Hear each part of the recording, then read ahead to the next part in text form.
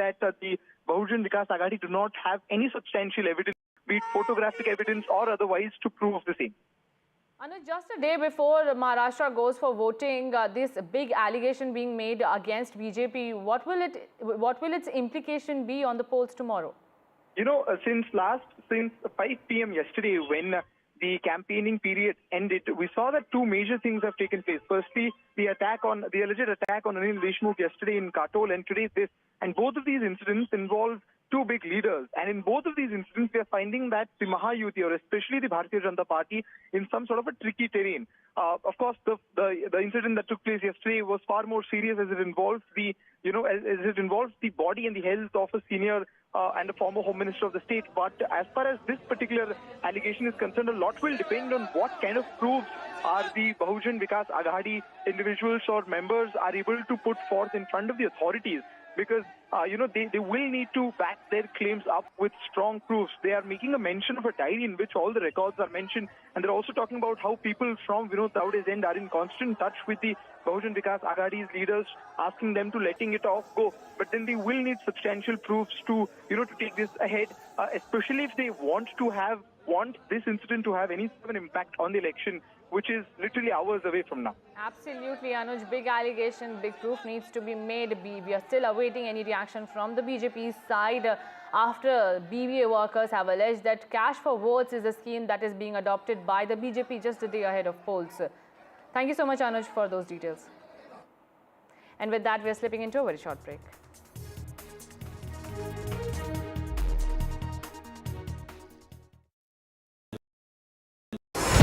NDTV proudly upholds its legacy of trust and credibility. According to the prestigious Reuters Institute's Digital News Report 2024, NDTV is the top-most news platform in the country. Number one in both online and offline reach in India. Beating all its competition, NDTV stands for trust.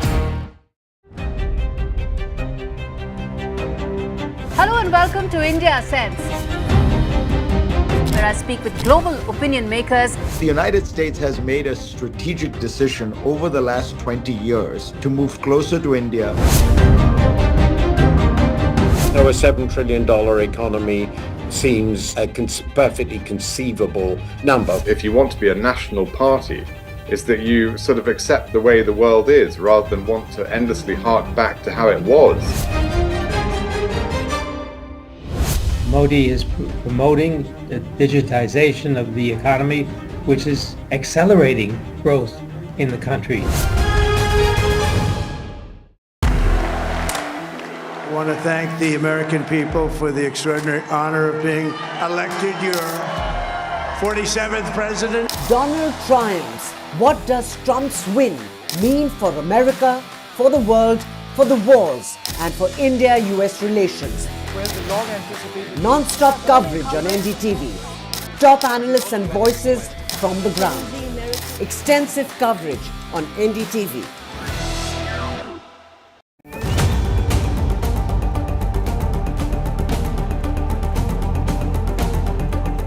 This week on India Ascends. All eyes on upcoming Rio G20. India poised to mend emerging economies, G7 divisions. Trump 2.0. Is it time up Trudeau? Ottawa stares at fresh turmoil. Chinese security personnel in Pakistan. Is it Beijing's bid to colonize Islamabad? And in Bangladesh, why does Attorney General want secular removed from the constitution? All this and more only on India Sense with me, Gauri Dwivedi, at these timings on the NDTV network.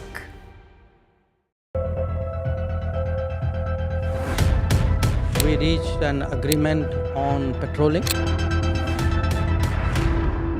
We have gone back to where the situation was in 2020, and we can say with that the disengagement process with China, you can say, has been completed. The understanding, to my knowledge, is that we will be able to do the patrolling which we were doing in 2020.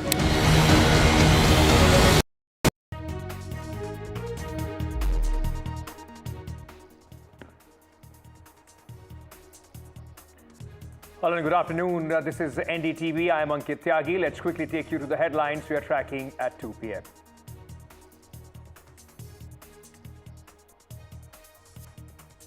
TDP's big decision, no non-Hindus on Tirumala board. BJP welcomes the TDD's decision to remove non-Hindus.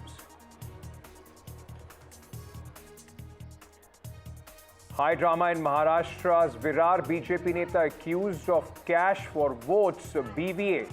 Workers create ruckus.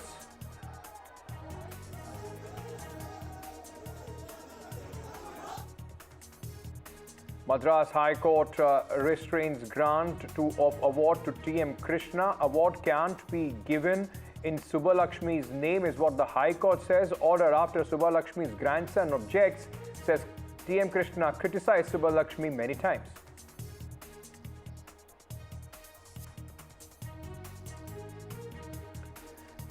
Delhi continues to choke amid political blame game. BJP now blames the Aam Aadmi Party for Delhi health crisis. Delhi government demands artificial rain from centre.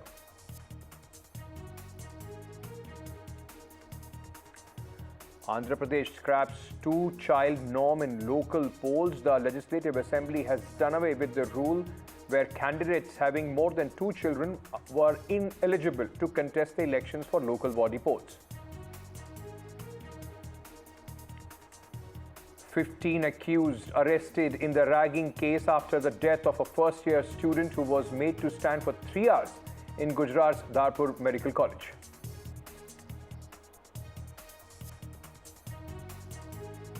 Canadians flying to India to face more scrutiny. Canada enhances security screening for passengers flying to India.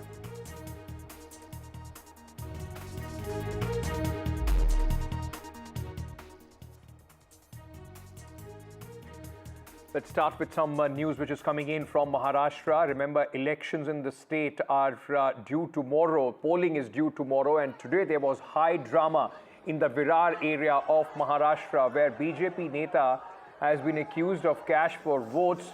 Bahujan Vanchit Aghadi, the BVA workers, created ruckus at BJP leader Vinod, and accused BJP leader Vinod Tawde of distributing money. Now, remember, Bahujan Vikas Aghadi is the party of Prakash Ambedkar, the grandson of Baba Saheb Ambedkar. The workers created a ruckus in the hotel in Virar, accusing Vinod Tawde and candidate Rajan Naik of distributing money. The police was also seen mediating, trying to calm the tempers there. Uproar broke out in the Nasupara after the information of BJP distributing money in presence of leader Vinod Tawde. Now, BJP reacts, in fact, to this incident. Tawde has said had come to meet some workers after planning for the polls. If there is any allegation of distribution of money, then Election Commission should investigate that. All the CCTV footage of the hotel should be checked. This is a baseless allegation as per the BJP. Anuj, my colleague, is with us at this moment. Anuj, now, you know, this is something that a lot of poll watchers have been, in fact, speaking about, that the last 24 hours, there is going to be a lot of movement of money as far as these elections are concerned, which could play crucial role in these elections. Now, these serious allegations against Mr. Tawde. These are very serious allegations, and this becomes especially important because a leader of Tawde's stature is directly involved in it. In the visuals, we can see that the workers of the Bahujan Vikas Aghadi are gherowing Mr. Tawde, accusing him of distributing the cash, also maintaining a diary in which the records contain on how much cash is given to who all. This is an allegation made by Hitendra Thakur, a leader of the Bahujan Vikas Aghadi, and this is going to be extremely crucial because we are just hours away from the from the polls right now, and it was said that this incident took place. The distribution of money has been going on for quite some time, and then as a result of that, he was gherowed today morning. But because this happens right after what happened in Vidarbha yesterday late at night in Katol, when former Home Minister Anil Deshmukh's car was also allegedly attacked. And in both these situations, we see that the Bharatiya Janata Party finds itself in a very precarious situation. Where on one end we are seeing that the MVA leaders are directly accusing the BJP of attacking their former Home Minister, while on the other hand we have their senior leader being accused of distributing cash hours before the election. But the BJP has maintained that this is just a stunt from the BVA, and it is their way of trying to gain limelight. But they're also saying, or rather stating, that if in case any of these things are proven right after the CCTV cameras of that particular hotels are checked, or if there are any more other substantial proofs that the BVA is able to put in front of the Election Commission authorities, then strong action should be initiated. But as of now, they've termed it as a stunt and called it off, saying that there are not enough substantial evidence, to prove that Mr. Tawde was indeed involved in either holding cash or distributing it in Virar. Anuj, stay on with me. Let me also bring in our colleague Radhika, who is joining us with more details on this. Radhika, have the BVA workers, has there been some sort of proof that they have presented any complaint which has been made to the Election Commission? Well, what we're hearing is that they're in the process of filing a complaint. There is a possibility there could be some evidence presented. But I did speak to a few BJP officials who have completely rubbished these allegations by BVA.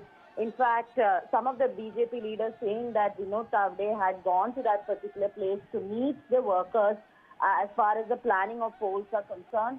And if there is any sort of allegation, then the Election Commission should investigate it, is something that the BJP is very affirmatively saying. That if this is true, then there must be investigation. But this is nothing but gimmick as far as BVA is concerned. And they are free to check all the CCTV footage there on these allegations. So yes, BJP quite confident that these allegations cannot be proven. This is just a meeting by the senior leader of BJP, Vinod Tawde, with a few BJP workers there, and there is absolutely no exchange or give and take of cash that has happened, is something the Bharatiya Janata Party has confirmed, or rather has said at this point. But whether this will lead to any sort of thorough probe in this matter, that is something that remains to be seen. In most likelihood, yes, BVA could possibly present some sort of evidence before the Election Commission and could take it forward from there. But will these allegations be proven day before the elections? That is something we'll have to wait and watch out for. Thank you to both of you for joining us with this big story. In fact, remember, tomorrow is the elections in Maharashtra. The polling will start, and ahead of that, some serious allegations coming the BJP way being made by the BVA. Moving on now, the BJP has welcomed the decision of the TDD board to weed out non-Hindus from the staff. The new TDD board has taken a decision to send non-Hindus to the state government cadre or offer them VRS. In an exclusive interview, newly appointed TDD board chairperson had told NDTV the decision is fully justified. Why should non-Hindus work in Tirumala? Uma Sudhir, my colleague, is joining us with more details on this. Uma, this entire thing also gained a lot of traction when the allegations were made about the laddus and so on and so forth. Now with this move, how is it being looked at politically and also socially?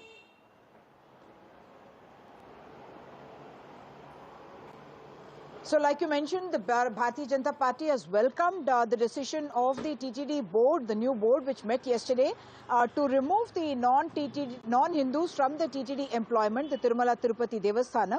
And B.R. Naidu, the newly appointed chairperson, is very clear that it's a Hindu institution and there is no reason for a non-Hindu to be working there because they would not have the same allegiance, and there is a matter of faith and matters that have to do with religion, and therefore this is not like any other kind of employment for these employees, and therefore they would be offered either the voluntary retirement service or they would be sent back to the state government. So politically speaking, the Telugu Desam as well as the BJP of course are in an alliance, and it's an NDA government that's in place in Andhra Pradesh, and the stand there is very clear.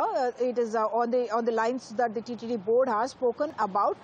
Even otherwise, there is the feeling in the larger Hindu community as well that there should not be non-Hindus serving there. The TTD chairperson, in fact, even mentioned that earlier there was this allegations of proselytization or many Christians also being present on the temple, and all that was something that the TTD wanted to take up as a cleanup operation. So that is one of the important decisions. The other important decision that the TTD board has taken is to move all their bank reserves, the money reserves that the TTD has. As you know, it's the richest such religious institution in the country or possibly in the world.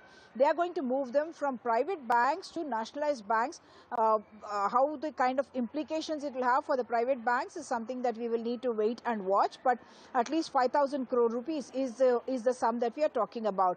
Another kind of cleanup that he's talking about is 7 lakh tons of debris that he says has accumulated in the TTD Tirumala Hills, and that is something that the new board wants to take up as an operation cleanup of the hills, because he says with huge numbers of pilgrims coming in, the earlier government or the board had not paid attention to clean up of the Tirumala Hills, and therefore they are going to take that up. And the fourth one is on a very important scam that was alleged in the previous government called a Srivani scam, and he's now said that that is going to be revised, and using artificial intelligence technology, they're going to bring down the waiting time for darshan also from about 30 hours to 2 to 3 hours for the pilgrims. Back to you.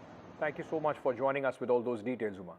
Moving on now to the national capital, where toxic air continues, ladies and gentlemen. There has been no relief. You may see the sun out today, but the air quality is still over 500 at many places in the national capital. Delhi is breathing severely toxic air. Schools, colleges have gone offline and have gone online, and the politics as Delhi chokes continues once again.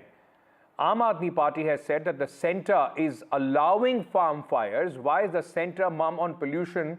They are questioning that the union environment minister so far has not made a single statement on this deteriorating situation, just not in the national capital, but in the entire North India region. Meanwhile, the BJP has accused the Delhi government of, by saying that most of the farm fires, which are polluting Delhi, are coming in from Punjab. The BJP is distributing masks to the people as a mark of protest.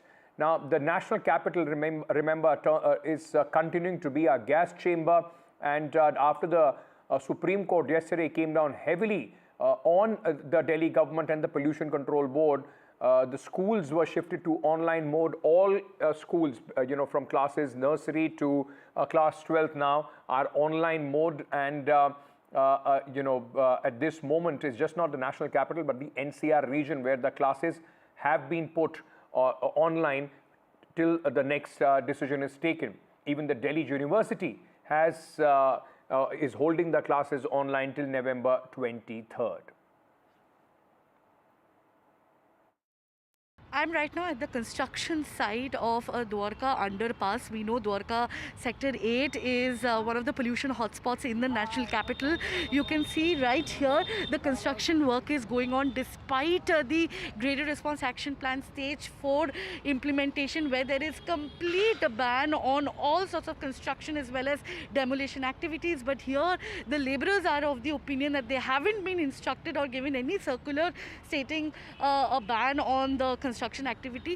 Sir, आप मुझे बताइए कि ये अभी crane चल रहा है, काम चल रहा है, सब कुछ हो रहा है फुल टाइम, राइट? नहीं चल रहा है काम, तो मैनुअली काम चल रहा है, क्रेन वेन से कुछ नहीं चल रहा है. और मैनुअली तो काम तो चलाना भी होगा, क्योंकि नहीं तो इन लोगों को पैसे नहीं मिलेंगे. हाँ, पैसे नहीं मिले. बंगाल से, यूपी से, जो भी झारखंड से, जो भी चारों ओर से लेबर आए हैं सब, इसीलिए चल रहा है काम. वो मैनुअली चल रहा है मैडम, ऐसे नहीं चल रहा है. और सर, हर साल हम देखते हैं कि पोल्यूशन के वजह से कंस्ट्रक्शन बंद कर देते हैं. उसके वजह से जो लेबरर्स आते हैं, आप जैसे बोल रहे हो बंगाल से, बिहार से, तो उन लोग को पैसा कौन देता है? मैडम, ठेकेदार देता है, कंपनी देती है पैसा.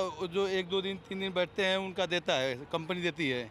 कॉम्पेंसेशन मिल जाता है? हाँ, देती है मैडम. 8 घंटे की जो भी आता है दिहाड़ी वो देती है कंपनी. बट अभी जैसे हम देख सकते हैं पूरा ऐसे स्मॉग आ गया है, पोल्यूशन लेवल बढ़ता ही जा रहा है, कोई इधर मास्क नहीं पहना है, काम भी चल रहा है. आपको नहीं लगता ये लोगों पे बुरा असर हो रहा है? ये तो गलत है मैम, मगर कोई अभी थोड़ा ज़्यादा ध्यान नहीं दे रहा है, मगर अब ध्यान देगा अभी. और सर, कंपनी से कुछ ऐसे सर्कुलर ऐसा कुछ आया है कि काम बंद कर? हाँ, कंपनी बोली है कि बंद कर दो. कंपनी से आदेश आया है कि काम बंद कर देना है. मगर हम लोग लेबर लाए हैं, कॉन्ट्रैक्टर हैं, तो काम चलाना पड़ेगा. उन लोगों को कैसे पैसा दिया जाएगा, कहाँ से दिया जाएगा? ये सर क्या बन रहा है एग्जैक्टली? ये द्वारिका एक्सप्रेसवे बन रहा है अंडरपास से मैम. कब से बन रहा है ये? मैडम हमारे ख्याल से 2019 की 20 से बन रहा है. Meanwhile, the government of Delhi is, in fact, Delhi minister has written to the Union Environment Minister over clearances for artificial rain. In fact, the Delhi government is pushing for artificial rain. The chief minister yesterday had gone on to say that they are ready to bear the cost of artificial rain, which will bring relief. Now, in fact, this cloud seeding, Gopal Rai says, will reduce pollution and help citizens, and but the clearance is needed from the DGCA, the MHA, Defense Ministry and other agencies. The Delhi Health Minister has requested the Union Environment Minister to convene stakeholder meeting immediately and help Delhi government get NOCs and clearances. Gopal Rai has said that the BJP government deliberately is ignoring North India's health crisis. Now, in the letter, he said that Delhi can't get relief from pollution unless we break the thick layer of smog. Smog can either be broken by wind or by rain. Aam Aadmi Party is ready to bear the cost of the artificial rainfall in the national capital. The minister, in fact, has alleged apathy by the central government towards Delhi and has said that this is disheartening and disturbing. Maybe if I had written to Environment Minister of any other nation, he would have given time to meet me sooner than our own union government. Some harsh words being there used by the government of Delhi when they are trying to, in fact, invoke the union government to step in and give them clearances for artificial rainfall.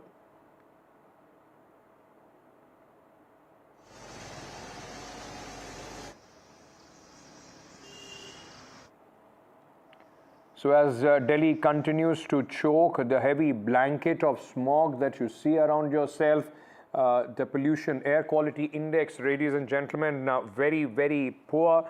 In fact, in the severe category, if I'm not mistaken, and let me just check, in fact, what is the air quality at this moment in the national capital.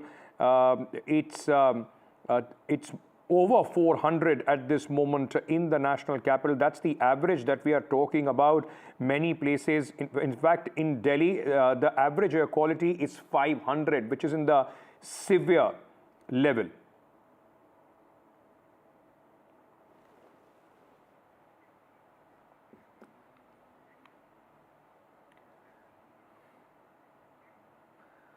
Moving on to Uttar Pradesh, where the Samajwadi Party has attacked the BJP, and the blame game ahead of the crucial, by-elections on the 9 assembly seats of Uttar Pradesh continue.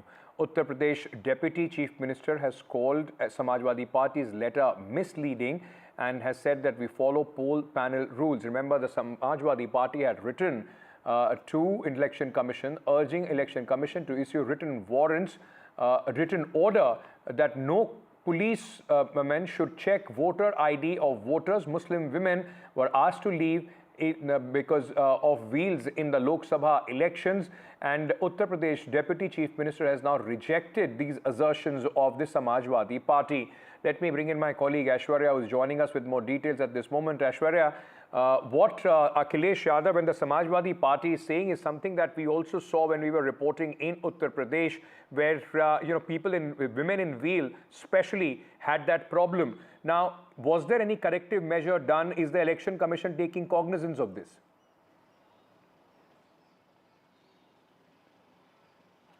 Well, there has been claims and counterclaims both by the Uttar Pradesh Samajwadi Party and Bharatiya Janata Party. Of course, the letter that had been written by Uttar Pradesh Samajwadi Party Chief Shyamlal Pal clearly states, and he alleges that during the 2014 Lok Sabha polls as well, there were several instances, just not in one or two constituencies, but in several constituencies, where specifically Samajwadi Party Muslim workers and Muslim women supporters were sent back because of the reason that the police personals were checking their vein. On the other side, it was also alleged that it is only the duty of the polling officer, according to the ECI handbook, that they can check the identity card or the identity of any individual, be it women or be it the male voter. Perhaps just out of the 9 bypolls in Uttar Pradesh, now Deputy Chief Minister of Uttar Pradesh had stated that all the protocols are being followed, the rules and regulations are being followed duly. There had no instance that had been alleged by the Uttar Pradesh Samajwadi Party chief in his letter to the chief election officer of the Uttar Pradesh state, and there had been due guidelines which are followed. Police personnel do not check it, polling officers check it, and that's the clarification that has come in from the Bharatiya Janata Party side as well. But yes, Akhilesh Yadav in the past and now Uttar Pradesh Party, Samajwadi Party chief Shyamlal Pal repeating that allegations that this should not happen, and the request that had been made to the chief election officer of Uttar Pradesh is that there should be a written document, there should be a written order from the side of Election Commission that this should not happen in the upcoming bypolls of Uttar Pradesh. Thank you so much for joining us with all those details, Aishwarya, at this moment. Let's moving on to the Madras High Court order which has restrained the Hindu from presenting the Sangeeta Kalanidhi Award in the name of MS Subbalakshmi to musician TM Krishna. The court has said the Sangeeta Kalanidhi Award and cash prize can be granted to TM Krishna but not in the name of MS Subbalakshmi. The court was hearing a plea moved by Subbalakshmi's grandson Srinivasan challenging an award conferred to Krishna in her name. Srinivasan's main contention was that the award cannot be given to someone who had constantly criticized his grandmother. He pointed out to various instances of Krishna apparent criticism of Subbalakshmi, quoting the latter's write-up that appeared in the Caravan and the Wire, a speech he made in Hyderabad in 2016. TM Krishna, however, vehemently denied belittling the legend and added his remarks were taken out of context by Srinivasan. Initially, they alleged that TM Krishna had made comments trivializing the achievements of the late legendary singer MS Subbalakshmi.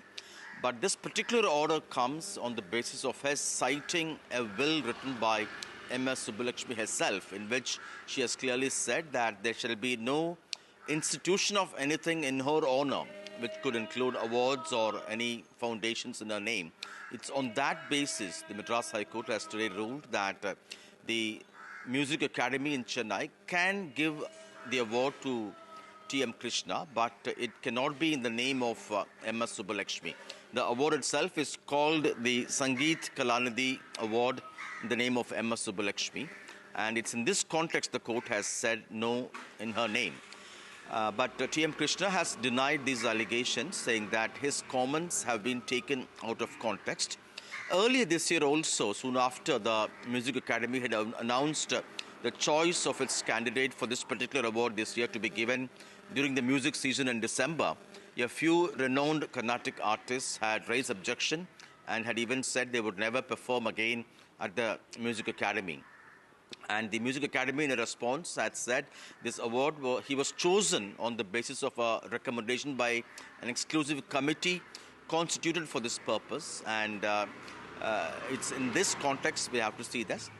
But many also point out that Srinivasan, the grandson of MS Subbalakshmi, has not raised similar objections for, there are many other institutions or awards in the name of MS Subbalakshmi, and he has been quite selective, hinting that it's in a specific reference to TM Krishna, this objection has been legally presented, and now the court has given this particular order not to give any award in the name of Subbalakshmi.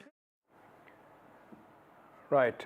Thank you, Sam, for joining us with all those details. With that, we're slipping into a short break. News and updates continue here on NDTV. Stay tuned.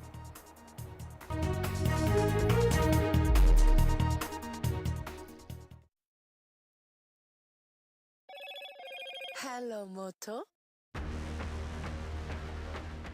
Motorola Edge 50 Pro, world's first AI-powered pro-grade camera.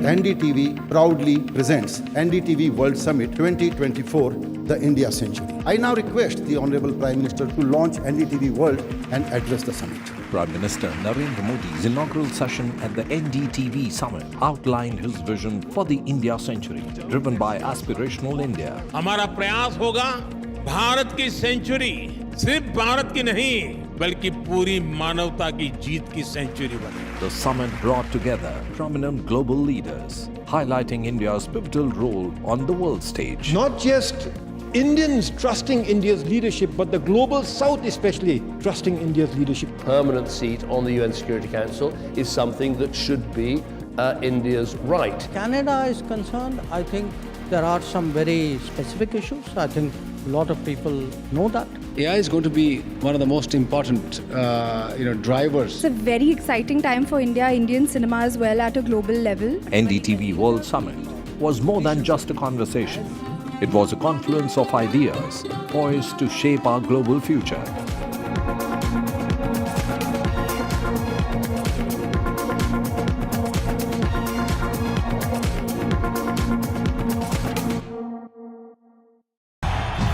तालियों के साथ हम स्वागत करेंगे आदरणीय मोदी जी का. छत्रपति शिवाजी महाराज की.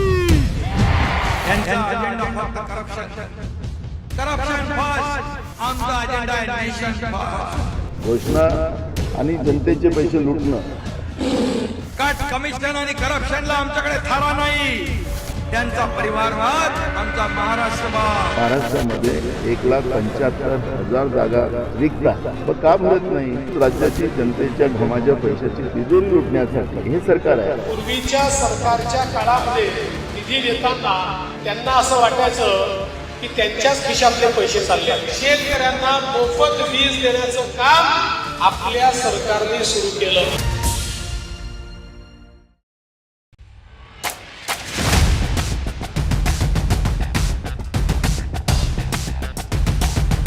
The last elections of 2024. It's the battle for India's economic heart. An election that will decide Maharashtra's future. Can the big brother BJP manage the competing ambitions of Mahayuti? Can the Red Book rally the voters once again for Congress and its allies? So as Maharashtra's future trajectory takes shape, we report from the ground. Two visions, two ideology, one verdict. An election where no caste chemistry can yield a perfect formula. It's a state that is splintered with power battles. The big question, will Maharashtra poll outcome unify parties or divide them further? And who will emerge as Maharashtra's undisputed leader?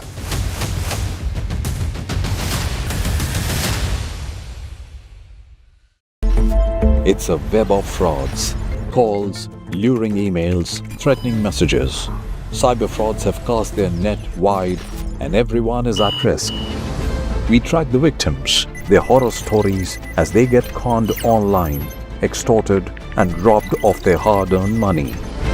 How to identify a cyber fraud and how to stay cyber safe. What are your options? Fraud.con, NDTV initiative for cyber safety. Only on NDTV 24/7.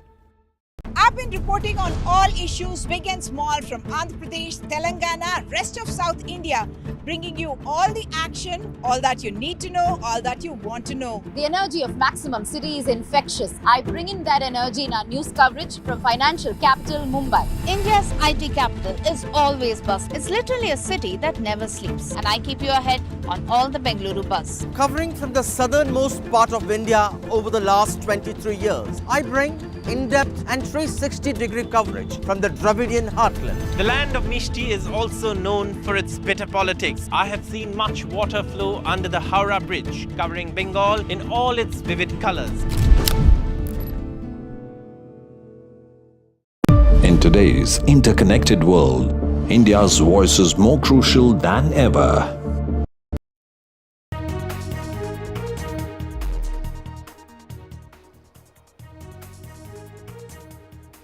Very good afternoon. You're watching NDTV 24/7. I'm Divya Vadva. We have a whole lot lined up for you, including the Supreme Court that has laid down now stringent guidelines while banning ragging in educational institutions, with zero tolerance to the initiation as far as a ritual is concerned.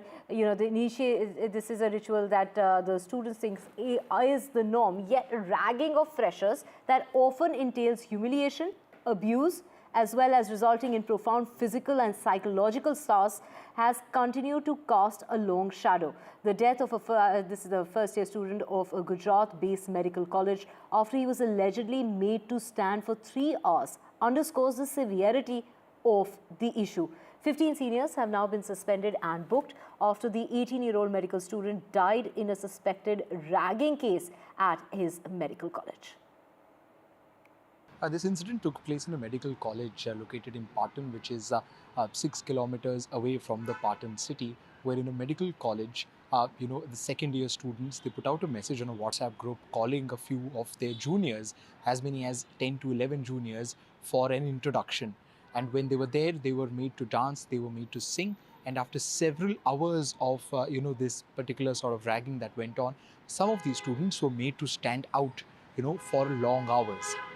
This particular individual that we are talking about, Atul Patel, he was standing outside the room for close to 3 to 4 hours, and as it was an add-on to all the humiliation that he had faced already, eventually he collapsed, and then he was immediately taken to the hospital close by, where he was declared dead.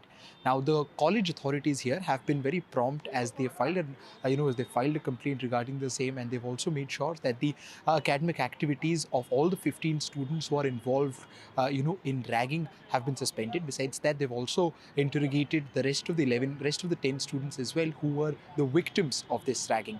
Yesterday, we saw that throughout the day, the interrogation of the 15 accused and the 11 victims and the 10 victims went on throughout the day. And today, we are expecting the accused to be presented in the Patan court at around 4 to 5 in the afternoon or before that.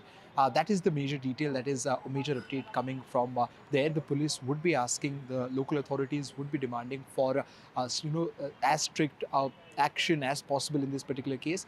But then questions will also be asked to the MBBS college where this particular incident took place, even though they were very prompt to react. The student in question here scored really good marks before qualifying for this particular college, and he comes from a family of farmers, which has seen a sort of an atmosphere, a very ugly atmosphere being created in the entire Patan region of Gujarat. Right, thank you, Anush, for getting us all those details. And switching tracks now to Himachal Pradesh, and the court has now ordered the attachment and potential auction of Himachal Bhavan here in New Delhi near Mandi House. This is due to unpaid dues. We're talking about power dues which have remained unpaid to the tune of 64 crore rupees. That along with interest is now amounting to 150 crore rupees. So the Himachal Pradesh government has failed to clear those power dues under the leadership of the then Congress party, and has allowed the sale of the Himachal Bhavan, and it is the BJP that has hit out at the Congress party for its poor policies that now they say have been finally exposed. Now the power department has attached the Himachal Bhavan, which is used as a guest house, and it is the Himachal Bhavan which is of prime importance as far as the state is concerned. The High Court has allowed the power department to attach that Bhavan, and has also it is perhaps potentially going to be auctioned, with the BJP fuming over the Congress government as far as Himachal Pradesh is concerned, saying that this is quite an unprecedented situation and the Congress government has failed completely. सबसे बड़ी बात है कि high court का फैसला 13 जनवरी 2023 को आया और उसके बावजूद भी सरकार जो है वो गंभीरता से इसको नहीं ले रही है। ये जो सेली प्रोजेक्ट का अपफ्रंट प्रीमियम का जो पैसा 64 करोड़ रुपए देने के लिए आदेश हुए थे, मुझे लगता है कि जो हिमाचल प्रदेश की सरकार सारे विषयों को बहुत गंभीरता से नहीं ले रही है। ऐसी स्थिति हिमाचल प्रदेश की आज से पहले कभी नहीं आई। पहली बात, कोर्ट के मामलों को भी सरकार गंभीरता से नहीं ले रही है और एक के बाद एक फैसले जो हिमाचल प्रदेश में जो हो रहे हैं, जिसके कारण सरकार की फजीहत होती जा रही है। कोई बड़ा नहीं है, लेकिन अपफ्रंट प्रीमियम जो है वो एक पॉलिसी के तहत है और एक पॉलिसी के तहत 2006 में जब ऊर्जा नीति बनी थी, तो उसमें उस ऊर्जा नीति में मैं भी मेन आर्किटेक्ट था। मैडम स्टोक्स उस समय ऊर्जा मिनिस्टर थे। तो अपफ्रंट प्रीमियम ये था कि कोई भी पावर प्रोजेक्ट लग जाए, लगे या ना लगे, उस पॉलिसी में क्लियर है। हमने एक रिजर्व प्राइस पर मेगावाट जैसे 10 लाख रिजर्व प्राइस रखा था। उस अपफ्रंट के मामले में आर्बिट्रेशन से कोई फैसला आया, उसके खिलाफ हाई कोर्ट हमारी सरकार गई और सरकार ने उसमें जो 64 करोड़ रुपए आर्बिट्रेशन का था वो जमा कराना था। उसके बारे में मैंने अभी जानकारी प्राप्त की है।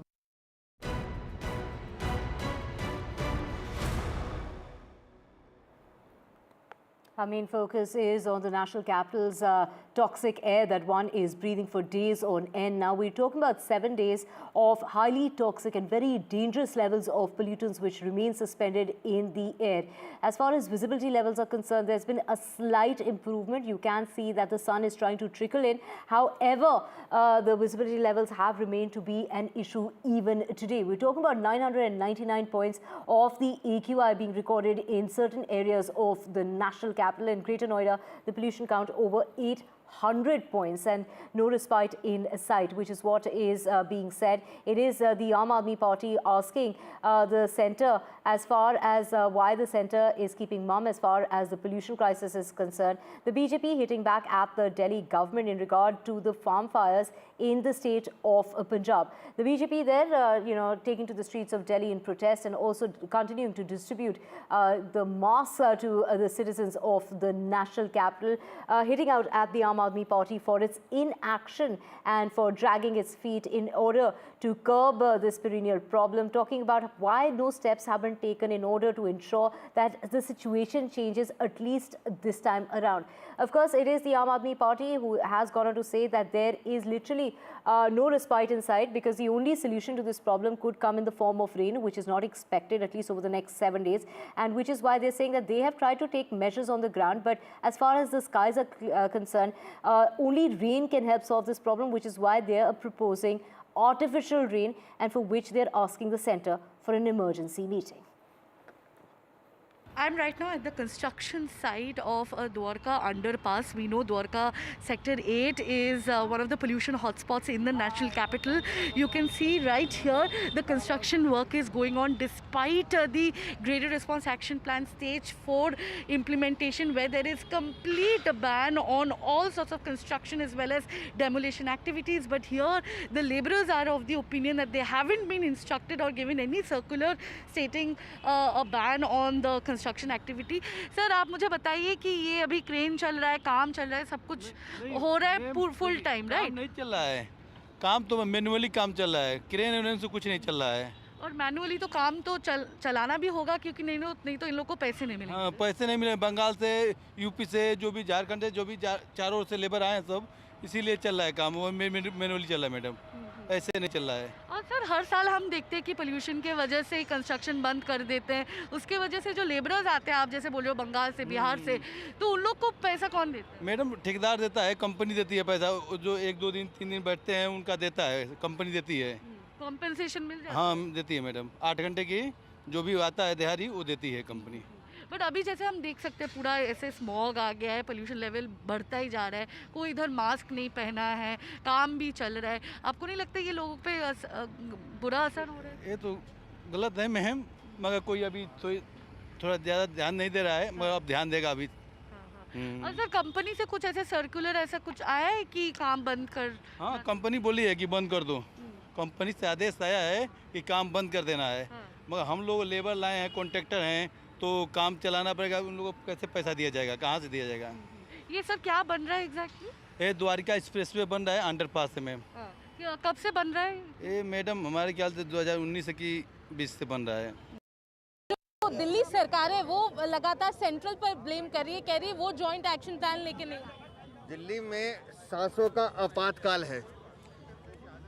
वो जो सेंटर को ब्लेम कर रहे हैं उनसे पूछना चाहिए कि आज पराली का, आज 19 तारीख है, कल पराली का स्कोर क्या था. जो सरकारी आंकड़े हैं, अकेले पंजाब में 1251 घटनाएं रजिस्टर्ड हुई हैं. और क्या कारण है?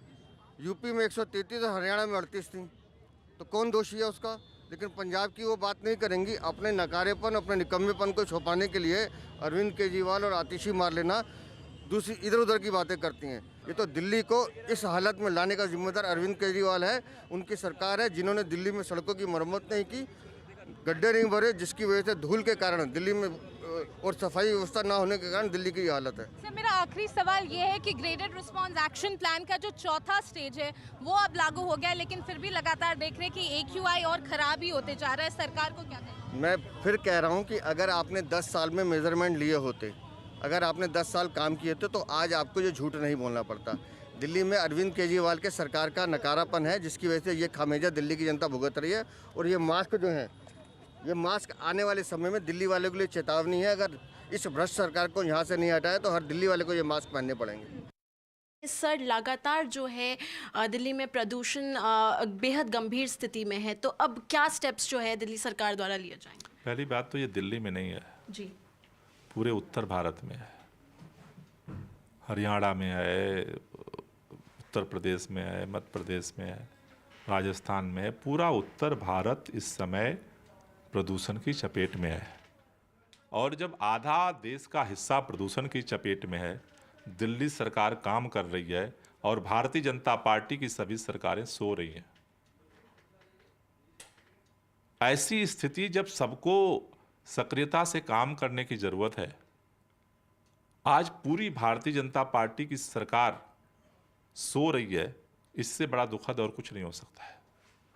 आज जो प्रदूषण की स्थिति बनी है दिल्ली के अंदर, हम काम लगातार कर रहे हैं, लेकिन जो एक्सपर्ट्स का कहना है कि एक स्मॉग की चादर अब आसमान में दिख रही है और वो प्रदूषण के स्तर को लगातार बढ़ा रही है, क्योंकि जो प्रदूषण के कण हैं वो वायुमंडल में डिस्पर्स नहीं हो रहे हैं, उसको तोड़ने की ज़रूरत है। एक्सपर्ट्स की जो ओपिनियन है कि या तो हवा से टूट सकती है तेज, या बारिश से। आर्टिफिशियल रेन के लिए पिछली बार ही हमने IIT कानपुर के साथ पहल शुरू की थी। उनका कहना था कि इसके लिए सेंट्रल गवर्नमेंट की कई सारी परमिशंस चाहिए, इसीलिए इस बार अगस्त के महीने से ही हमने केंद्रीय पर्यावरण मंत्री जी को चिट्ठियां लिखनी शुरू की कि भाई एक इमरजेंसी मीटिंग बुला लीजिए, एक मीटिंग बुला लीजिए, जो परमिशंस की ज़रूरत है उसको पूरा किया जाए, और अगर इमरजेंसी सिचुएशन बनती है तो लोगों को इस प्रदूषण की मार से बचाई जा सके। Gopal Rai there saying that he has written to the Union Environment Ministry on multiple occasions, but no response has come about from the centre. And of course, he has been talking about artificial rain for a very long time now and is asking for that permission and for that emergency meeting regarding the same. Moving on now, unemployment rate has declined to 6.4%. We're talking about the urban unemployment rate with a sharp decline as far as women unemployment is concerned. So the urban unemployment rate is down to 6.4% in the last quarter between July to September compared to 6.6% in the previous quarter according to the government. This is the lowest unemployment rate recorded in the recent past. My colleague Sakshi has the details. What is a positive indicator for India's economy, the urban unemployment rate in the September quarter has declined to a fresh low of 6.4%. This is due to a sharper dip in unemployment rate for women according to the quarterly periodic labour force survey. The unemployment rate for young women has declined at a faster pace than the rate for young men during the quarter as per the study conducted. And interesting to note here that the share of self-employed men have declined while the share of self-employed women has risen as per this survey. The share of salaried workers has also increased to 49.4%, while the share of casual workers has declined to 10.7% during the quarter. While traditionally economists have considered salaried employment as a better form of employment, remember we are living in an era of entrepreneurship and enhanced startup culture that is driving India's economic momentum and is now reflective in such surveys as well. And in other news, the Ministry of Information Technology, Government of India is working on a code of conduct for companies working with artificial intelligence in India. Let's listen in to what is being said by S. Krishnan, the Secretary of the Ministry of Electronics and Information Technology. Another, staying on legislations, we have the AI guidelines that MeitY is now working on. Now, from what I understand, this is supposed to be a voluntary ethics code, right? No, I mean, you see, there are multiple things here. I think one part of it, AI raises a number of concerns, right? There is a concern regarding how data gets used, how copyright gets adhered to, and so on. We believe that the DPDP Act and the rules thereunder will take care of the concerns relating to how personal data is used in the context of AI, with consent and so on. Likewise, as far as publication and copyright rules are concerned, the existing laws more or less tackle those issues. That is the case across the world as well. Then there are certain, so these are one set of concerns. Then there are certain concerns around misrepresentation and fake news and so on. Our belief is that having used the existing legal framework, even during the May 24 election period, we believe that it has a fair amount of robustness and strength to deal with fake news. I think the crucial thing here is that fake news, misrepresentation is something that was happening even before this new legislation or before AI came in, right? The only thing is the sophistication and the technological upgradation which has taken place in the way that misrepresentation is produced or deep fakes are produced has changed. And it takes a little more effort to identify whether something is a fake. So the important thing then is to sort of see how we can act under existing regulations. And we believe to a significant extent the present IT Act provisions relating to Internet Intermediary Guidelines of 2021 more or less cover many of the areas of concern as far as deepfakes and misrepresentation is concerned, and we've been able to use those provisions with a fair degree of effort. Now, a voluntary code is something which we believe could initially help in terms of striking a balance between the areas where there could be potential misuse and ensuring that innovation goes on without too much of difficulty. So what are those potential areas? Voluntary code will cover things like how data will be used. Will cover things like explainability, saying that what exactly has been done and how a result comes about. Labeling in terms of this particular information has been prepared based on synthetic processes. So those kind of issues will be addressed. And the companies will also presumably take note of ways in which they can stay away from the most adverse possible impacts of AI.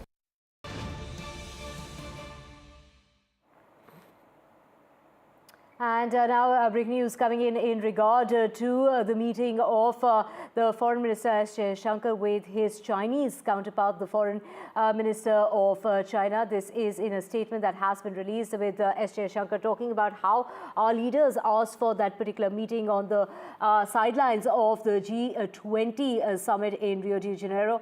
We have Ghazali joining us. Ghazali, what all was on the table? What was really discussed, including talks regarding the India-China situation? Take us through this. It comes about right after the disengagement that's taken place.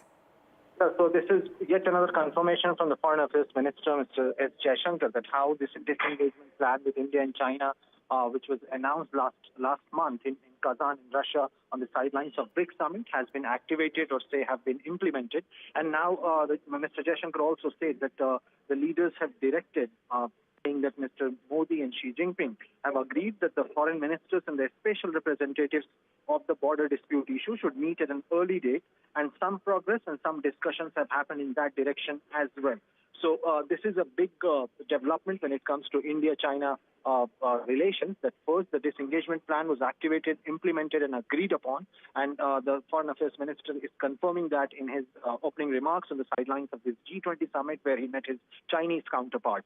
Besides that, he also stresses the fact that after the meeting between Prime Minister Modi and Xi Jinping, the Chinese president, now the other officials who are related with the border-related issues, both the countries, will be meeting soon. That date has not yet been updated, but Dr. Jaishankar mentioned that some progress and some discussions have happened in that direction as well. So it is very likely that in near future or in coming time, both the leaders who are concerned with these departments of border dispute or line of actual control from the External Affairs Ministry will be meeting from both sides in coming time. Right. Thank you so much, Ghazali.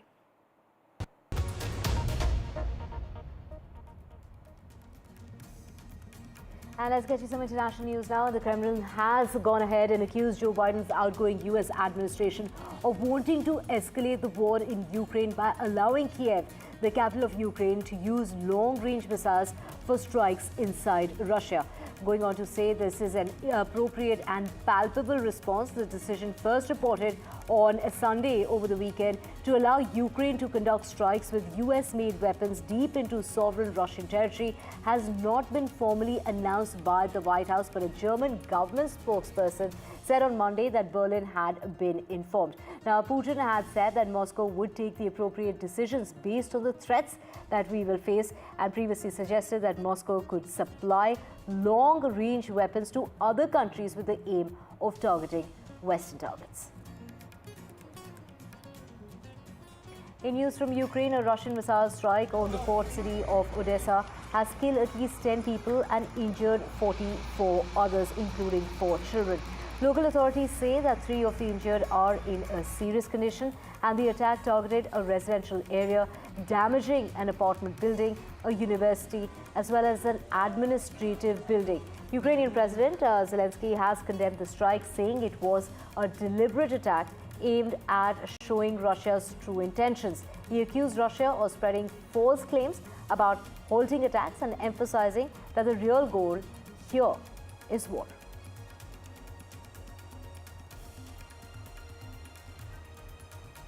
And this is, of course, in terms of a massive China-Russia natural gas pipeline that was completed, and this is the Chinese state media reporting on Monday, suggesting that Russian gas could begin showering Shanghai by the end of the year. Moscow is now largely reliant on the Chinese market for its gas exports after Europe blocked the imports over the Ukrainian invasion, but efforts to build a separate pipeline stalled earlier this year over price disengagement.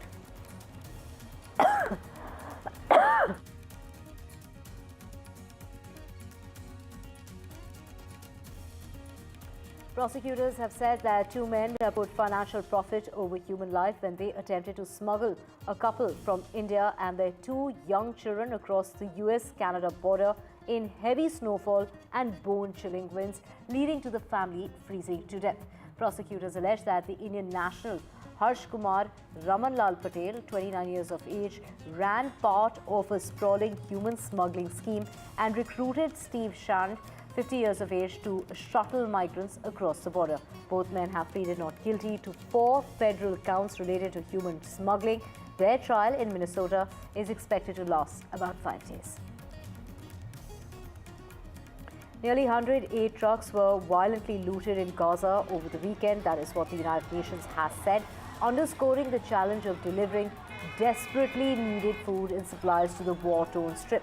The convoy was forced to take an alternate route after the Israeli military instructed it to leave a day earlier than planned, according to UNRWA. Now, the main aid agency for Palestinians that Israel banned last month. Israel has been letting in significantly less food and supplies into Gaza in recent weeks compared with previous months, and the United Nations recently warned that the entire strip faces the risk of famine.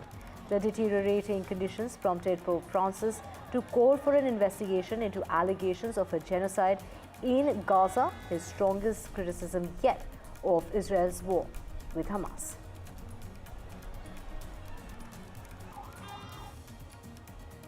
"76 Palestinians have been killed because of Israeli military strikes across Gaza in the past 24 hours, is what the health ministry has had to say.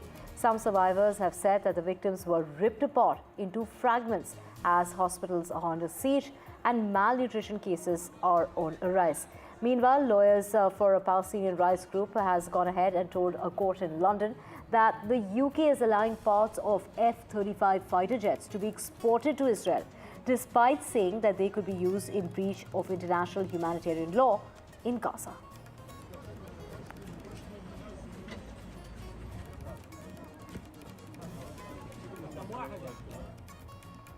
Israeli Prime Minister Benjamin Netanyahu confirmed that last month's airstrike on Iran targeted a specific component of Tehran's nuclear program, as well as its defense and missile production capabilities. Speaking in Israel's parliament, Netanyahu did not elaborate on which part of the nuclear part.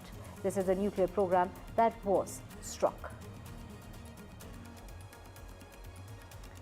And the Competition Commission of India has imposed a penalty of 213 crore rupees on social media major giant, we're talking about Meta, for unfair business ways with respect to WhatsApp privacy policy update that was done in 2021. Besides, the competition watchdog that has directed Meta to cease and desist from anti-competitive practices.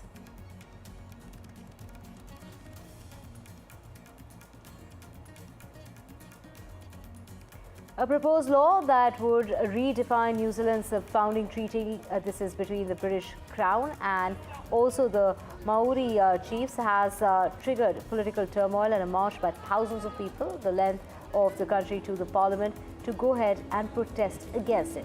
The bill is never expected to become law, but it has become a flashpoint on race relations and a critical moment in the fraught 180-year-old conversation about how New Zealand should honour its promises to the indigenous people when the country was, this is when it had in fact colonized. And with that, it's a wrap of this bulletin. News and updates will continue on the other side. Do stay with us.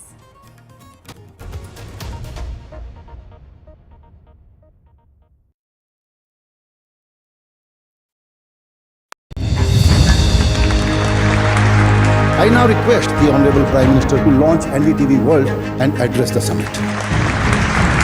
It was the grand launch of NDTV World by Prime Minister Narendra Modi. NDTV World, as he laid out his vision for the India century at the NDTV World Summit. ऐसी सदी जिसमें भारत के प्रयासों से दुनिया में स्थिरता आए, in the presence of those who are shaping our future. मेरी तरफ से आपको ढेर सारी शुभकामनाएं हैं। NDTV World, your new home for global news is here. Stay informed and entertained with the new and updated NDTV News app. You can watch all our channels live, listen to podcasts, read breaking and exclusive news from around the world and more. Download the NDTV app today and get access to the best journalism and storytelling on your smartphone or tablet. The NDTV app. News that matters to you.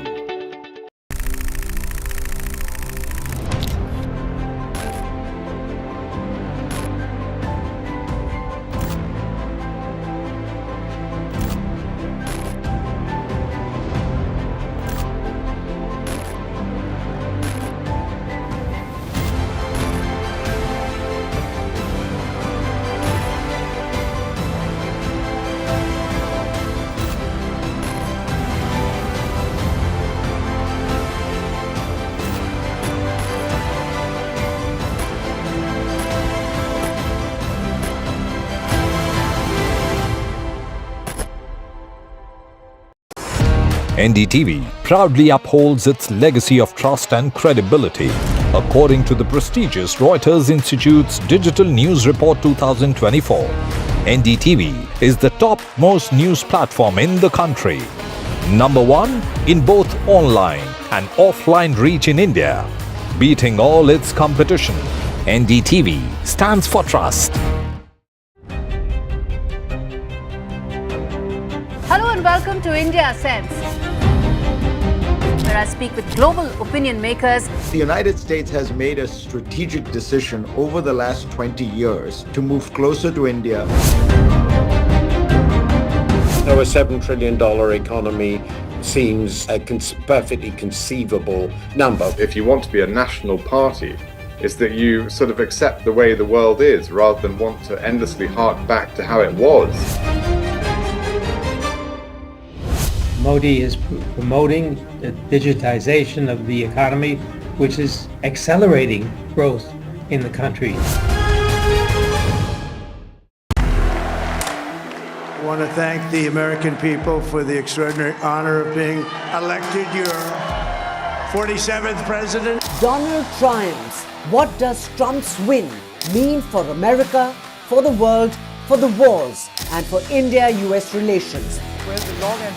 Non-stop coverage on NDTV. Top analysts and voices from the ground. Extensive coverage on NDTV.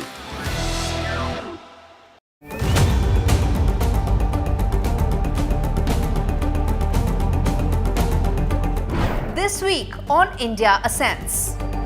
All eyes on upcoming Rio G20. India poised to mend emerging economies, G7 divisions. Trump 2.0. Is it time up Trudeau? Ottawa stares at fresh turmoil. Chinese security personnel in Pakistan. Is it Beijing's bid to colonize Islamabad?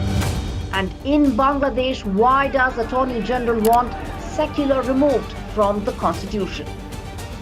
All this and more only on India Ascents with me, Gauri Dwivedi, at these timings on the NDTV network.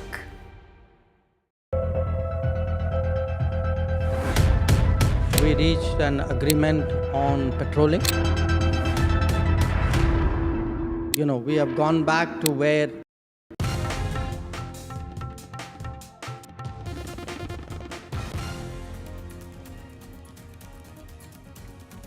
Hello and welcome. You're watching NDTV. I'm Gargi Rawat. Stay with us for all the news. Let's take a look at the headlines we're tracking at this hour.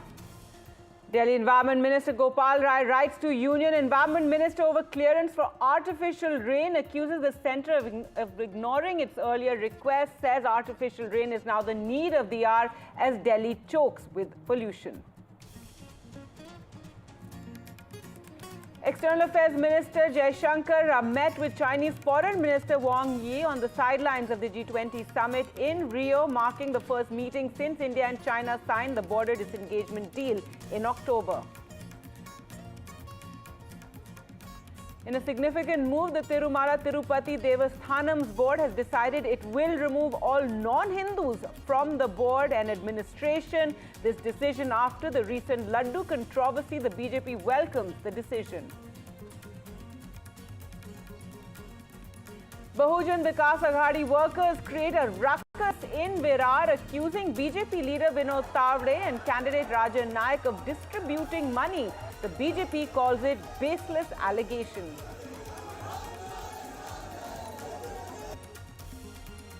The Madras High Court restrains the grant of award to TM Krishna, says award can't be given in Subbalakshmi's name. The order after Subbalakshmi's grandson had objected, claiming that Krishna had criticized her many times, something denied by TM Krishna.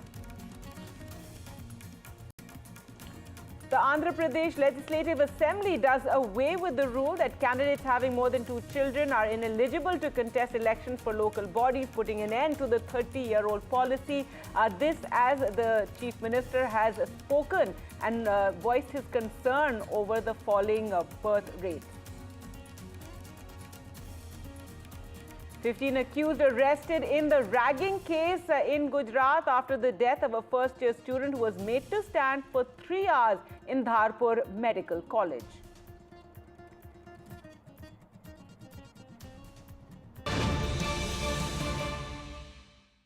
Right, and some breaking news now coming in.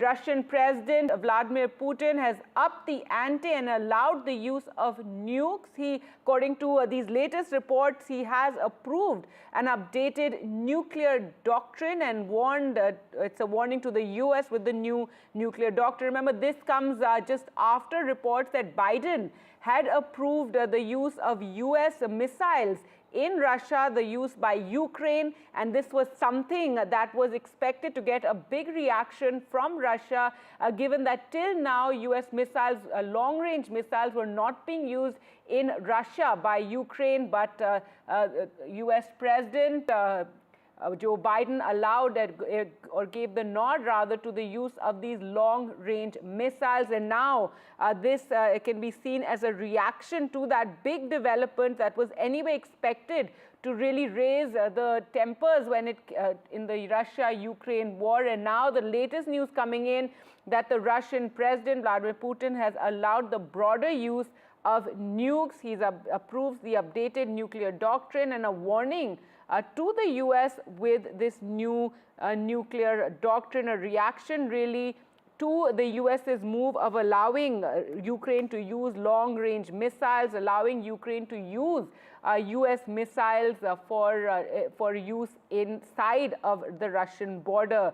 So this now this reaction coming with Putin updating the Russia's nuclear doctrine after Biden's arms decision on Ukraine, a somewhat controversial decision. So President Vladimir Putin updating Russia's nuclear doctrine, and this comes, as I mentioned, 2 days after Joe Biden, the US president, granted Ukraine permission to strike targets deep inside Russia with US-made weapons, something that was not allowed by the US till now. Remember, US has been providing arms and ammunition to Ukraine, but it was contingent on that Ukraine should not use these inside Russian territory. But Joe Biden, who is on his way out, gave the nod for Ukraine to use long-range missiles in Russian territory. Well, let's go across to Ghazali now for more on this. And Ghazali, we were expecting some kind of a reaction from Russia after the nod by Joe Biden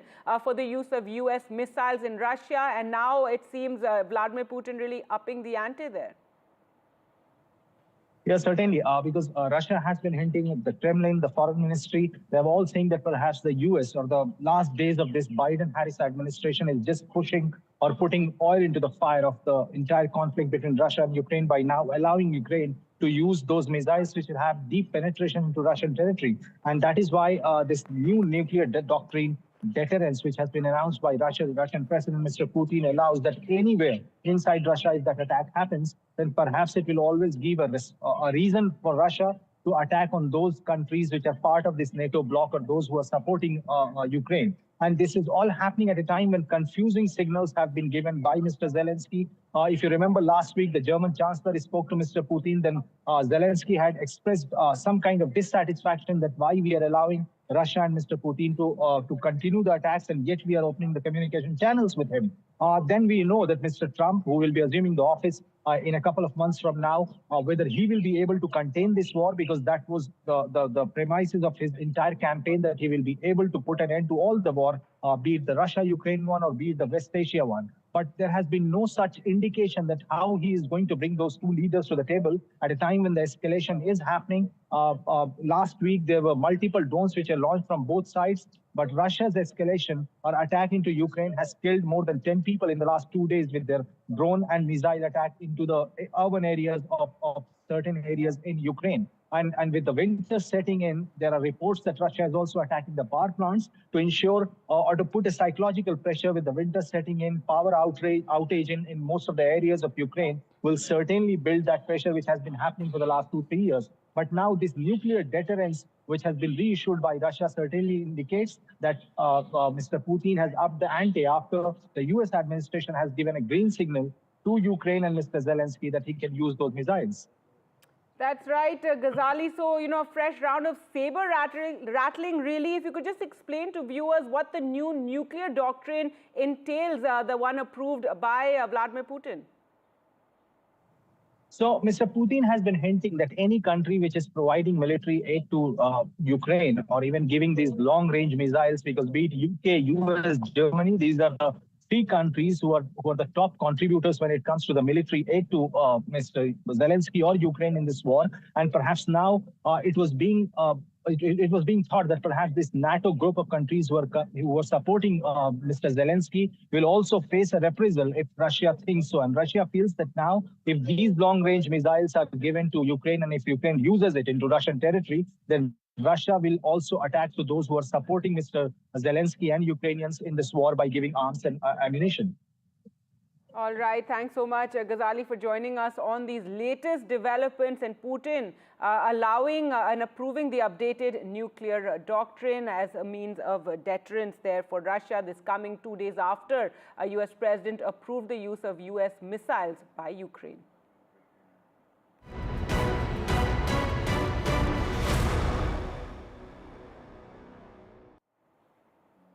All right, now the big story we've been tracking these last few days, Delhi's pollution crisis, and the latest development, Delhi's Environment Minister Gopal Rai has now written to Union Environment Minister over clearances for artificial rain. Remember, this is something that he has been pushing as a short-term measure to tackle the poor air quality in the national capital, accusing the centre of ignoring its earlier requests.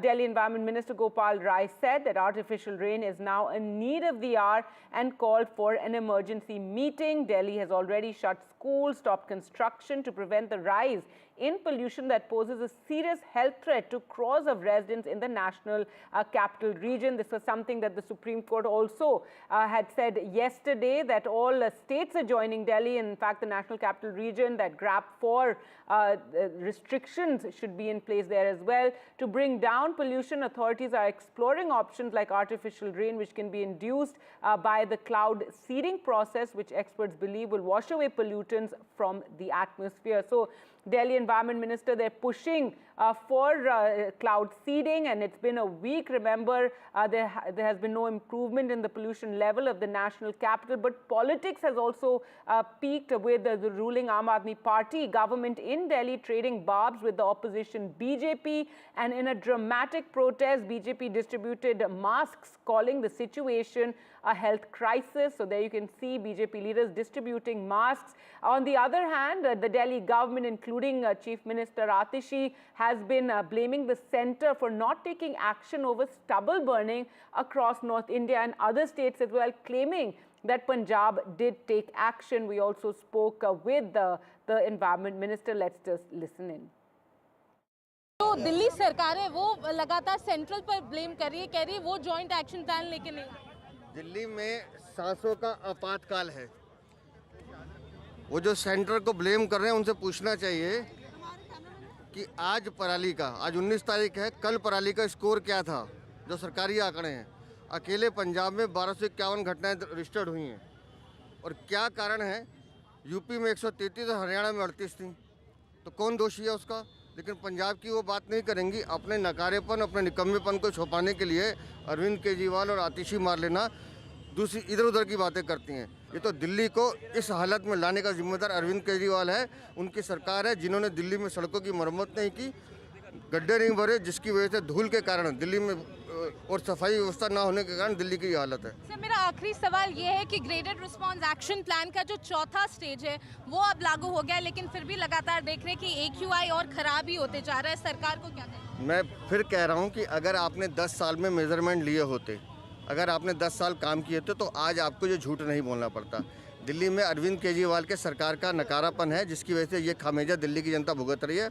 और ये mask जो है, ये mask आने वाले समय में दिल्ली वाले के लिए चेतावनी। दिल्ली में प्रदूषण बेहद गंभीर स्थिति में है, तो अब क्या स्टेप्स जो है दिल्ली सरकार द्वारा लिए जाएंगे? पहली बात तो ये दिल्ली में नहीं है जी, पूरे उत्तर भारत में है, हरियाणा में है, उत्तर प्रदेश में है, मध्य प्रदेश में है, राजस्थान में है। पूरा उत्तर भारत इस समय प्रदूषण की चपेट में है, और जब आधा देश का हिस्सा प्रदूषण की चपेट में है, दिल्ली सरकार काम कर रही है और भारतीय जनता पार्टी की सभी सरकारें सो रही हैं। ऐसी स्थिति जब सबको सक्रियता से काम करने की जरूरत है, आज पूरी भारतीय जनता पार्टी की सरकार सो रही है, इससे बड़ा दुखद और कुछ नहीं हो सकता है। आज जो प्रदूषण की स्थिति बनी है दिल्ली के अंदर, हम काम लगातार कर रहे हैं, लेकिन जो एक्सपर्ट्स का कहना है कि एक स्मॉग की चादर अब आसमान में दिख रही है और वो प्रदूषण के स्तर को लगातार बढ़ा रही है, क्योंकि जो प्रदूषण के कण हैं वो वायुमंडल में डिस्पर्स नहीं हो रहे हैं, उसको तोड़ने की ज़रूरत है। एक्सपर्ट्स की जो ओपिनियन है कि या तो हवा से टूट सकती है तेज, या बारिश से। आर्टिफिशियल रेन के लिए पिछली बार ही हमने IIT कानपुर के साथ पहल शुरू की थी, उनका कहना था कि इसके लिए सेंट्रल गवर्नमेंट की कई सारी परमिशंस चाहिए। इसीलिए इस बार अगस्त के महीने से ही हमने केंद्रीय पर्यावरण मंत्री जी को चिट्ठियां लिखनी शुरू की कि भाई एक इमरजेंसी मीटिंग बुला लीजिए, एक मीटिंग बुला लीजिए, जो परमिशंस की ज़रूरत है उसको पूरा किया जाए, और अगर इमरजेंसी सिचुएशन बनती है तो लोगों को इस प्रदूषण की मार से बचाई जा सके। All right, so as we talk about the pollution crisis in Delhi, the environment minister there saying artificial rain is the need of the hour. He's asked for the centre to allow it. Remember, several permissions need to be given by the centre before one embarks on something like this, which is also called cloud seeding, which is the process of artificially generating rain. It involves implanting clouds with particles such as silver iodide crystals, potassium iodide, and dry ice. To talk more about this, we're now joined by Professor S.N. Tirupati, Dean Kotak School of Sustainability, IIT Kanpur. Thank you so much, sir, for joining us on the program.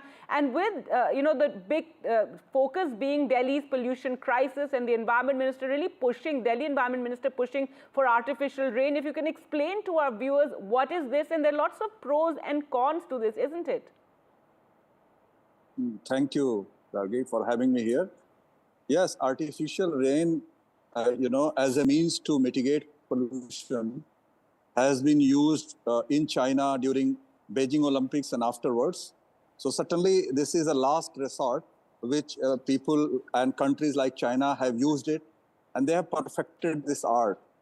Now, generally speaking, it does not have any adverse environmental impacts when you seed clouds, and consequently it leads to some rain. But one has to definitely, make many experimental trials in order to perfect it. Basically, you have to find optimal meteorological conditions, and as you alluded to, different kind of seeds mixture, which are effective in glaciating the clouds, and eventually that can trigger the rain formation. So when you are in such a critical situation, you have such episodic pollution, the rain or artificial rain cannot be experimented and tried now. And given also that, as you mentioned, that there are so many clearances which must be in place, and given that Delhi NCR is a very crowded, aerospace, and being a capital of India, capital region of India, that's not going to be a very easy process. Right. So are you saying this is not something that we can use as a solution right now, the way, our Environment Minister Gopal Rai is pushing it, that this is the need of the hour? There are also concerns about flooding if one, triggers this artificial rain, and also putting chemicals in the air because one has to put silver iodine, etc. in the air. Well, the amount of water which generally falls and the seed what you put into in order to, create this rain or rain initiation is very, very insignificant. So many tests has happened across the world, wherever weather modification or cloud seeding and thereby artificial rain has been tried. There is no untoward adverse effect has ever been documented. But you are right that, trying this at this point of time is definitely not going to work, because as I said that the countries who have done it, and Israel is another, which uses it for drought, basically elevation, and for other irrigation related measures. You can do it, but it requires lots of experimentation. I also have not seen that there are many occasions or instances where flooding has happened. I mean, India itself has done some seeding trials as a part of Ministry of Earth Sciences project, and they have seen that about 17 to 20% enhancement in rain over many, many trials that happened, I think, from 2019 to 2021. So I do not know that you can really increase the rainfall so much that it can lead to some kind of flooding. All right, so bottom line, right now, this is not something that's going to work for us in this present air pollution crisis. It's also something that we'll not be able to implement right now. Very difficult to implement, given all the clearances and the optical weather conditions, and to get optimal results, these three are big ifs. And so to have it succeed this point of time, the probability of that will be low. All right, Professor S.N. Tripathi, thank you so much for speaking to us here at NDTV. Moving on to other news now, and the BJP has welcomed the decision of the TDT board to remove non-Hindus from its staff. The new TTD board, that's the Tirumala board, has taken a decision to send non-Hindus to the state government cadre or offer them voluntary retirement. So this is a decision that was taken after the recent controversy over laddus at Tirumala, and the Tirumala Tirupati Devasthanam board has now taken this decision to remove all non-Hindus from the administration. In an exclusive interview, the newly appointed TTD board chairperson told NDTV that the decision is fully justified, that why should non-Hindus even work in Tirumala. So the Tirumala Tirupati Devasthanam, the new board's first meeting, has taken certain decisions, all of which were in fact given to NDTV about 2 weeks ago in an exclusive interview after being appointed as chairperson of the TTD board by Mr. B.R. Naidu. The most important one among them is about removing, or rather not having non-Hindus working for the Tirumala Tirupati Devasthanam, the board, the employees of the TTD, and as many as 48 people may be repatriated to the government, or they may be given the choice of voluntary retirement service, both those options. And the chairperson had told NDTV that it was well within its rights as a Hindu institution to have only Hindus working for the TTD. The second one is about transferring the funds that are available with the TTD, which may be in private banks, to be moved to the nationalized banks. As much as 5,000 crore rupees could be moved in this manner. The third important item was about the timing that is there, that it takes for darshan in the Tirumala Tirupati Devasthanam, as many as 30 hours sometimes, and now using artificial intelligence technology, the TTD wants to bring down that time to about 2 to 3 hours of waiting time before you get a darshan of the Lord. The fourth one has to do with another scheme that had been introduced, in fact, to expedite the time for VIPs who pay up to 10,000 rupees for that darshan. And Srivani scheme has been revised in such a manner because earlier there were scams, or rather allegations of a scam in the implementation of that particular scheme. The fifth important point is about removal of debris. Huge amounts, almost mountain loads, is what the chairperson had told NDTV, have been found in the Tirumala hills because of the huge number of pilgrims who come in, and therefore all that waste, there is going to be a huge project to clear out all the debris from the Tirumala hills itself. The sixth and the seventh have to do with the Anna Prasadam that is given, served to pilgrims free of cost there, and now there is a proposal to add an special item to the menu every day that is served to the people who visit Tirumala as pilgrims. And the seventh one, the chairperson had told NDTV that they intend to revise the procedure for procurement of commodities, especially after the allegations of use of animal fat in the laddu, the Tirupati laddu that is used and given to the bhakts and the devotees, and also of course first given as offering to the god. And he had said that the impurities may have come because of the kind of procedures that are there, the lapses in that, and therefore they were going to take a relook at the procurement protocols as well. Well, in other news now, Tamil Nadu Chief Minister M.K. Stalin has expressed strong disapproval of the Life Insurance Corporation of India's decision to predominantly use the Hindi language on its website. He claims this move serves as a tool for imposing Hindi, and he shared a screenshot of the LIC webpage featuring predominantly Hindi content, and he posted this on social media, where he said that the availability of the English option being displayed in Hindi signifies an imposition that undermines India's cultural diversity, and asked for a rollback. Let's go across to Sam Daniel for more on this. And Sam, not just M.K. Stalin but also EPS and BJP ally Ramadas have also slammed this move by the LIC. That's right, Gargi. This particular move by LIC has touched a raw nerve in Tamil Nadu, and it has once again triggered the sensitive issue of Hindi imposition in a state known for its anti-Hindi agitation as early as the 1930s and 1960s, beginning from Chief Minister M.K. Stalin, the opposition leader EPS, and now BJP's own ally, PMK Chief Dr. Ramdas, have slammed both the LIC and the central government. M.K. Stalin calls this LIC website being reduced to a propaganda tool for Hindi imposition by force. He says even the option to select English option on the website is in Hindi, which means only those who can understand to read Hindi will be able to use the website. And he says LIC grew with the patronage of all Indians. How dare you betray majority of its contributors? And PMK Chief Ramdas says Centre and LIC should understand that LIC and central government offer all the people, not just for Hindi-speaking people. And EPS says Centre is waiting to use every opportunity to impose Hindi in every possible way. In a pluralistic country, imposing one language will impact equality. This is unacceptable. So far, neither LIC nor the central government have responded to this criticism. And this comes amid continuing opposition to any form of Hindi imposition by Tamil Nadu, be it the new education policy, do it the names of railway stations and trains, or the names printed in tickets.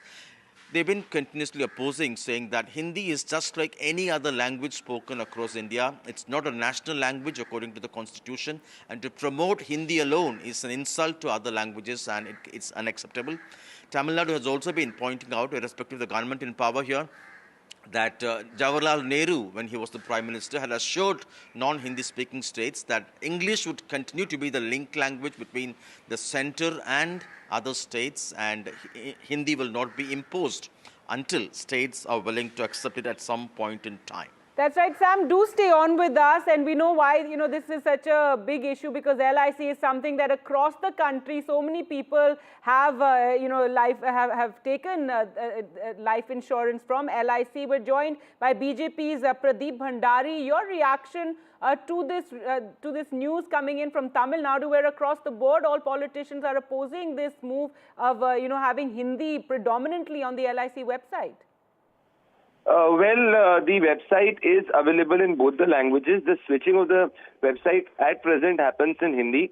So it's not that the website is only available in Hindi. We support all Indian languages, and it is the Prime Minister who's done maximum for the Tamil language, whether it is, for example, whether the engineering exams earlier never used to happen in other Indian languages. It is our government which ensured that it could happen in every other Indian language, including Tamil. So we respect every Indian language, and for us, every Indian language is equal. This is a needless controversy in order for the politicians in Tamil Nadu, in particular the DMK politician, in order to score some political brownie points. However, the fact suggests that the LIC website can be accessed in both the languages. Right, but as the Chief Minister has said that you need to know Hindi even to choose the option of having the website in English. Why? I think the Chief Minister knows that every individual in this country knows some amount of basic lingua franca of Hindi. It is not reading the website in Hindi, it is switching from one to the other. So there are many common words in the dictionary where there are many English words with people who even do not understand English can at least know that. For example, if they're very common words. Similarly, they're very common Hindi words. So switching a website from one language to the other does not mean that you are imposing that language on it. So I believe Mr. Stalin, when he speaks to his Hindi heartland colleagues in the India Alliance, he does not speak in Tamil, and neither do they respond to him in Tamil. That does not mean that Mr. Stalin is imposing Tamil on the others, or the others in the India Alliance are imposing Hindi on Mr. Stalin. So I think it's a hypocrisy on his part to make this a needless, make this a political. All right, but the BJP's own ally, PMK Chief Ramadas, has also demanded a rollback of this. Yeah, it is coming from our alliance partners. We will definitely take that into consideration and examine it. All right, we'll leave it there. So a controversy there sparked by the LIC website being predominantly in Hindi, with Tamil Nadu Chief Minister demanding that it be rolled back, saying this is Hindi imposition. And EPS of the AIDMK and PMK Chief Ramadas, who is a BJP ally too, have asked for this rollback and said stop imposition of Hindi language.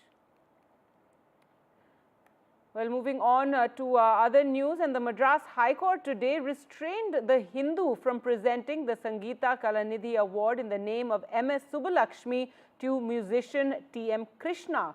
The court said that the Kalanidhi Award and cash prize can be granted to TM Krishna, but not in the name of MS Subbulakshmi. The court was hearing a plea moved by Subbulakshmi's grandson, Srinivasan, challenging an award conferred on Krishna in her name. The legendary singer, Srinivasan's main contention was the award cannot be given to someone who had constantly criticized his grandmother.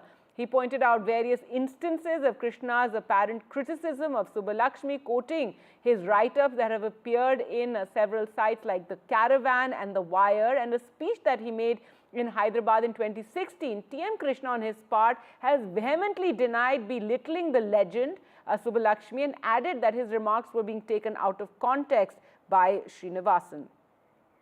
Initially, they alleged that TM Krishna had made comments trivializing the achievements of the late legendary singer MS Subbulakshmi. But this particular order comes on the basis of her citing a will written by MS Subbulakshmi herself, in which she has clearly said that there shall be no institution of anything in her honor, which could include awards or any foundations in her name. It's on that basis the Madras High Court has today ruled that the Music Academy in Chennai can give the award to TM Krishna, but it cannot be in the name of MS Subbulakshmi. The award itself is called the Sangeet Kalanidhi Award in the name of MS Subbulakshmi, and it's in this context the court has said no in her name. But TM Krishna has denied these allegations, saying that his comments have been taken out of context. Earlier this year also, soon after the Music Academy had announced the choice of its candidate for this particular award this year to be given during the music season in December, a few renowned Carnatic artists had raised objection and had even said they would never perform again at the Music Academy. And the Music Academy, in a response, had said this award, he was chosen on the basis of a recommendation by an exclusive committee constituted for this purpose. And it's in this context we have to see this. But many also point out that Srinivasan, the grandson of MS Subbulakshmi, has not raised similar objections for, there are many other institutions or awards in the name of MS Subbulakshmi, and he has been quite selective, hinting that it's in a specific reference to TM Krishna, this objection has been legally presented, and now the court has given this particular order not to give any award in the name of Subbulakshmi. All right, some breaking news now coming in, and Air India Express has put the lives of passengers at risk during a scheduled flight. The passengers have been stuck in Phuket for 80 hours due to technical issues. The flight was delayed by 6 hours and passengers were left waiting at the airport without proper assistance. This is a flight from Phuket to Delhi on the night of November 16th. After boarding, they were deplaned an hour later, and as the flight was cancelled, that elderly passengers and children were among those who were stranded. And the next day, the same plane was used, deemed repaired, but after 2 hours and 24 minutes in flight, it returned to Phuket due to technical failure. Well, let's go across to Pallav Mishra for more, and this is extremely alarming and concerning. Give us more details, and what is the situation now? The passengers are still stranded in Phuket? देखिए, जो passenger हैं वो अभी पिछले 80 घंटे से वहीं पे फंसे हुए हैं। ये कि उन्हें अब तक जो है कोई जानकारी नहीं दी है कि उनको जो है अब डिपार्ट जो है दिल्ली के लिए किया जाएगा, और ये 16 तारीख का मामला है। शाम को 5:50 की फ्लाइट है जो वहाँ का लोकल टाइम है, 17:50 की टाइमिंग थी, और उसके बाद इस फ्लाइट को जो है 6 घंटे की जो है देरी के बाद उड़ाने को बोला गया था। उसके बाद वहाँ पे 1 से 1.5 घंटे तक जो यात्री थे उनको वहाँ पे हवाई जो प्लेन थी उसके अंदर बैठाया गया। उसके बाद उनको बताया गया कि तकनीकी खराबी है, उसके बाद उनको उतार दिया गया, और फिर उसके 24 घंटे बाद उसी विमान को फिर उड़ा दिया गया, और करीब 2 घंटे कुछ मिनट तक जो है वो विमान वहीं थाईलैंड में ही घूम रहा था। उसके बाद उसको अचानक से फिर से एयरक्राफ्ट में कुछ प्रॉब्लम की जानकारी देकर उसे जो है लैंड करा लिया गया। फिलहाल 80 घंटे से अधिक का समय हो चुका है और किसी भी यात्री को कोई जानकारी नहीं दी जा रही है। वहां पर बड़ी संख्या में जो है यात्री परेशान है और वो लगातार जो है इसको लेकर मांग कर रहे हैं कि कब जो है उनको जानकारी दी जाएगी, लेकिन फिलहाल यात्रियों को कोई सहूलियत नहीं और एयर इंडिया एक्सप्रेस इस पर अब तक कोई बयान जारी नहीं किया है। जी, तो अभी तक कोई ऑफिशियल रिस्पांस नहीं आया कि कब तक इन पैसेंजर्स को वापस लाया जाएगा। कोई भी जानकारी जो है एयर इंडिया एक्सप्रेस की तरफ से नहीं दी गई है। ये यात्री वहां पे लगभग 80 घंटे का अधिक का समय हो चुका है और वहां पे फंसे हुए हैं। इनकी फ्लाइट 16 नवंबर की थी शाम को, जो लोकल वहां का टाइम है 17:50 का, और उसके बाद से अब तक उसी फ्लाइट को तकनीकी खराबी के चलते वहां रुका गया। नेक्स्ट के बाद फ्लाइट को जो है टेक ऑफ कराया गया, लेकिन 2 घंटे कुछ मिनट जो है वहां पे फ्लाइट जो है लगातार हवा में तैरती है। उसके बाद उसको जो है ये कहा गया कि कुछ तकनीकी खराबी है एयरक्राफ्ट में। उसके बाद उसकी इमरजेंसी लैंडिंग वापस जो है थाईलैंड के फ्लैंकेट एयरपोर्ट पे करा दी गई, लेकिन तब से अब तक यात्री वहीं पे परेशान है। उनको पास में स्टे दिया गया है, लेकिन कोई उनको जो है इसको लेकर अभी तक कोई जानकारी नहीं दी जा रही। क्या दिक्कतें हैं, कब उनको वापस लाया जाएगा, क्या कोई विमान वही विमान जाएगा, तो ऐसी कोई भी जानकारी नहीं दी जा रही है। जी, All right, thank you so much. That's Pallav Mishra bringing us all the latest regarding the situation for these passengers. What an ordeal, stuck for 80 hours. And as he was explaining to us, initially the flight was delayed. Then they were boarded onto the plane. However, they were then deplaned, and the next day, Air India Express claimed that the plane was ready for the flight. And however, after 2 hours in the air, over 2 hours, they were brought back to Phuket, and that is where they remain. So it's been an 80-hour ordeal for these passengers, and so far no word from the airline on as to when they will take off and when they will be brought back to India.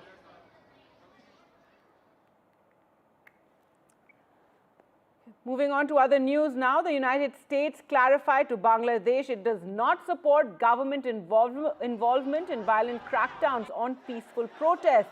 This statement follows a recent clash between members of the Hindu community and law enforcement forces in Bangladesh, triggered by a Facebook post. When questioned regarding this clash, the U.S. State Department spokesperson Matthew Miller reiterated that the U.S. supports the right to peaceful protest and opposes any government engagement in violent responses to such demonstrations. I'm not going to speak to private diplomatic engagements from here, but we have made clear to the government of Bangladesh, as we make clear to countries around the world, that we support the right to peaceful protest, and that in no way should any government engage in violent crackdowns on peaceful protests. All right, joining us now from Dhaka is senior journalist Muhammad Kamruzaman. Thank you so much for speaking to NDTV. What has the reaction been there to the U.S. comment on this protest and clashes that took place? Thank you very much for having me. Actually, the ground reality here in Bangladesh is that Hindu and Muslims and other community people, they have been living very peacefully for many generations.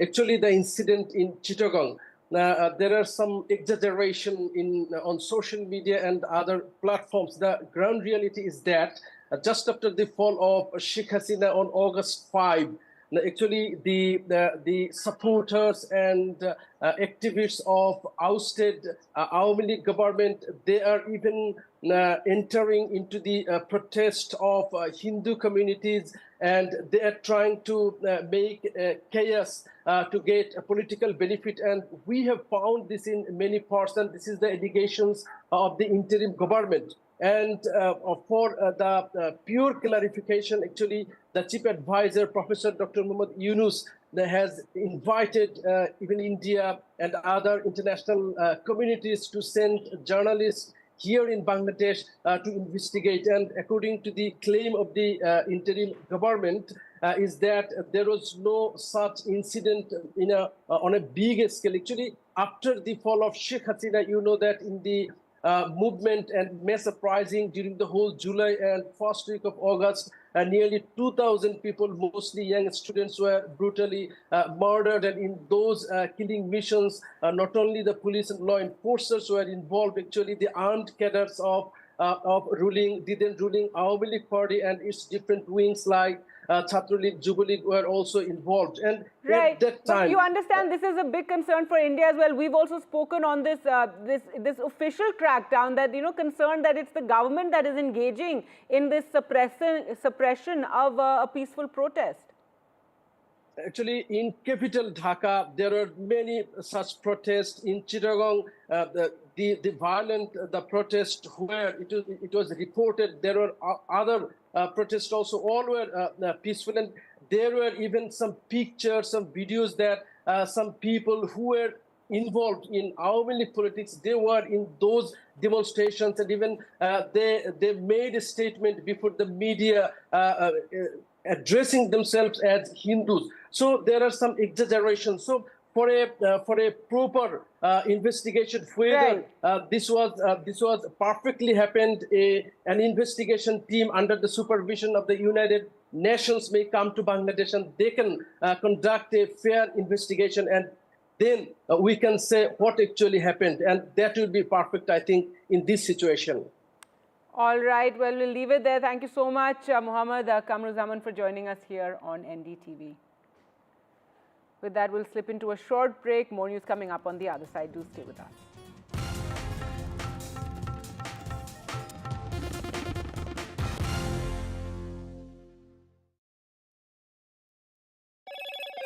Hello, Moto. Motorola Edge 50 Pro. World's first AI-powered pro-grade camera.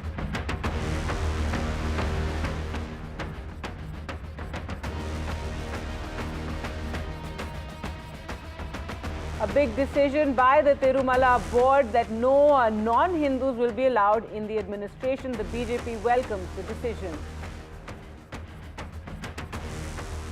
High drama in Maharashtra's Virar, where BJP Neta is accused of cash for votes and BVA workers create a ruckus. The Madras High Court restrains the grant of an award to TM Krishna, saying it can't be given in Subbalakshmi's name after the grandson objects. Delhi chokes amid political blame game. BJP blames AAP for the Delhi health crisis. The Delhi government demands artificial rain be allowed by the centre. NDTV proudly presents NDTV World Summit 2024, the India Century. I now request the Honorable Prime Minister to launch NDTV World and address the summit. Prime Minister Narendra Modi's inaugural session at the NDTV Summit outlined his vision for the India Century, driven by aspirational India. हमारा प्रयास होगा भारत की century सिर्फ भारत की नहीं बल्कि पूरी मानवता की जीत की सेंचुरी बने. The summit brought together prominent global leaders, highlighting India's pivotal role on the world stage. Not just Indians trusting India's leadership, but the global South especially trusting India's leadership. Permanent seat on the UN Security Council is something that should be India's right. Canada is concerned, I think there are some very specific issues. I think a lot of people know that. AI is going to be one of the most important, drivers. It's a very exciting time for India, Indian cinema as well at a global level. NDTV World Summit was more than just a conversation. It was a confluence of ideas poised to shape our global future.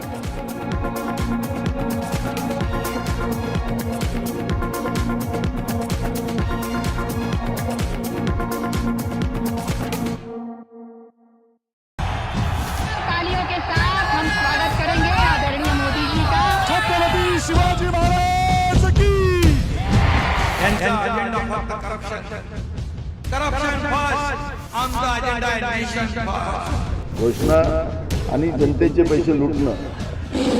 Cut commission आणि करप्शनला आमच्याकडे थारा नाही.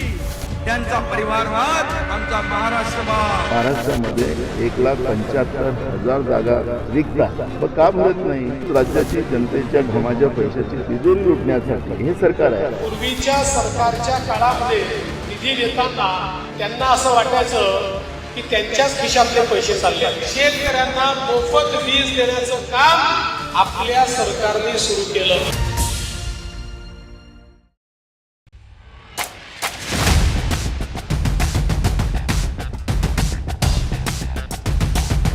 The last elections of 2024. It's the battle for India's economic heart. An election that will decide Maharashtra's future. Can the big brother BJP manage the competing ambitions of Mahayuti? Can the Red Book rally the voters once again for Congress and its allies? So as Maharashtra's future trajectory takes shape, we report from the ground. Two visions, two ideology, one verdict. An election where no caste chemistry can yield a perfect formula. It's a state that is splintered with power battles. The big question, will Maharashtra poll outcome unify parties or divide them further? And who will emerge as Maharashtra's undisputed leader?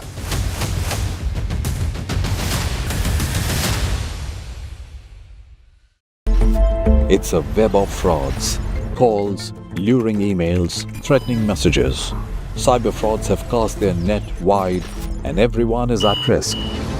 We track the victims, their horror stories as they get conned online, extorted.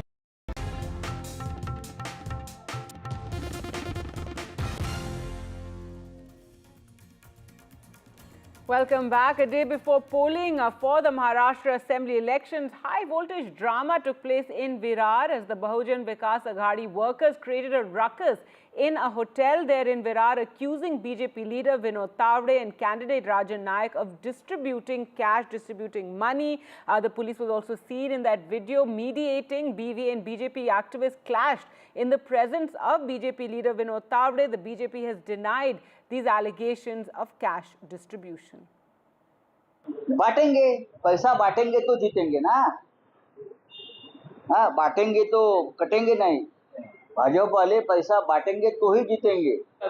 Vinod Tawde ji Bharatiya Janata party के राष्ट्रीय महासचिव, महाराष्ट्र के बड़े नेता रहे BJP की सरकार के, अब राष्ट्रीय महासचिव, उनके ऊपर बहुत जिम्मेदारी रहती है।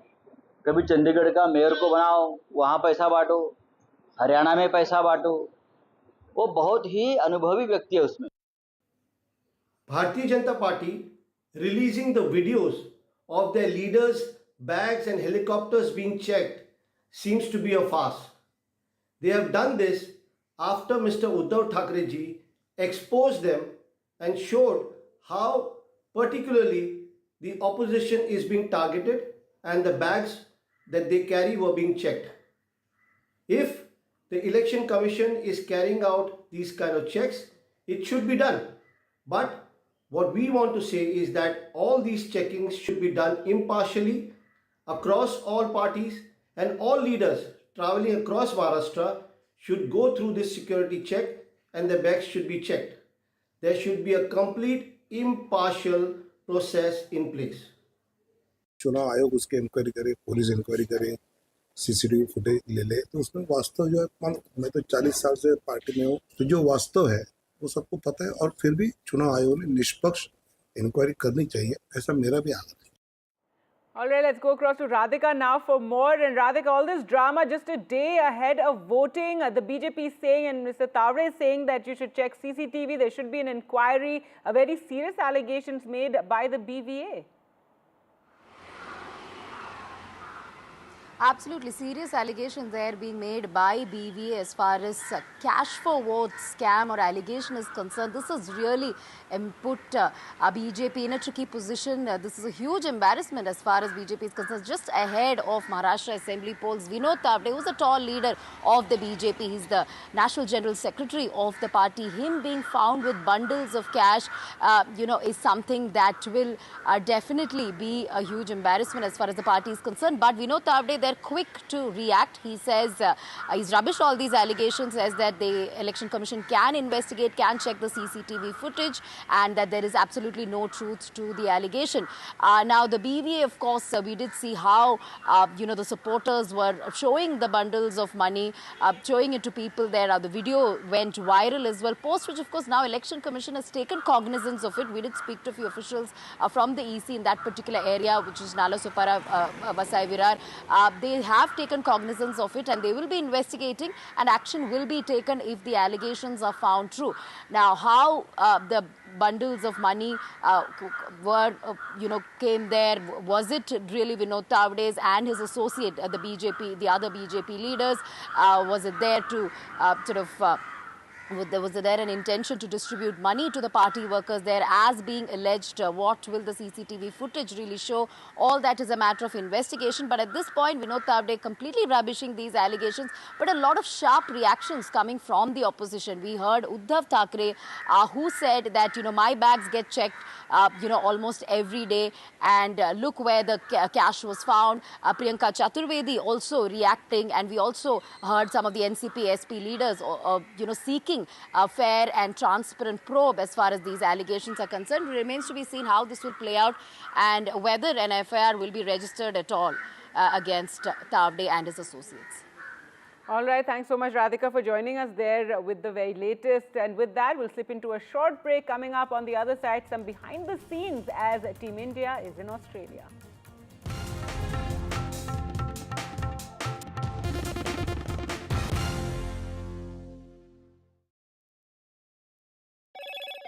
Hello, Moto. Motorola Edge 50 Pro, world's first AI-powered pro-grade camera.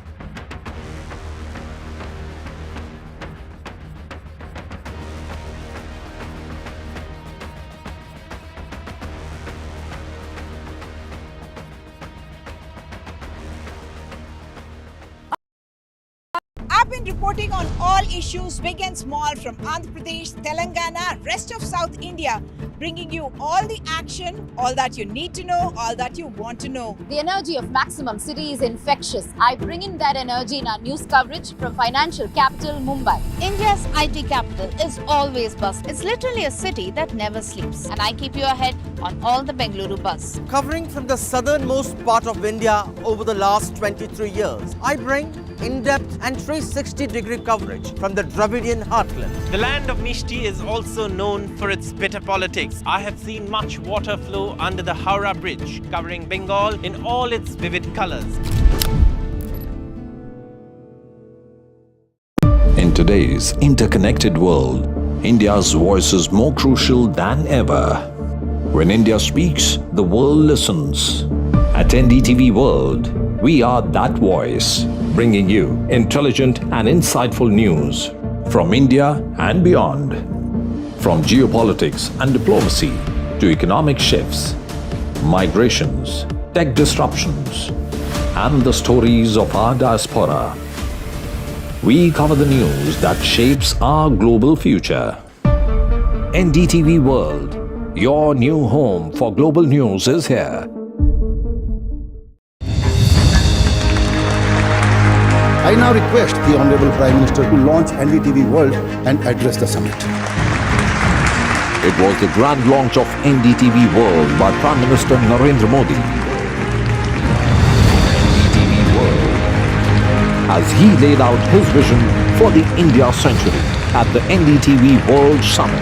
ऐसी सदी जिसमें भारत के प्रयासों से दुनिया में स्थिरता आए, in the presence of those who are shaping our future. मेरी तरफ से आपको ढेर सारी शुभकामनाएं हैं। NDTV World, your new home for global news, is here. Stay informed and entertained with the new and updated NDTV News app. You can watch all our channels live, listen to podcasts, read breaking and exclusive news from around the world and more. Download the NDTV app today and get access to the best journalism and storytelling on your smartphone or tablet. The NDTV app, news that matters to you.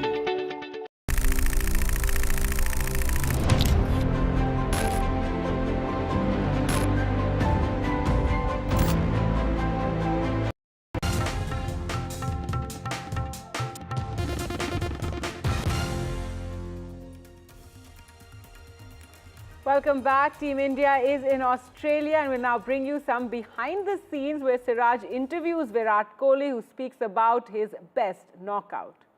Virat भैया, myself Mohammad Siraj.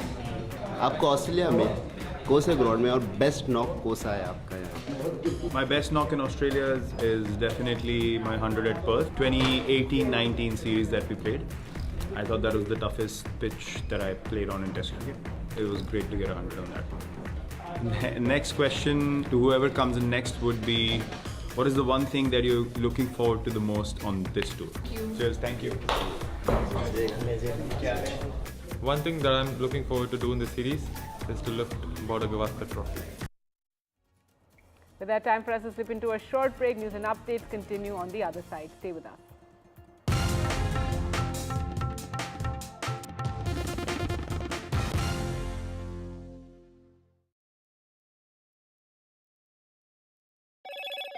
Hello, Moto. Motorola Edge 50 Pro, world's first AI-powered pro-grade camera.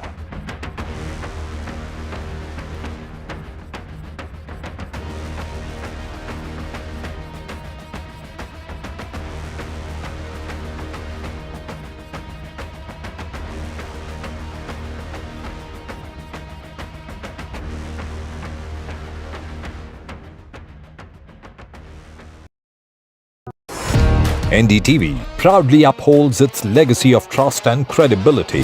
According to the prestigious Reuters Institute's Digital News Report 2024, NDTV is the top-most news platform in the country. Number 1 in both online and offline reach in India. Beating all its competition, NDTV stands for trust.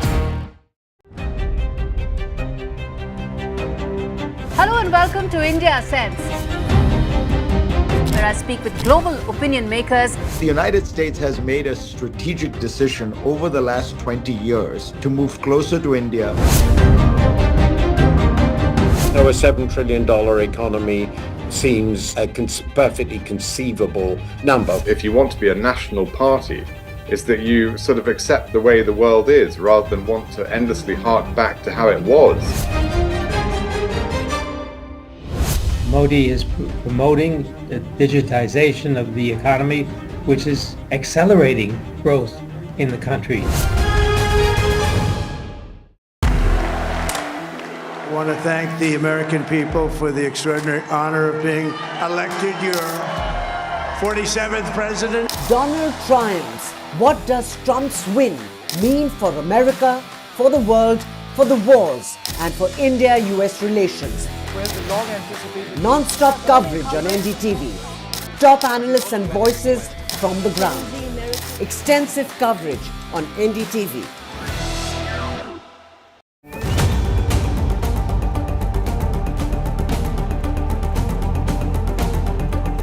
This week on India Ascends. All eyes on upcoming Rio G20. India poised to mend emerging economies, G7 divisions. Trump 2.0. Is it time up, Trudeau? Ottawa stares at fresh turmoil. Chinese security personnel in Pakistan. Is it Beijing's bid to colonize Islamabad? And in Bangladesh, why does Attorney General want secular removed from the constitution? All this and more only on India Ascends with me, Gauri Dwivedi, at these timings on the NDTV network.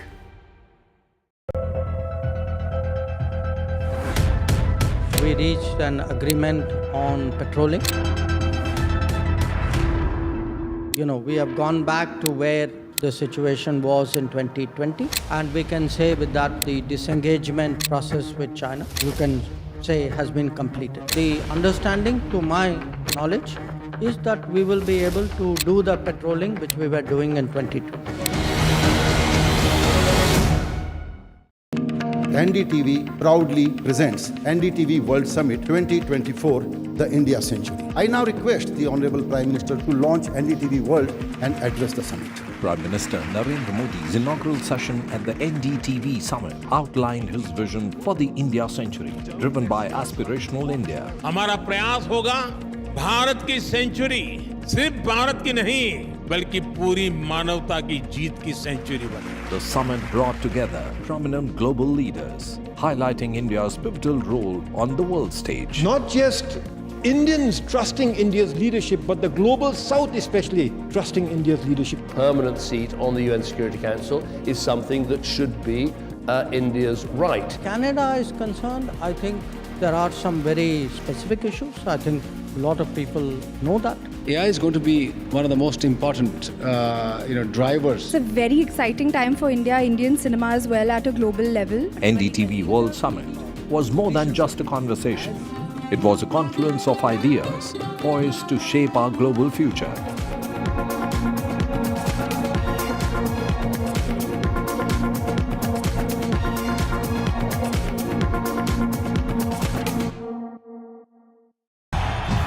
तालियों के साथ हम स्वागत करेंगे आदरणीय मोदी जी का। छत्रपति शिवाजी महाराज की।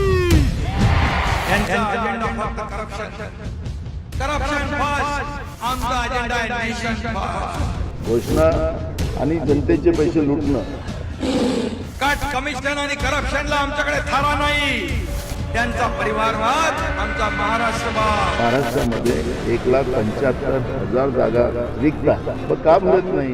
राज्याची जनतेच्या घमाच्या पैशाची तिजोरी लुटण्यासाठी हे सरकार आहे. पूर्वीच्या सरकारच्या काळामध्ये निधी देताना त्यांना असं वाटायचं की त्यांच्याच खिशातले पैसे चालले. शेतकऱ्यांना मोफत वीज देण्याचं काम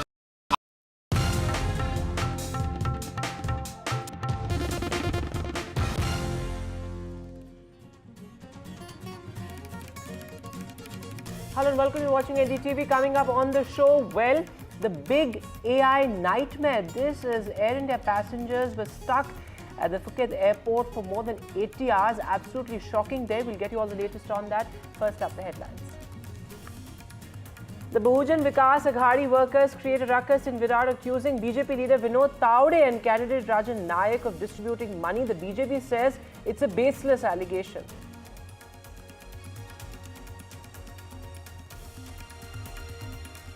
An 80-hour nightmare on a Delhi-bound Air India flight. Air India passengers stuck for more than 80 hours at the Phuket airport.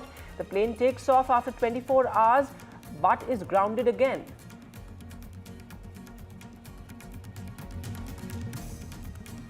The Tirupati Devasthanam's board, the TTD, has decided that it will remove all Hindus from the board temple administration. Now, this decision after the recent Laddu controversy, the BJP welcomes the decision.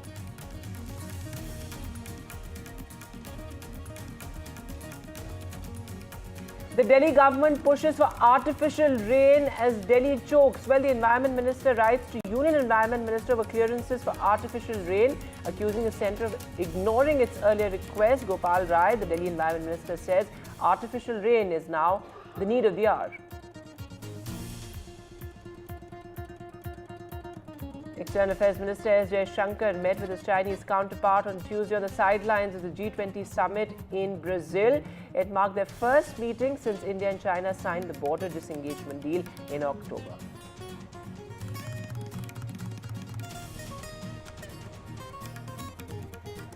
The Russian president ups the ante on the 1,000th day of the Ukraine invasion. Putin gives his nod to the new Russian nuclear doctrine.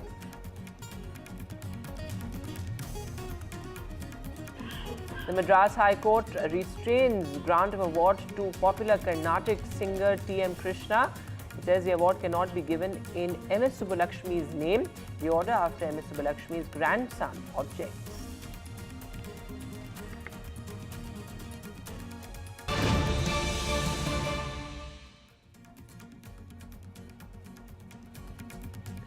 And well, some breaking news coming in. The Russian president is all set to visit India. Putin is likely to visit India soon. That's what Kremlin has said in a significant development. Remember, this is important in the context of India and Russia expanding their bilateral ties. Certainly in the past 5 to 6 months, of course, the Prime Minister has visited Russia twice in the past 6 months. One, of course, for the BRICS summit and the other for that crucial bilateral with Putin. The dates are being worked out is what Kremlin has said. But certainly a very significant development given the fact that the Ukraine war has intensified yet again. It's the 1000th day of the Ukraine invasion. But what are its ramifications? Let me go across to my colleague Mohammad Ghazali joining us live. So Ghazali, this is important in the context of the recent sort of closeness that we have seen between the two leaders and India and Russia. The Prime Minister has visited Russia twice in just 6 months. But what are you picking up from your sources? When is Putin's visit likely? See, Vedant, if you see, the friction between India and China has gone down. India and Russia's closeness is known to everyone, as Prime Minister had made several visits to Russia, Ukraine, and this announcement has come on a day when the war is marking its 1000th day. And it looks very obvious that how India has developed its relations with China.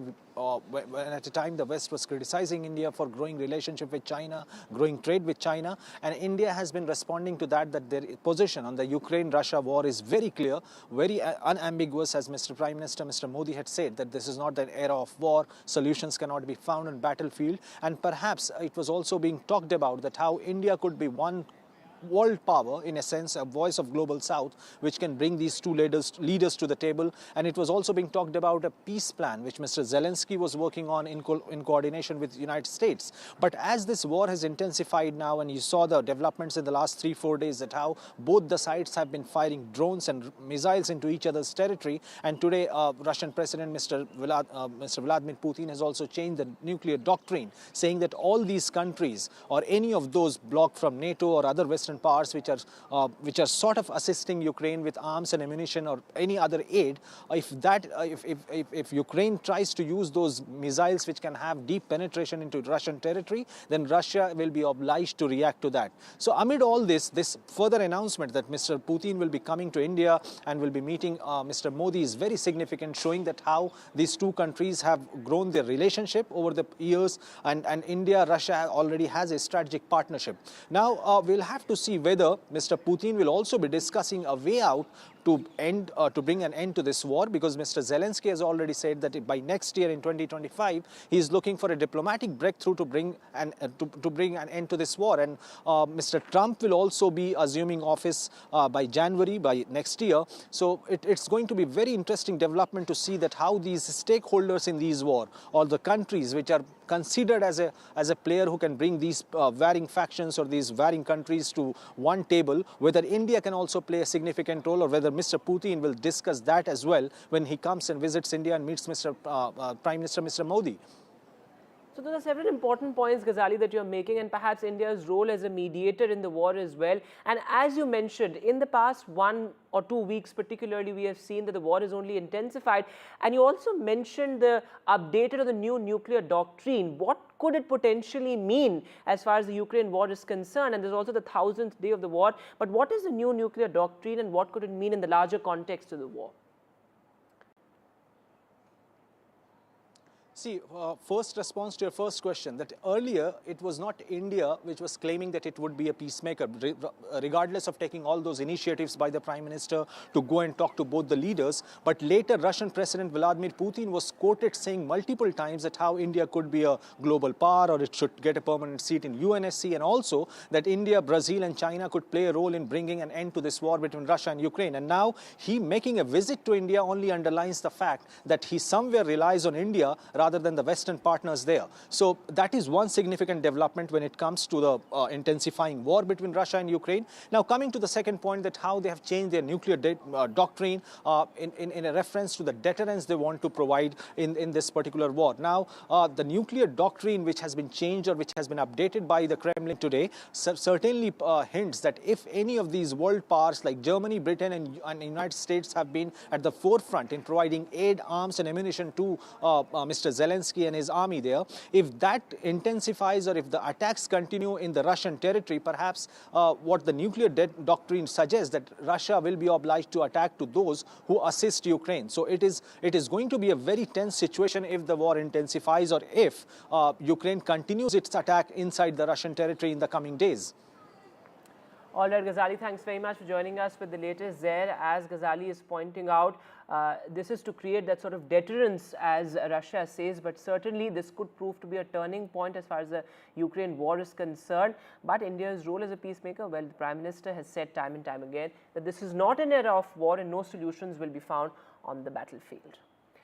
But moving now to high political drama in poll-bound Maharashtra. Well, just a day ahead of the crucial vote, there was high drama in Virar. Again, a very interesting constituency in Maharashtra, where several leaders of the Bahujan Vikas Aghadi, in fact, clashed with Vinod Tawde of the BJP and also the BJP candidate from the constituency, accusing them of distributing cash just a day ahead of vote. So a big sort of standoff there that we saw inside a hotel in Virar. The BJP, of course, says that, well, this is all misleading and these are baseless allegations. Listen to all the reactions that have come in. बांटेंगे, पैसा बांटेंगे तो जीतेंगे ना, हाँ बांटेंगे तो कटेंगे नहीं, भाजपा वाले पैसा बांटेंगे तो ही जीतेंगे।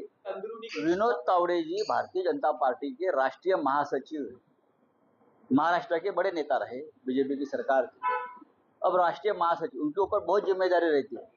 कभी चंडीगढ़ का मेयर को बनाओ, वहाँ पैसा बांटो, हरियाणा में पैसा बांटो, वो बहुत ही अनुभवी व्यक्ति है उसमें।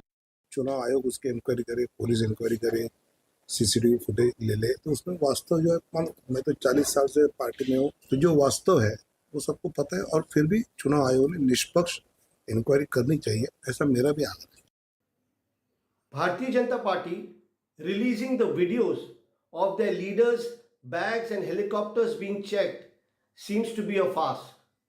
They have done this after Mr. Uddhav Thackeray ji exposed them and showed how particularly the opposition is being targeted and the bags that they carry were being checked.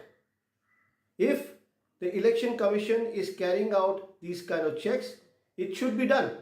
But what we want to say is that all these checkings should be done impartially across all parties, and all leaders traveling across Maharashtra should go through this security check and the bags should be checked. There should be a complete impartial process in place. And let me go across live to my colleague Radhika Ramaswamy now. Radhika, the fact that this entire incident involves a leader as tall as Vinod Tawde, who's perhaps the BJP's one of the BJP's tallest leaders in Maharashtra, certainly, and also an organization man at the central level as well, this raises serious concern. And at the same time, the kind of money that has been pumped in this time in Maharashtra, that has been of huge concern as well. Over 600 crores worth of seizures in just the duration of the campaign.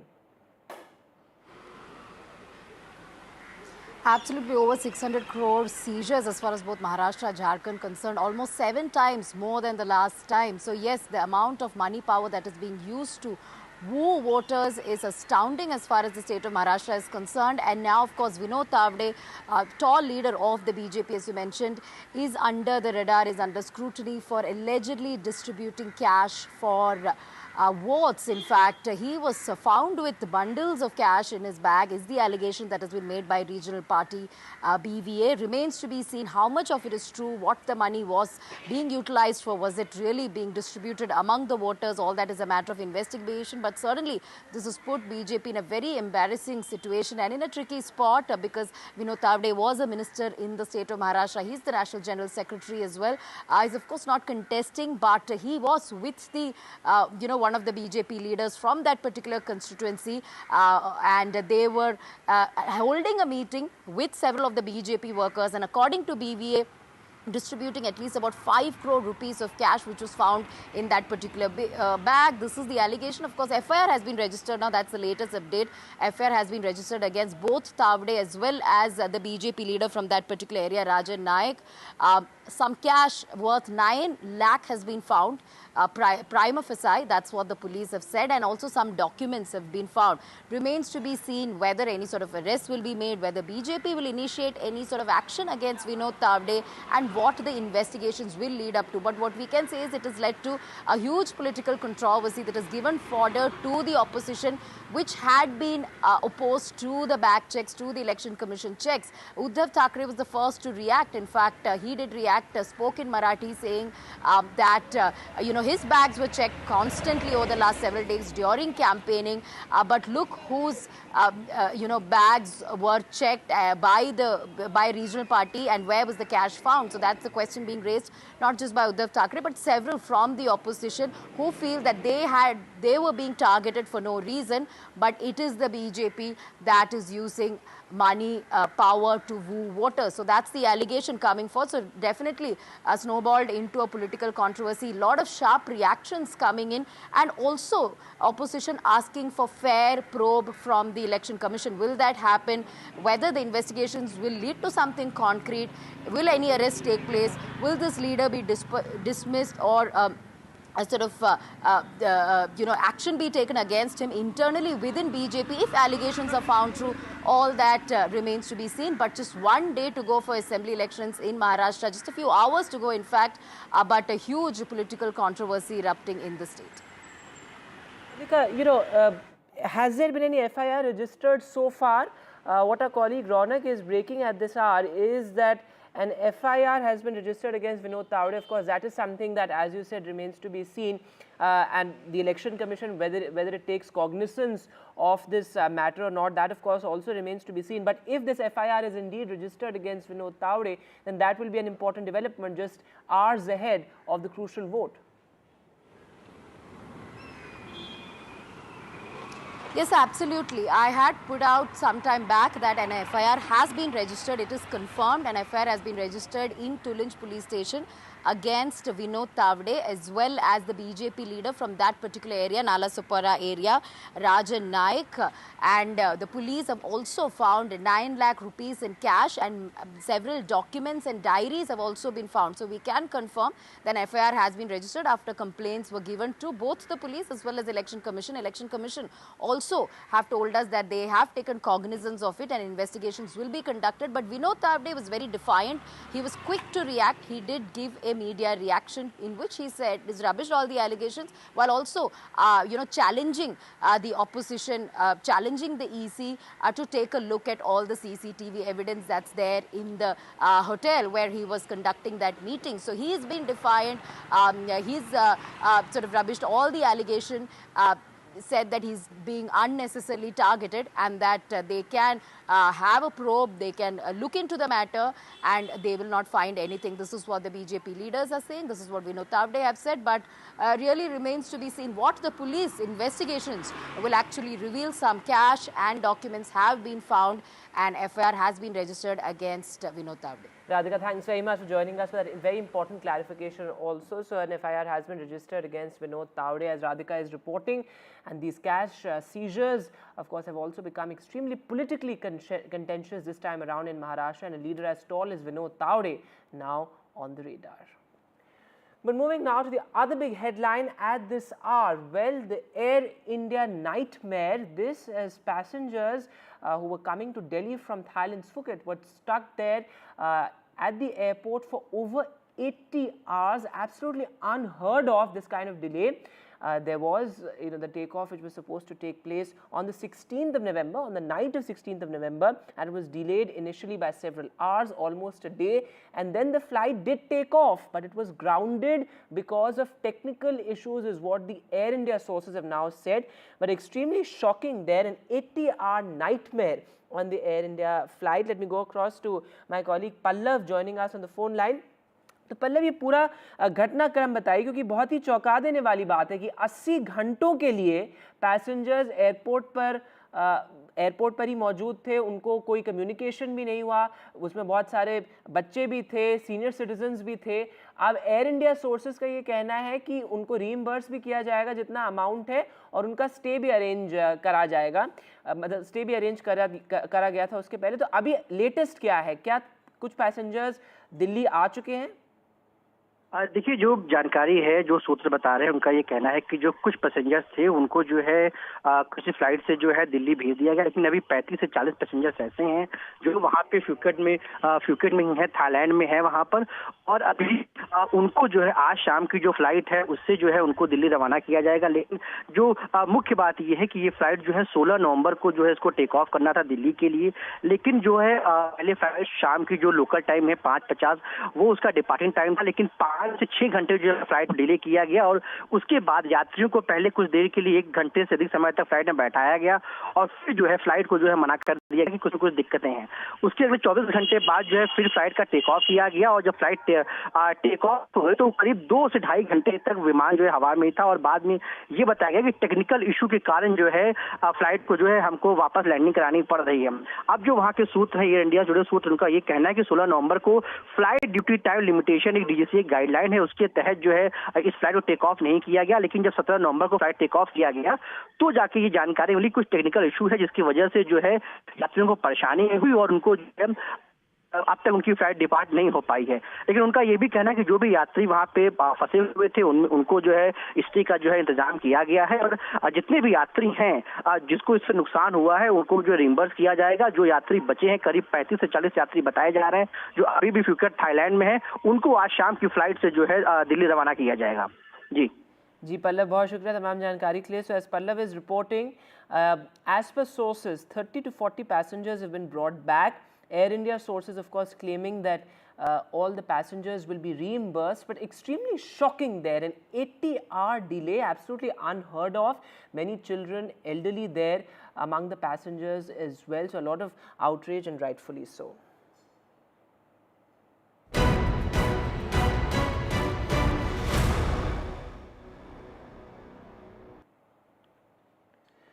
And now to a story that has been a big focus for us on NDTV for years now, and that of course is Delhi's annual air quality crisis. Well, the air quality continues to be in hazardous levels for the 5th straight day. In fact, we are still in the severe plus category as far as the AQI is concerned. The CPCB app says that, well, the average AQI right now is beyond 480. And it is nearing the 500 mark in many parts of the national capital. The PM 2.5, the cancer-causing micropollutant, is almost 100 to 110 times the safe limit set by World Health Organization. So what we are breathing essentially is a cocktail of poisons. Now, of course, the graded response action plan, the highest level of it is now in place. Of course, schools are shut, colleges have gone online as well.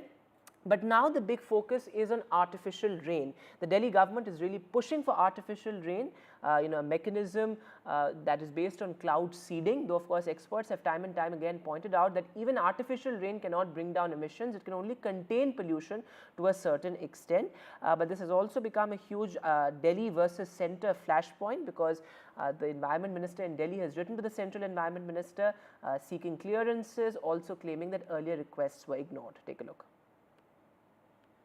जो दिल्ली सरकार है वो लगातार central पर blame कर रही है, कह रही है वो जॉइंट एक्शन प्लान लेके नहीं। दिल्ली में सांसों का आपातकाल है। वो जो सेंटर को ब्लेम कर रहे हैं उनसे पूछना चाहिए कि आज पराली का, आज 19 तारीख है, कल पराली का स्कोर क्या था। जो सरकारी आंकड़े हैं, अकेले पंजाब में 1251 घटनाएं रजिस्टर्ड हुई हैं। और क्या कारण है? यूपी में 133 और हरियाणा में 38 थी। तो कौन दोषी है उसका? लेकिन पंजाब की वो बात नहीं करेंगी। अपने नकारेपन, अपने निकम्मेपन को छुपाने के लिए अरविंद केजरीवाल और आतिशी मार लेना, दूसरी इधर उधर की बातें करती हैं। ये तो दिल्ली को इस हालत में लाने का जिम्मेदार अरविंद केजरीवाल है, उनकी सरकार है, जिन्होंने दिल्ली में सड़कों की मरम्मत नहीं की, गड्ढे नहीं भरे, जिसकी वजह से धूल के कारण दिल्ली में और सफाई व्यवस्था ना होने के कारण दिल्ली की हालत है। सर, मेरा आखिरी सवाल ये है कि ग्रेडेड रिस्पांस एक्शन प्लान का जो चौथा स्टेज है वो अब लागू हो गया, लेकिन फिर भी लगातार देख रहे हैं कि AQI और खराब ही होते जा रहा है। सरकार को क्या कहें? मैं फिर कह रहा हूँ कि अगर आपने 10 साल में मेजरमेंट लिए होते, अगर आपने 10 साल काम किए थे, तो आज आपको ये झूठ नहीं बोलना पड़ता। दिल्ली में अरविंद केजरीवाल के सरकार का नकारापन है, जिसकी वजह से ये खामियाजा दिल्ली की जनता भुगत रही है। और ये मास्क जो है, ये मास्क आने वाले समय में दिल्ली वाले के लिए चेतावनी है। अगर इस भ्रष्ट सरकार को यहाँ से नहीं हटाया तो हर दिल्ली वाले को ये मास्क पहनने पड़ेंगे। सर, लगातार जो है दिल्ली में प्रदूषण बेहद गंभीर स्थिति में है, तो अब क्या स्टेप्स जो है दिल्ली सरकार द्वारा लिए जाएंगे? पहली बात तो ये दिल्ली में नहीं है जी, पूरे उत्तर भारत में है। हरियाणा में है, उत्तर प्रदेश में है, मध्य प्रदेश में है, राजस्थान में है। पूरा उत्तर भारत इस समय प्रदूषण की चपेट में है। और जब आधा देश का हिस्सा प्रदूषण की चपेट में है, दिल्ली सरकार काम कर रही है और भारतीय जनता पार्टी की सभी सरकारें सो रही हैं। ऐसी स्थिति जब सबको सक्रियता से काम करने की जरूरत है, आज पूरी भारतीय जनता पार्टी की सरकार सो रही है, इससे बड़ा दुखद और कुछ नहीं हो सकता है। आज जो प्रदूषण की स्थिति बनी है दिल्ली के अंदर, हम काम लगातार कर रहे हैं, लेकिन जो एक्सपर्ट्स का कहना है कि एक स्मॉग की चादर अब आसमान में दिख रही है और वो प्रदूषण के स्तर को लगातार बढ़ा रही है, क्योंकि जो प्रदूषण के कण हैं वो वायुमंडल में डिस्पर्स नहीं हो रहे हैं, उसको तोड़ने की ज़रूरत है। एक्सपर्ट्स की जो ओपिनियन है कि या तो हवा से टूट सकती है तेज या बारिश से। आर्टिफिशियल रेन के लिए पिछली बार ही हमने IIT कानपुर के साथ पहल शुरू की थी। उनका कहना था कि इसके लिए सेंट्रल गवर्नमेंट की कई सारी परमिशंस चाहिए, इसीलिए इस बार अगस्त के महीने से ही हमने केंद्रीय पर्यावरण मंत्री जी को चिट्ठियां लिखनी शुरू की कि भाई एक इमरजेंसी मीटिंग बुला लीजिए, एक मीटिंग बुला लीजिए, जो परमिशंस की ज़रूरत है उसको पूरा किया जाए, और अगर इमरजेंसी सिचुएशन बनती है तो लोगों को इस प्रदूषण की मार से बचाई जा सके।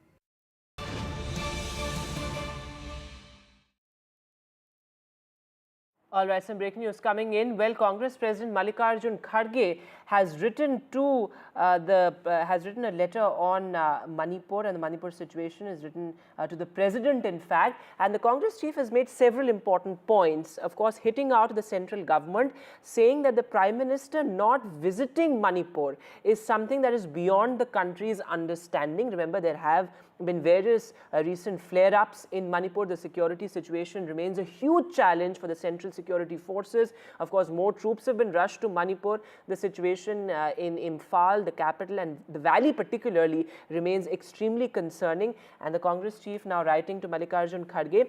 In fact, what's also important is that he says that the people of Manipur have lost faith in the Prime Minister and the Chief Minister. Now remember, earlier all the Congress MLAs of Manipur had said that they're willing to resign. They had offered to step down for a fresh mandate.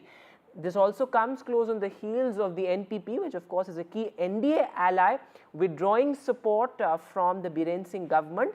So essentially the fact is that political pressure is mounting on Chief Minister Biren Singh. Now that becomes important given the fact that even though the government is in majority, the largest sense is that the people have lost confidence in the Chief Minister. Let me go across to our senior colleague Sunil Prabhu on the phone line. Sunil sir, while of course this has been something that the Congress has been talking about for a long time now as to why the Prime Minister is not visiting Manipur, I think the most important part of Mallikarjun Kharge's letter is how he highlights the humanitarian crisis unfolding in Manipur, how generations have been wiped out, how people are living in relief camps. I think that's an extremely important aspect of the whole crisis. That's right, and I think for the last, as you're well aware, 18 months, as he points out to the President, that things have gone from bad to worse in Manipur, and people are insecure in their own home turfs. And with that, so many people, nearly 500,000 people have been displaced. These are things that really has been heartrending. As you're well aware, Parliament has discussed this on the floor of the House. This was before the 2024 elections. Now, once again, the Congress reiterating to the President of India and seeking her intervention as the custodian of the Constitution to uphold it and bring the constitutional propriety, asking them and pointing out that the Prime Minister of India has refused to visit the state in the last 18 months and really wanting certain steps to be taken, because both at the central level as well as the state level, it is the BJP which has been in power. Sunil sir, thanks very much for joining us for the latest there. So well, the Congress chief Mallikarjun Kharge writing to the President, making several important points, asking for the President's intervention as far as the crisis in Manipur is concerned. Security remains a huge challenge and it requires a coordinated effort certainly between the state and the centre. And well, let's go back to our big focus stories at this hour. Well, Air India passengers claiming that they were stuck at the Phuket airport for close to 80 hours. Absolutely shocking there. The takeoff happened after 24 hours and the flight was grounded yet again. In fact, I'm being joined by one of the passengers on the phone line at this hour. Mr. Rajesh Agarwal is with us. In fact, he's live with us. Thanks very much, Mr. Agarwal, for being with us. Talk to us about what you went through, because this is unheard of. Being stuck at the airport for 80 hours without any clear communication, it's absolutely unimaginable ordeal. Yes, I'll correct you. We were not stuck at the airport. Okay. We were The flight was supposed to be on 16th, 5:50. So we were made to sit there till 11 o'clock. Nothing was told to us. Then we boarded the plane at around 11 o'clock, and they deboarded us around 12. And then we reached our hotel, let's say by 1:32. So next day again, they told us next day morning that we'll be boarding the plane, then we'll be flying out. Then we went to the airport again. We boarded at 8:15. The flight started at 8:30. And then in midway, we were told that there's a glitch, and technical glitch. And then again, and so the pilot said she had to come back. The captain said it. So we were deboarded again, and again to the same hotel. But we've not heard anything from them since then. I mean, the day before night, we've not heard anything from them. Yes, they provided us with the hotel, lodging and boarding, everything. But we've not seen anything, and no message from any representative of theirs, and people are like in a quandary what to do and what not to do. That's basically what's going on. So essentially, you are still at that hotel that has been arranged by Yes, we are. Yes. And there has been no communication whatsoever from the airline so far. No communication whatsoever. Nobody is calm. Nobody's told us anything. The only thing, the hotel staff, like yesterday, she told us at around 4 o'clock in the evening that tonight you're staying here. Again today, there's no communication to us. Then the lady at the reception at probably again around 3 o'clock, she said that we are staying tonight as well. That's it. And also no communication to us from anyone. Also, Mr. Agarwal, talk to us about the fact that there would have been many children, many senior citizens among the passengers as well. And for them to bear with this is absolutely shocking. And of course, many of them would have had their plans further. I mean, you were supposed to return to Delhi on the 17th, if I'm not wrong. Yes, if I may. On 17th, when the flight started, and when the pilot said that we'll have to return to Phuket because of the technical glitch. And by chance, there was a lot of turbulence also that day. And the plane was not working fully to its full capacity. So basically everybody was scared for their lives. I mean the turbulence was huge. And the kids were crying, and old people were like praying types. Everybody, like most of the people thought that it is the end. Though it was not to be, but so they thought. And yes, like me, I'm a patient. I'd come for 5-6 nights, and I had my medicines for 5-6 days. But then my medicines are finished, and I'm like, I really don't know who to go to. I have some kidney issues. I'm doing it without my medicines. What to do?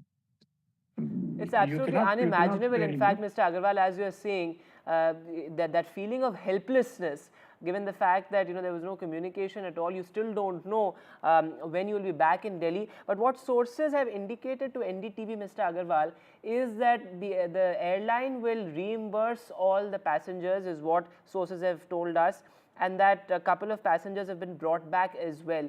Do you think this is enough on the part of the airlines, given the fact that we have seen fares skyrocketing, particularly post the festive season as well? Is this enough? First, no communication, and then simply washing their hands off by saying that, well, we'll reimburse the passengers?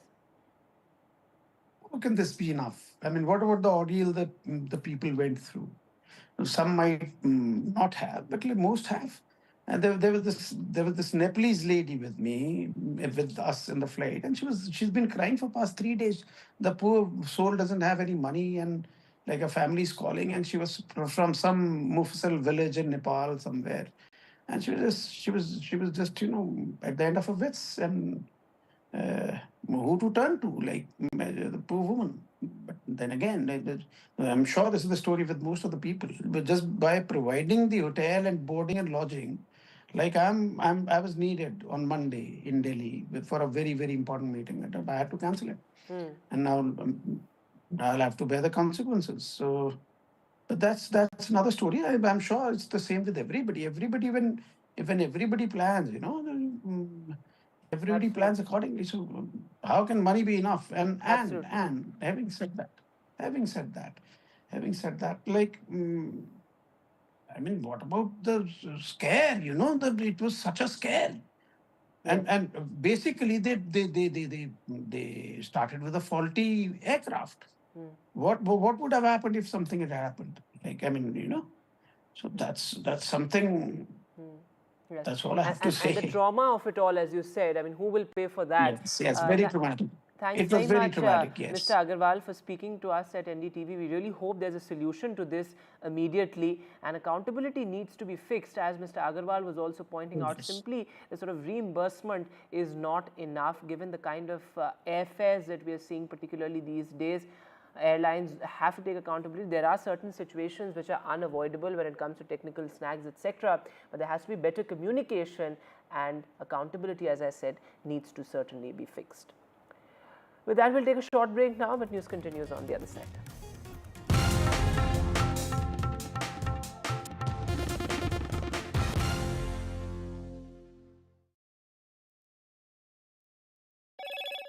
Hello, Moto. Motorola Edge 50 Pro, world's first AI-powered pro-grade camera.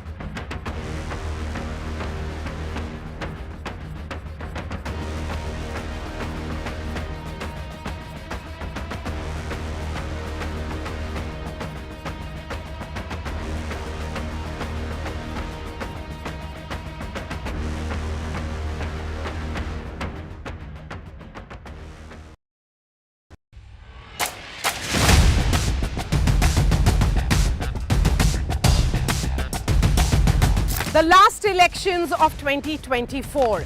It's the battle for India's economic heart.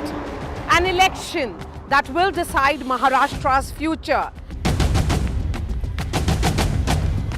Can the big brother BJP manage the competing ambitions of Mahayuti?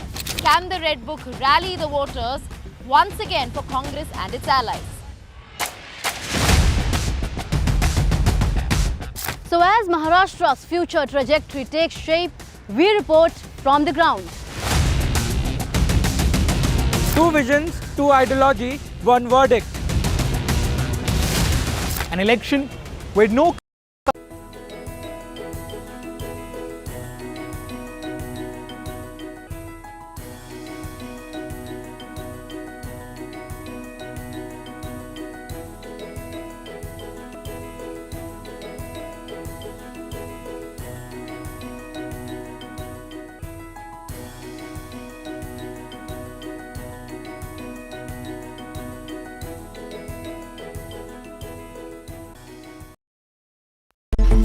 It's a web of frauds, calls, luring emails, threatening messages.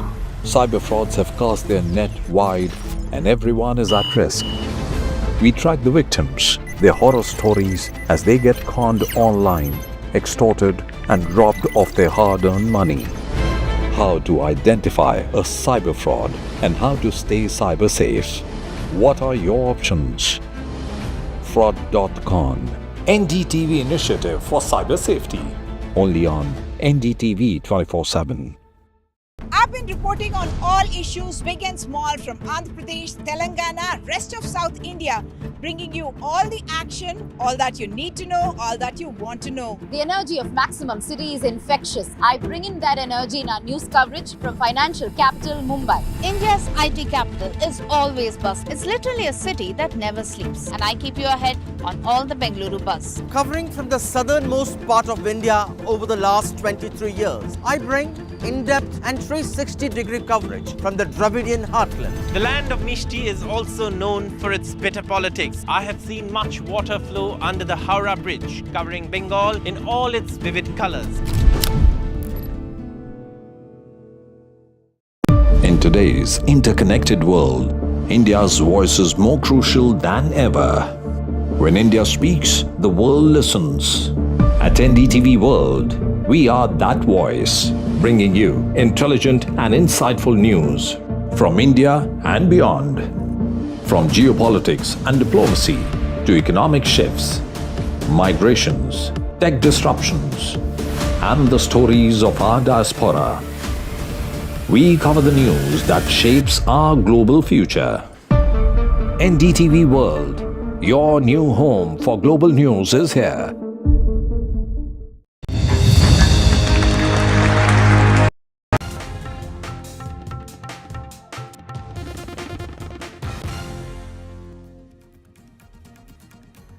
Welcome back. The Tirumala Temple Board has made a rather contentious decision of removing all non-Hindu staff from, of course, the people involved with the Tirumala Board administration.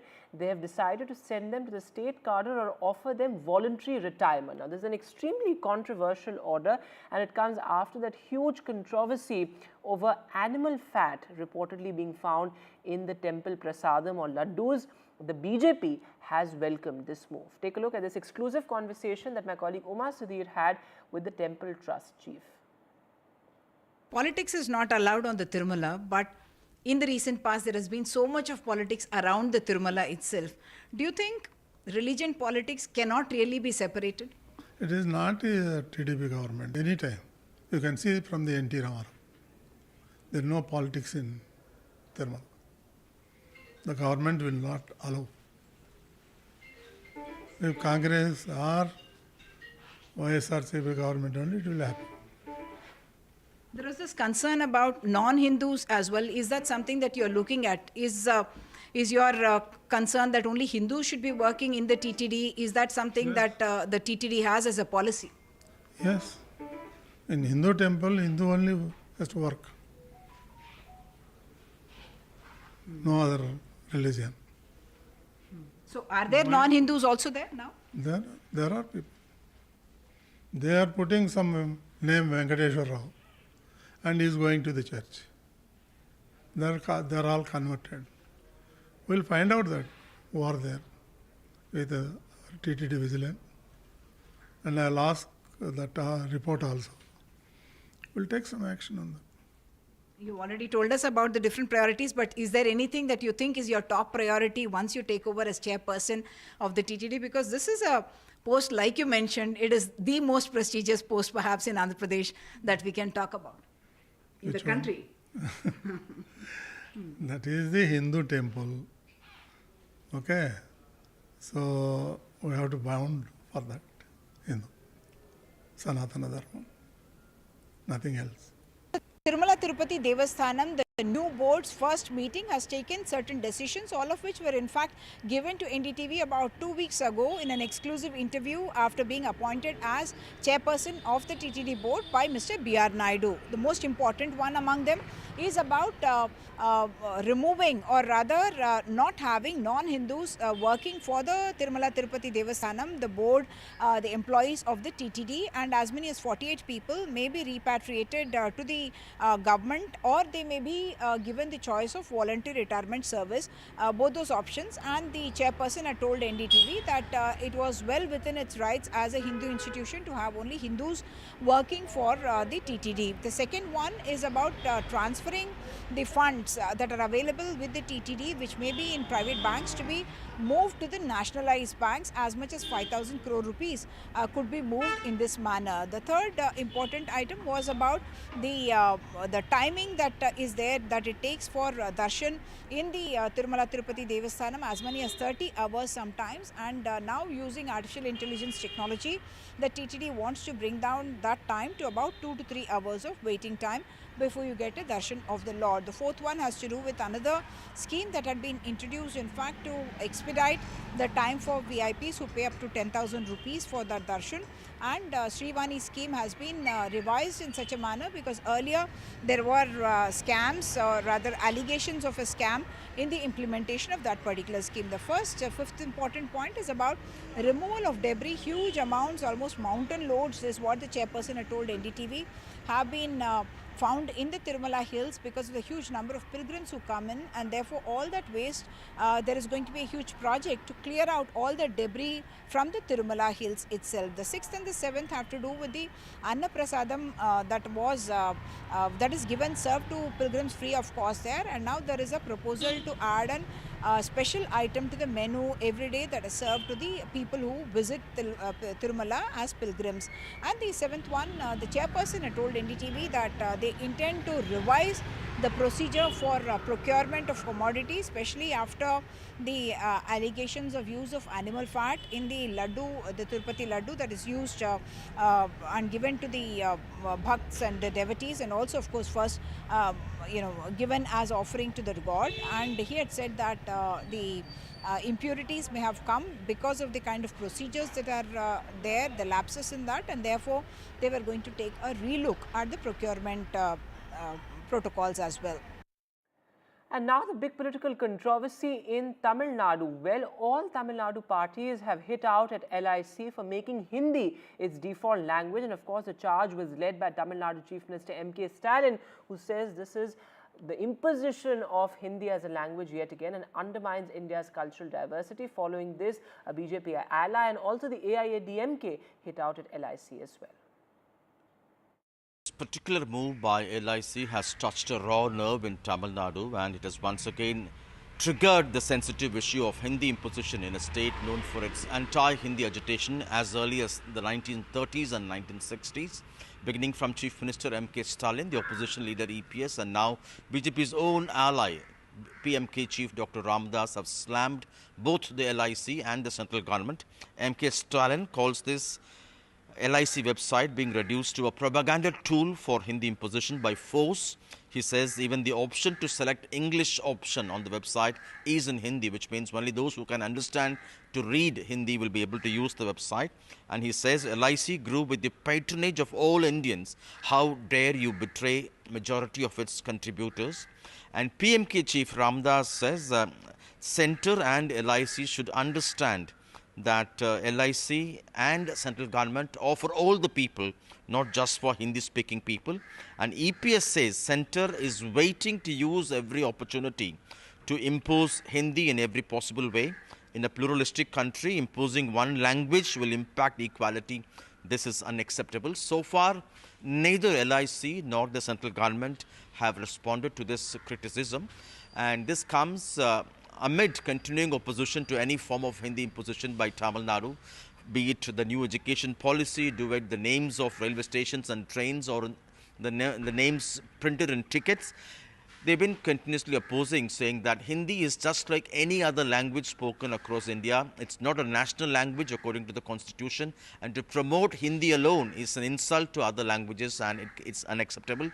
Tamil Nadu has also been pointing out, irrespective of the government in power here, that Jawaharlal Nehru, when he was the Prime Minister, had assured non-Hindi speaking states that English would continue to be the link language between the centre and other states, and Hindi will not be imposed until states are willing to accept it at some point in time. With that, we'll take a short break now, but news continues on the other side.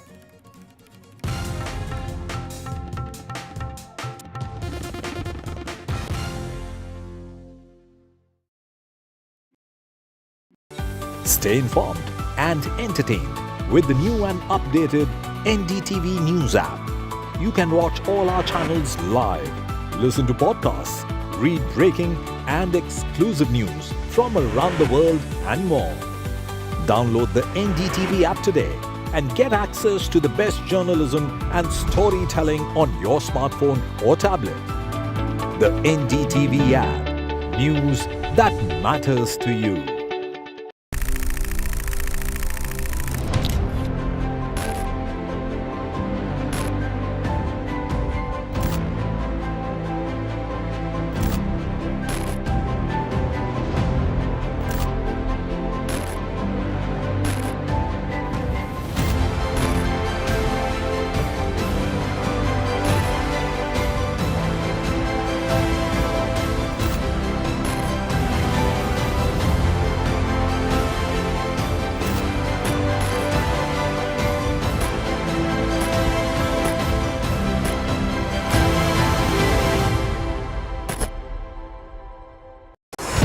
NDTV proudly upholds its legacy of trust and credibility. According to the prestigious Reuters Institute's Digital News Report 2024, NDTV is the top-most news platform in the country. Number 1 in both online and offline reach in India, beating all its competition. NDTV stands for trust. Hello and welcome to India Sense, where I speak with global opinion makers. The United States has made a strategic decision over the last 20 years to move closer to India. So a $7 trillion economy seems a perfectly conceivable number. If you want to be a national party, it's that you sort of accept the way the world is rather than want to endlessly hark back to how it was. Modi is promoting the digitization of the economy, which is accelerating growth in the country. I want to thank the American people for the extraordinary honor of being elected your 47th president. Donald triumphs. What does Trump's win mean for America, for the world, for the wars, and for India-US relations? Non-stop coverage on NDTV. Top analysts and voices from the ground. Extensive coverage on NDTV.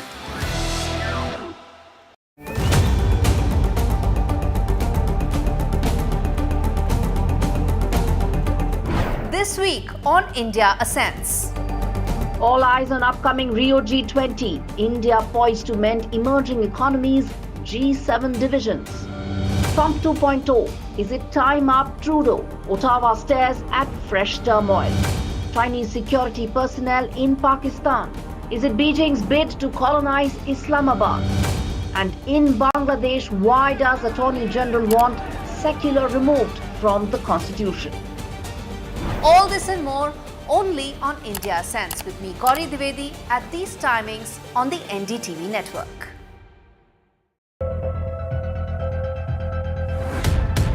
We reached an agreement on petroling. We have gone back to where the situation was in 2020, and we can say with that the disengagement process with China, you can say, has been completed. The understanding, to my knowledge, is that we will be able to do the petroling which we were doing in.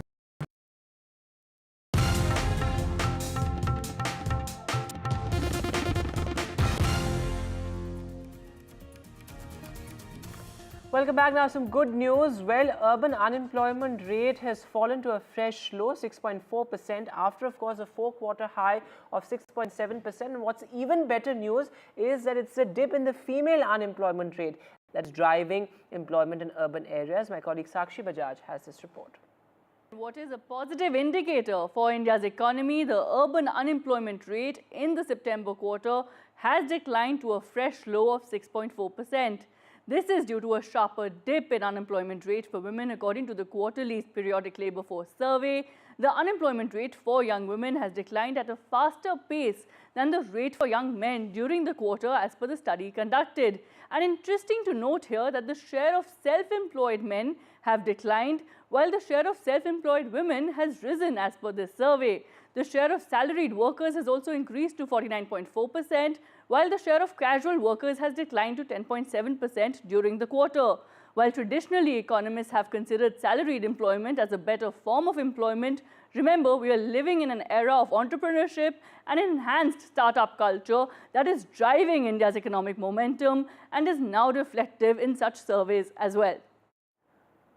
All right, some positive news there. But moving now to our special report. Well, in July 2023, the Harpic School of Sanitation program launched in 2,000 schools across Odisha using pop-up storybooks and DIY kits to teach hygiene. It has now impacted more than 9 lakh lives, creating young ambassadors to a healthier future. Well, watch this inspiring report. In the fight against infectious diseases, proper sanitation stands as our first line of defense. At its heart are toilets, silent guardians that safeguard clean water and protect community health. Now, when we educate children about sanitation early, we're not just protecting their health, we're nurturing ambassadors who carry these vital practices into their homes and communities.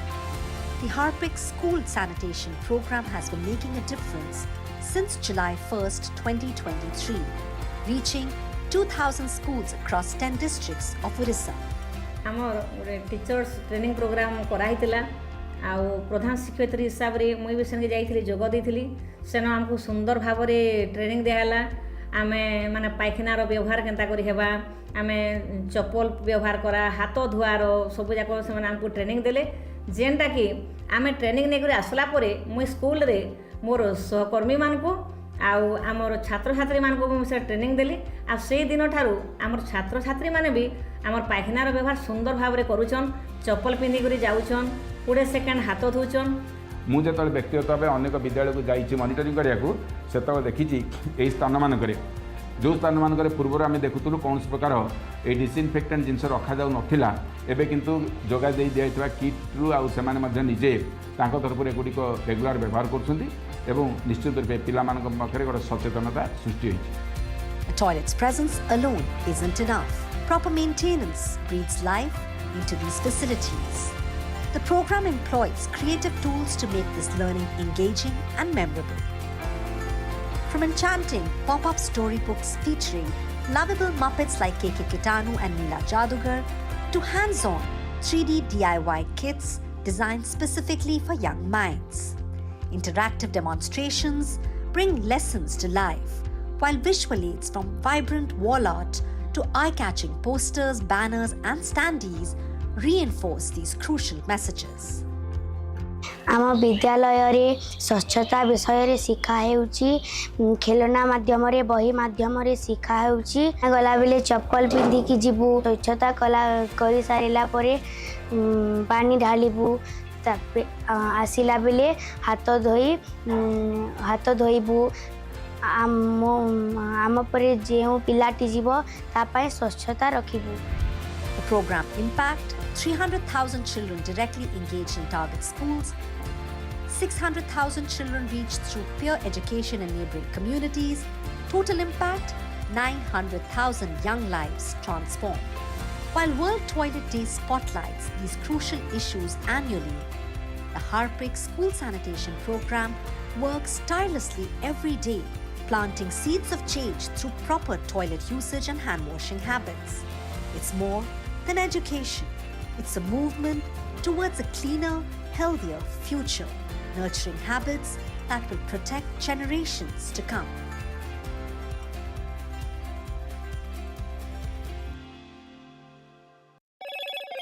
Hello, Moto. Motorola Edge 50 Pro, world's first AI-powered pro-grade camera.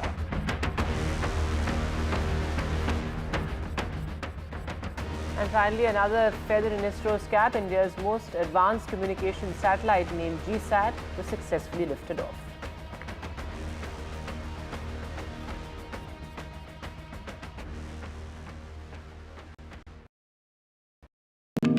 NDTV proudly presents NDTV World Summit 2024, the India Century. I now request the Honorable Prime Minister to launch NDTV World and address the summit. Prime Minister Narendra Modi's inaugural session at the NDTV Summit outlined his vision for the India Century, driven by aspirational India. हमारा प्रयास होगा भारत की century सिर्फ भारत की नहीं बल्कि पूरी मानवता की जीत की सेंचुरी बने. The summit brought together prominent global leaders, highlighting India's pivotal role on the world stage. Not just Indians trusting India's leadership, but the global South especially trusting India's leadership. Permanent seat on the UN Security Council is something that should be India's right. Canada is concerned, I think there are some very specific issues. I think a lot of people know that. AI is going to be one of the most important, drivers. It's a very exciting time for India, Indian cinema as well at a global level. NDTV World Summit was more than just a conversation. It was a confluence of ideas poised to shape our global future.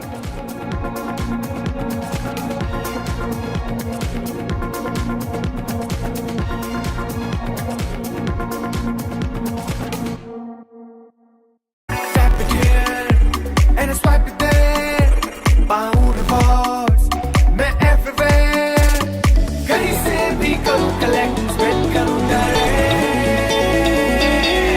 Download any single ID partner app, link your card and earn reward with top brand. Get it free with single ID. तालियों के साथ हम स्वागत करेंगे आदरणीय मोदी जी का। छत्रपति शिवाजी महाराज की। Corruption first on the agenda and nation first. घोषणा आणि जनतेचे पैसे लुटणं. कट कमिशन आणि करप्शनला आमच्याकडे थारा नाही.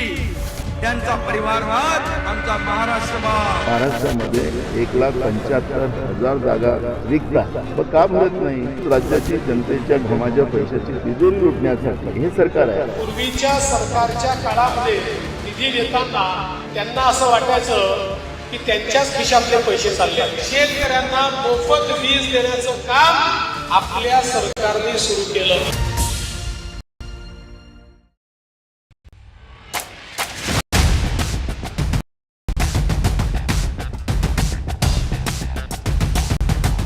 The last elections of 2024. It's the battle for India's economic heart. An election that will decide Maharashtra's future. Can the big brother BJP manage the competing ambitions of Mahayuti? Can the Red Book rally the voters once again for Congress and its allies? So as Maharashtra's future trajectory takes shape, we report from the ground. Two visions, two ideology, one verdict. An election where no caste chemistry can yield a perfect formula.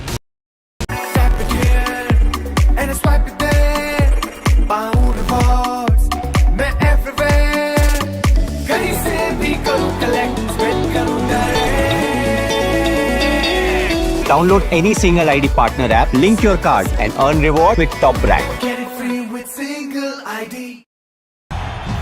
तालियों के साथ हम स्वागत करेंगे आदरणीय मोदी जी का। छत्रपति शिवाजी महाराज की। From Air India.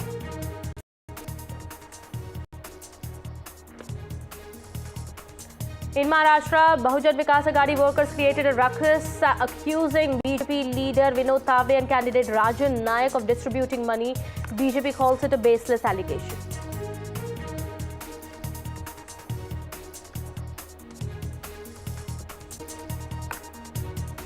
In a significant move, the Tirumala Tirupati Devasthanam board has decided it will remove all non-Hindus from the board. Well, decision taken after the recent Laddu controversy in Tirupati.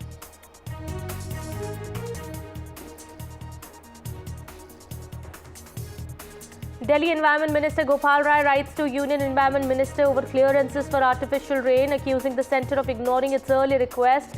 Delhi Environment Minister Gopal Rai says artificial rain is the need of the hour.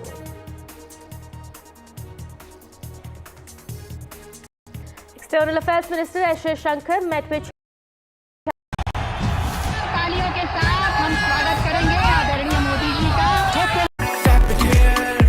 Shankar says our leaders have directed that foreign ministers and special representatives will be meeting at an early date.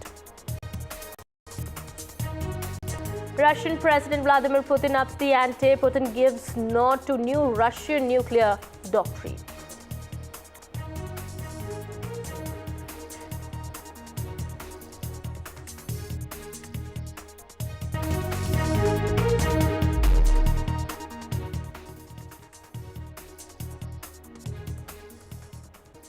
Hello and a very good evening. You're watching NDTV 24/7. My name is Kitty Bahel. We are starting this edition at 5 with a top focus. Over 100 New Delhi-bound passengers of an Air India flight were stranded in Thailand's Phuket for over 80 hours after several delays due to technical faults, as per multiple posts that have been put out by passengers on social media. Well, as per the information that we've received, the flight was scheduled to take off for Delhi on the night of November 16. But the airline's representatives informed the passengers of a 6-hour delay due to a technical fault. The passengers alleged that after being made to wait for hours at the airport, they were then asked to board the same plane, only to be deboarded an hour later. The flight was then cancelled. The passengers included elderly and children. The next The plane was prepped for a flight. The passengers have said that they were told it was the same plane, but the fault had been fixed. The plane took off, and about 2.5 hours later, after the takeoff, it landed back at Phuket, and the passengers were again told that there was a technical fault. Now, since then, passengers had been stuck at the Phuket airport. Now, latest information that's coming in at this point in time is that there are about 35 to 40 passengers who've been brought back.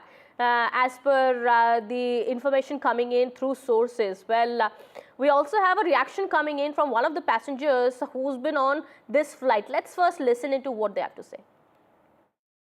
We were not stuck at the airport. The flight was supposed to be on 16th, 5:50.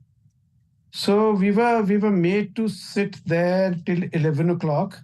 Nothing was told to us. Then we boarded the plane at around 11 o'clock, and they deboarded us around 12. And then we reached our hotel, let's say by 1:32.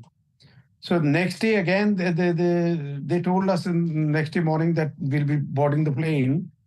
Then we'll be flying out. Then we went to the airport again. We boarded at 8:15. The flight started at 8:30. And then in midway, we were told that there's a glitch, and technical glitch. And then again, and so the pilot said she had to come back. The captain said it. So we were deboarded again, and again to the same hotel. But we've not heard anything from them since then. I mean, the day before night, we've not heard anything from them. Yes, they provided us with the hotel, lodging and boarding, everything. But we've not seen anything, and no message from any representative of theirs, and people are like in a quandary what to do and what not to do. That's basically what's going on. No communication whatsoever. Nobody is calm. Nobody's told us anything. The only thing, the hotel staff, like yesterday, she told us at around 4 o'clock in the evening that tonight you're staying here. Again today, there was no communication to us. Then the lady at the reception at probably again around 3 o'clock, she said that we are staying tonight as well. That's it. On 17th, when the flight started, and when the pilot said that we'll have to return to Phuket because of the technical glitch, and by chance there was a lot of turbulence also that day, and the plane was not working fully to its full capacity. So basically everybody was scared for their lives. I mean the turbulence was huge, and the kids were crying, and old people were like praying types. Everybody, like most of the people thought that it is the end, though it was not to be, but so they thought. And yes, like me, I'm a patient. I'd come for 5-6 nights, and I had my medicines for 5-6 days. But then my medicines are finished, and I'm like, I really don't know who to go to. I have some kidney issues. So, I'm doing it without my medicines. What to do? You cannot really, I mean, what about the ordeal that the people went through? Some might not have, but most have. And there was this Nepalese lady with me, with us in the flight, and she's been crying for past 3 days. The poor soul doesn't have any money, and like a family's calling, and she was from some Mufasal village in Nepal somewhere. And she was just at the end of her wits, and who to turn to, like the poor woman. But then again, I'm sure this is the story with most of the people. But just by providing the hotel and boarding and lodging, like I was needed on Monday in Delhi for a very, very important meeting. I had to cancel it, and now I'll have to bear the consequences. So. But that's another story. I'm sure it's the same with everybody. Everybody, when everybody plans, everybody plans accordingly. So how can money be enough? And having said that, like, I mean, what about the scare? It was such a scare. And basically they started with a faulty aircraft. What would have happened if something had happened? Like, I mean, so that's something That's all I have to say. Well, 80 hours is a long time. Imagine you're at an airport, stuck for about 80 hours. You want to come back home, but you can't. You're stuck for about 2 to 3 days. It's quite unfortunate and unimaginable as to what really these passengers must have gone through.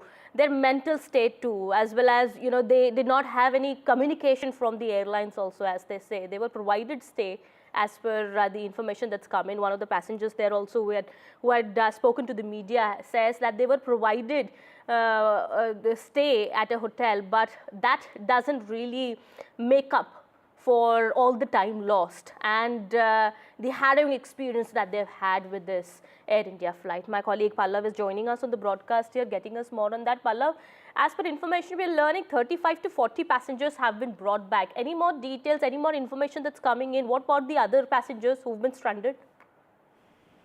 देखिए, जो हमारे सूत्र हैं वो India के, वो ये बता रहे हैं कि करीब 35 से 40 यात्री हैं जो अभी फ्यूकेट में फंसे हुए हैं। उनको आज शाम की फ्लाइट से रवाना किया जाएगा। सूत्रों का ये कहना है कि कई यात्री ऐसे थे जिनको जो है पहले ही जो है भेज दिया गया है, लेकिन अभी 35 से 40 यात्री हैं जिनको अभी जो है दिल्ली रवाना किया जाएगा।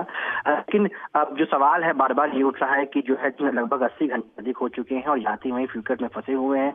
उन्हें कोई रेट ठीक से कम्युनिकेशन नहीं किया जा रहा है। उनको ये नहीं बताया जा रहा है कि अब कब तक जो है जो टेक्निकल इश्यूज है वो रिजॉल्व होगी और कब जो है उनको जो अपने जो डेस्टिनेशन पहुंचना है वो पहुंचेंगे। और एक सवाल इसमें और भी बना हुआ है कि जब फ्लाइट में टेक्निकल इशू थी तो क्यों 17 नवंबर को जो फ्लाइट को टेक ऑफ किया गया और लगभग 2 से 2.5 घंटे तक जो यात्री थे वो हवा में ही वो थे। और उसके बाद ये तरीके कि वहां पर इश्यूज आ रहे थे।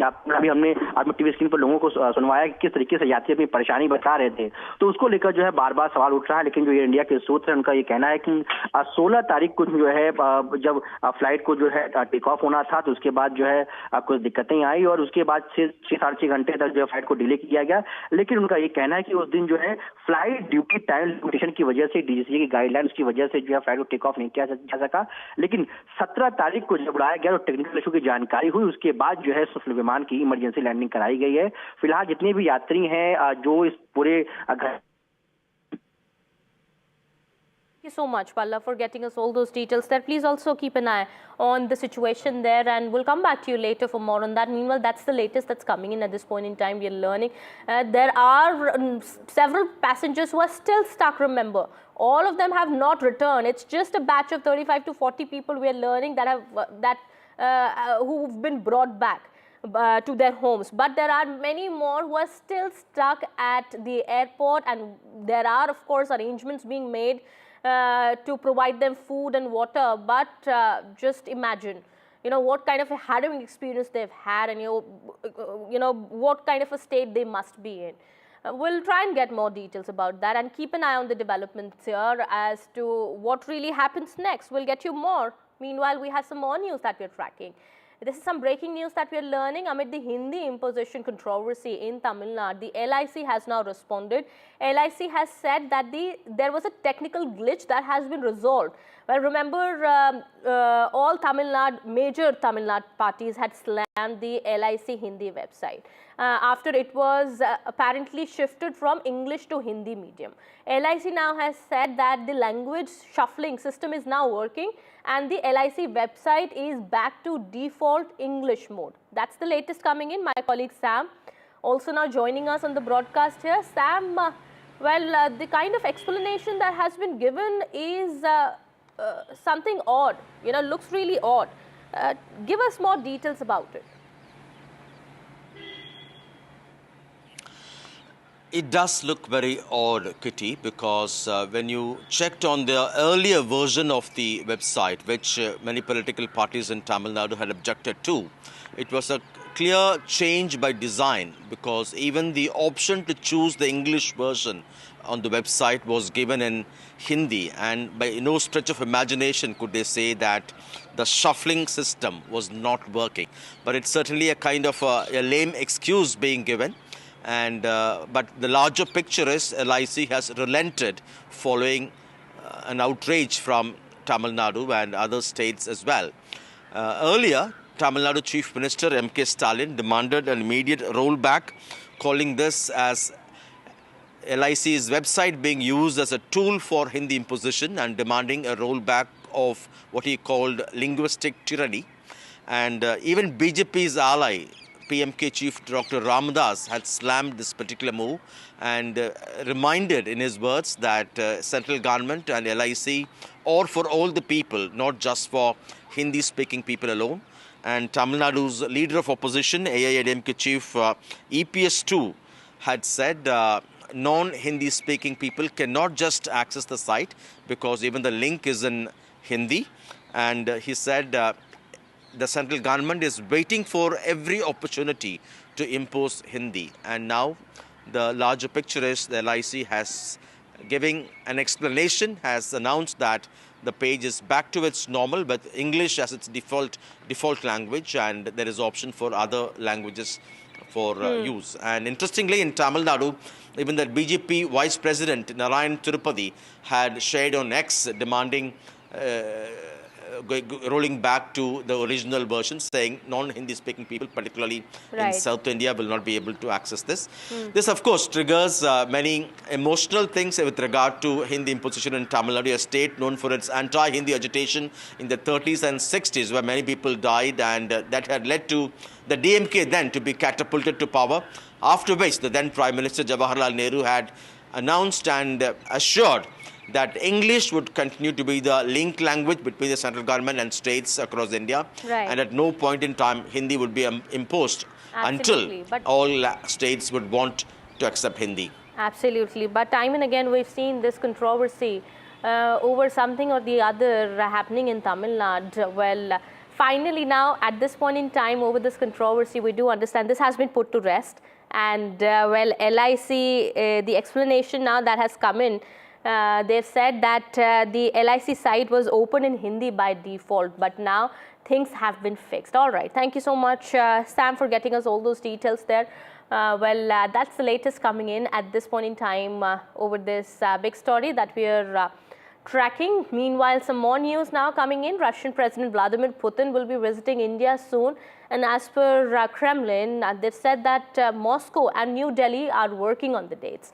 Well, President Putin will be meeting Prime Minister Modi in New Delhi during his visit. The two leaders had last met during PM Modi's visit to Kazan in Russia for the BRICS summit in late October. During that visit, Prime Minister Modi also had extended an invitation to President Putin to visit India. And now, as per latest details, Russian President Vladimir Putin will be visiting India soon. However, the dates have not yet been finalized. Well, Kremlin has said that both the countries are working on finalizing the dates. Well, I hope soon we'll work out the precise dates of his visit. But you know that our leaders are exchanging visits.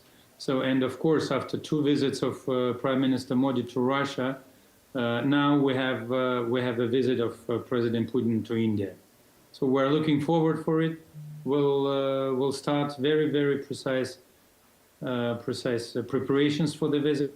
We attach a very great importance to this context. Right now, I don't have any specific dates.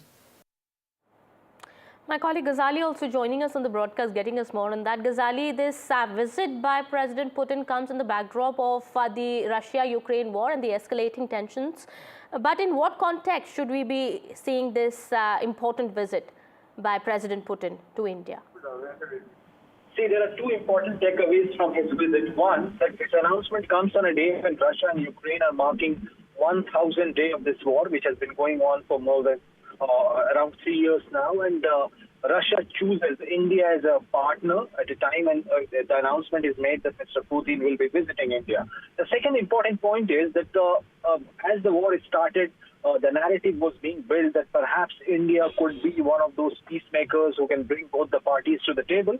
But later, it was not just India which was claiming that, but other parties or other stakeholders in this conflict, be it Mr. Putin himself or Mr. Zelensky, they all started saying that India can be one of those countries or one of those, Mr. Modi can be one of those leaders who can bring both the leaders on the table and move towards a resolution as far as this war is concerned. And now, as Mr. Putin has chosen India to make this visit, it makes it very more significant that how India is still in the game and can sort of offer itself to be that one peacemaker in this ongoing conflict. The other important fact is that India was criticized by the West for having this warm relations between the two countries and how Mr. Modi was welcomed there in Russia in his numerous trips. But now India is making it a more bolder move that it is also willing to accept and welcome Mr. Putin when the war has intensified in the last 3-4 days with Russia and Ukraine both attacking each other's territory with drones and missiles. Absolutely. And also, Ghazali, Russian President Vladimir Putin has also upped the ante. What we are also learning is that amid the Russia-Ukraine tensions, Russian president has now allowed broader use of nukes in the war against Ukraine. This also, of course, comes after Joe Biden had allowed the use of long-range missiles into Russia. This is all set to cause a major escalation, and that is what is expected, Ghazali. Yes, certainly. That updated doctrine, formerly known as the basics of state policy in the field of nuclear deterrence, outlines that the threats that would make Russia the world's biggest nuclear power contemplate using such weapons, and Russia would consider a nuclear strike if it or its ally Belarus faced aggression with the use of conventional weapons that created a critical threat to their sovereignty. So this updated doctrine, which was earlier, it was first approved before the US elections by Mr. Putin and now formally accepted by the Kremlin, certainly shows that it is a kind of a red line which Mr. Putin was hinting towards the West that not to support Ukraine in escalating this war. But the last week's development and how US has approved, or the outgoing Biden-Harris administration has approved the use of long-range missiles by Ukraine, is certainly going to escalate the situation for the incoming President-elect Mr. Trump, who will be assuming the office in January next year. How will he bring an end to this war as he used to play during a campaign? Because it will only be going to be more challenging for anyone to bring an end to this war and bring these two parties to the table at a time when both the parties are very much interested in escalating the situation. Absolutely. Thank you so much, Ghazali, for getting us all those details there. It's a clear message to the West and Ukraine, where Russian President Vladimir Putin has signed a decree broadening the scope of Moscow using nuclear weapons on a non-nuclear state, they said, if it is supported by nuclear powers. Well, of course, we do understand this decision now comes on the 1000th day of Russia invading Ukraine. Joe Biden, the outgoing US president, had given Ukraine permission to use its long-range missiles to strike deeper in Russian territory. And after that, we do understand this decision by President of Russia, Vladimir Putin, comes. All right, we'll keep an eye on the developments here and get you more. It's time for a quick break here. We'll be right back with more news.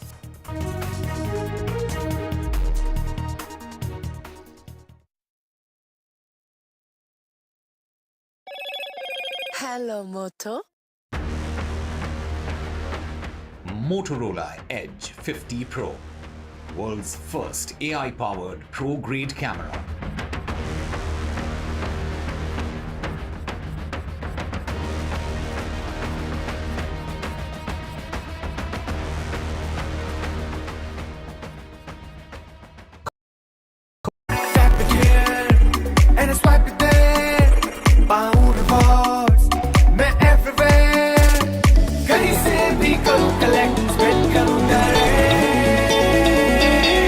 Download any single ID partner app, link your card and earn reward with top brand. Get it free with single ID. It's a web of frauds, calls, luring emails, threatening messages. Cyber frauds have cast their net wide and everyone is at risk. We track the victims, their horror stories as they get conned online, extorted and robbed of their hard-earned money. How to identify a cyber fraud and how to stay cyber safe. What are your options? Fraud.con, NDTV initiative for cyber safety. Only on NDTV 24/7.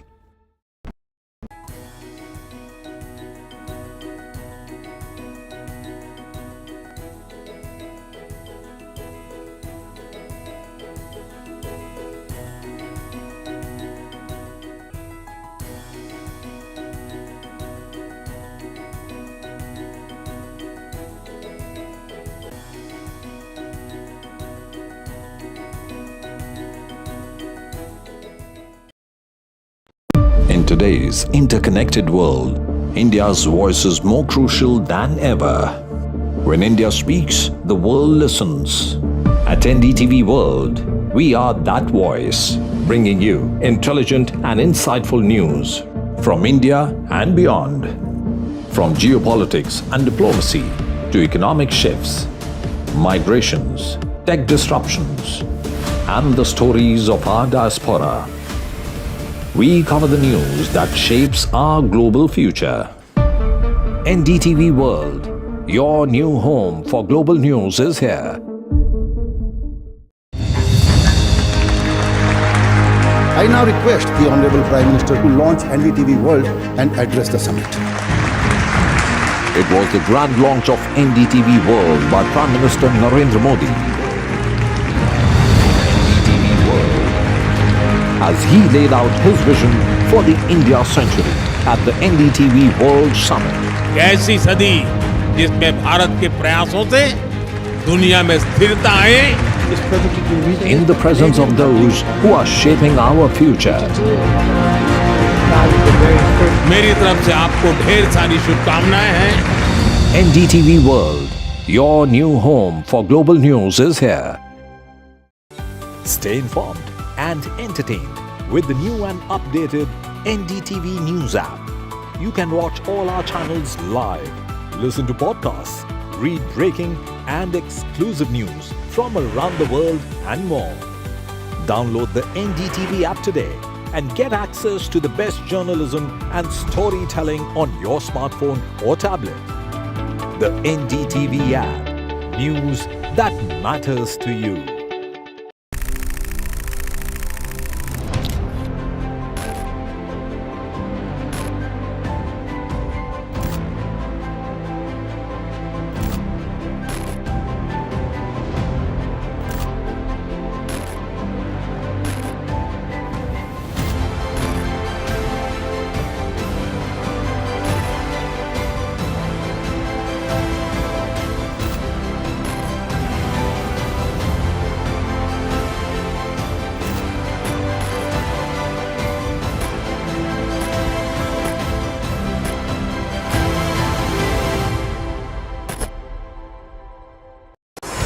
NDTV proudly upholds its legacy of trust and credibility.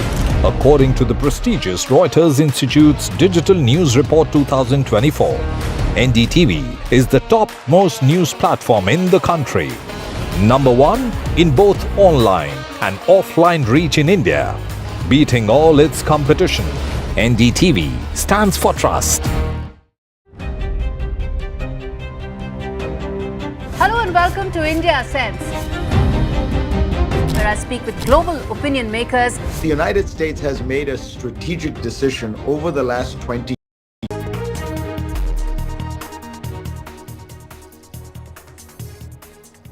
Welcome back after the break. The BJP has welcomed the decision of the Tirumala Tirupati Devasthanam board to remove non-Hindus from its staff.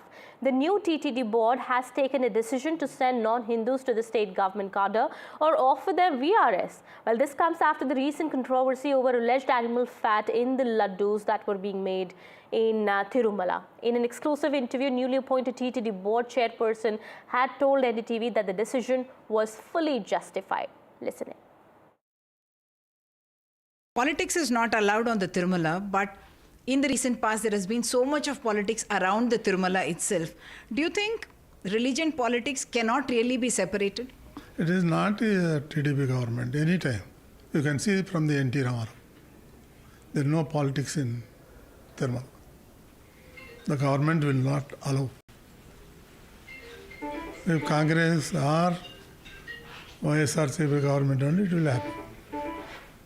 There is this concern about non-Hindus as well. Is that something that you're looking at? Is your concern that only Hindus should be working in the TTD? Is that something that the TTD has as a policy?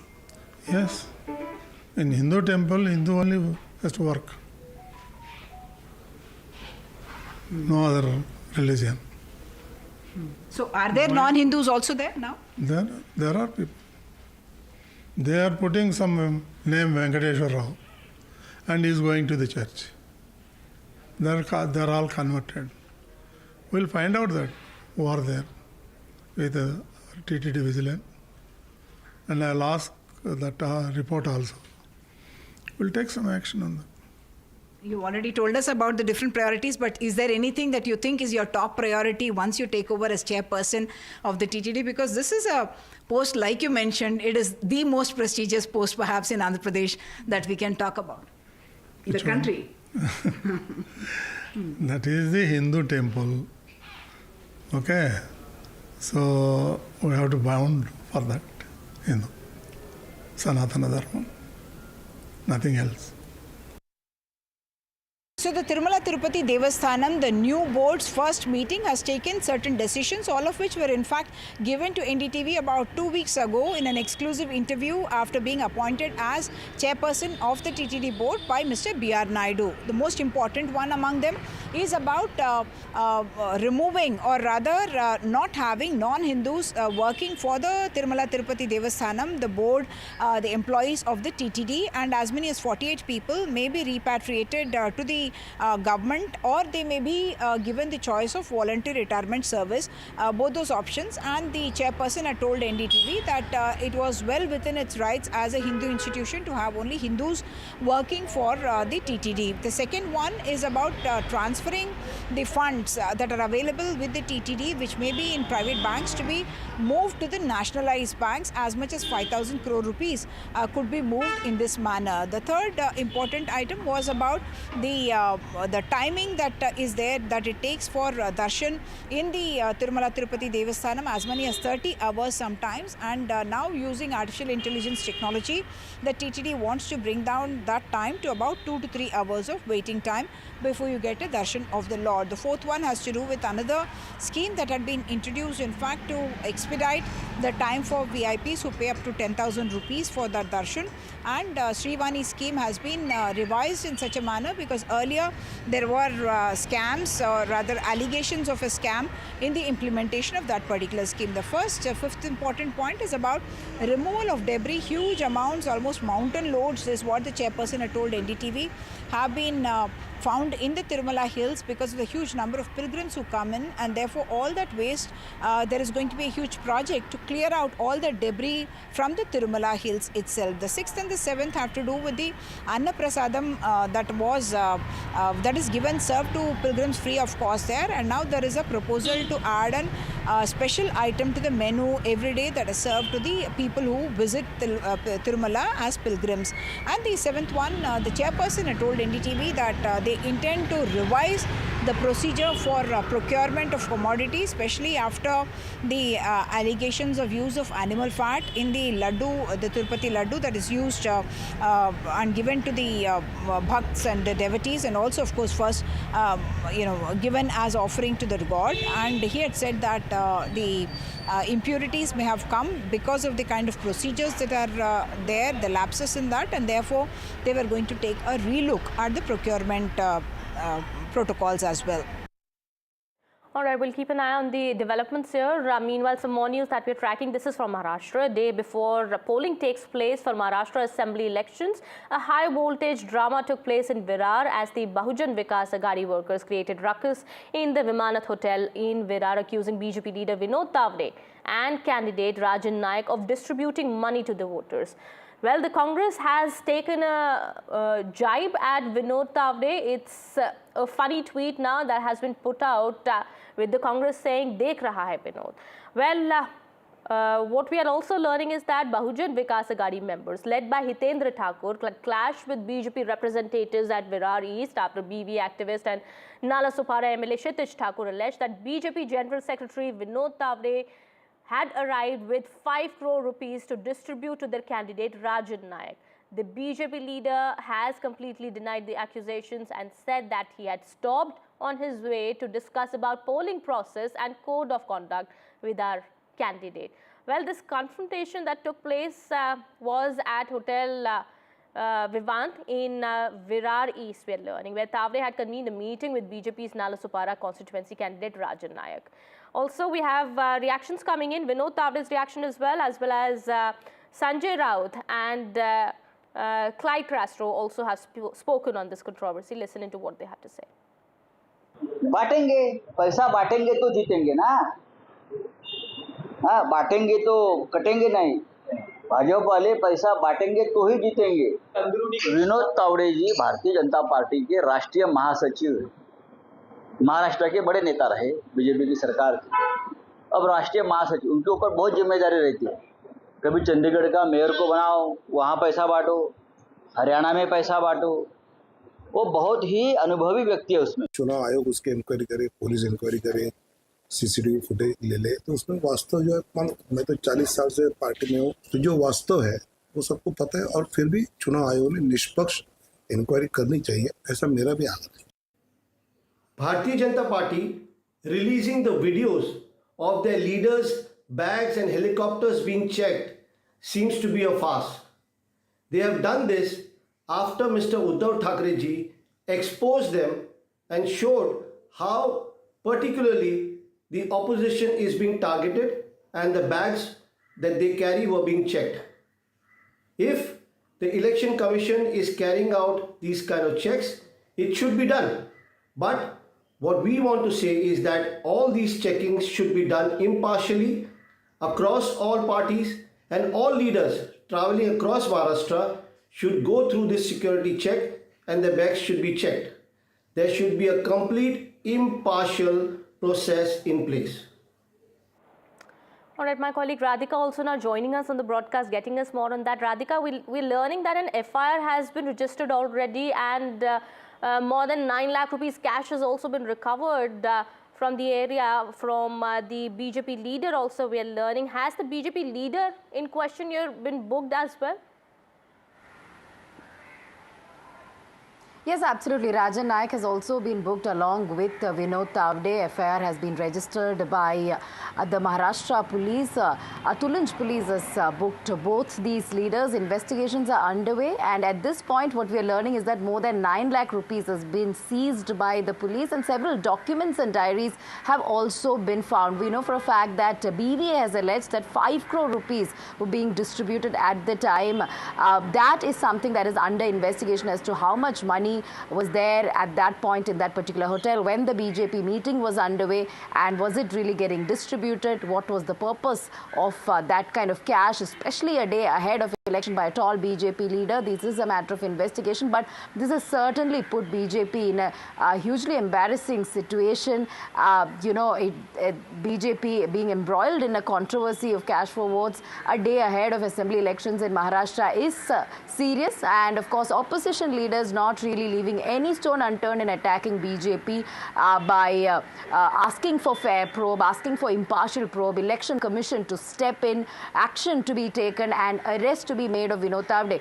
But will an arrest take place? That is something we'll have to wait and watch out for. But Tawde being confronted by the regional party workers, the cash on display, those videos going viral. Tawde was quick to, of course, react to it, saying that he had nothing to do with cash for votes allegation. In fact, he's rubbished all of those claims and charges being made, and said that police or election commission can investigate, look into the CCTV cameras, and nothing will be found. But what was that cash doing there? That is something he will have to answer. Will BJP take any action against Tawde? All that we'll have to wait and watch out for. But certainly BJP embroiled in a huge controversy a day ahead of assembly polls in the state. Absolutely. It's a major embarrassment for the BJP just a day before the elections are going to take place. Thank you so much, Radhika, for getting us all those details. We have some breaking news now coming in. We are learning that a major fire has erupted in Rajasthan's Alwar. We'll be getting you those visuals in just a bit. Meanwhile, that's the latest we are learning at this point in time. It's a huge blaze that is being reported from a plastic factory in Rajasthan's Alwar. No casualties have been reported so far as per the information that's coming in. We'll try and get more details in just a bit. Meanwhile, the latest information that's come in so far is that there are fire tenders at the spot and trying to douse the flames. But it's a huge fire now that has erupted in Rajasthan's Alwar. This is in a plastic factory where the fire is being reported from. We'll be getting more on that. So far, the information that we are getting at this point in time is that there are no casualties. However, authorities are making all efforts to rescue those who might be stuck in that building, but no casualties that have been reported. All right, those are the visuals that you can see on your TV screens there. That's a huge fire that has been reported from a plastic factory here in Rajasthan's Alwar. We'll try and get more details if there are any casualties in this fire. So far, the information that we have is that there were people who were working when this fire broke out, but there is no report of any casualties so far. Huge smoke seen billowing out of this factory here in Rajasthan's Alwar. Those are the visuals that have come in from the incident site.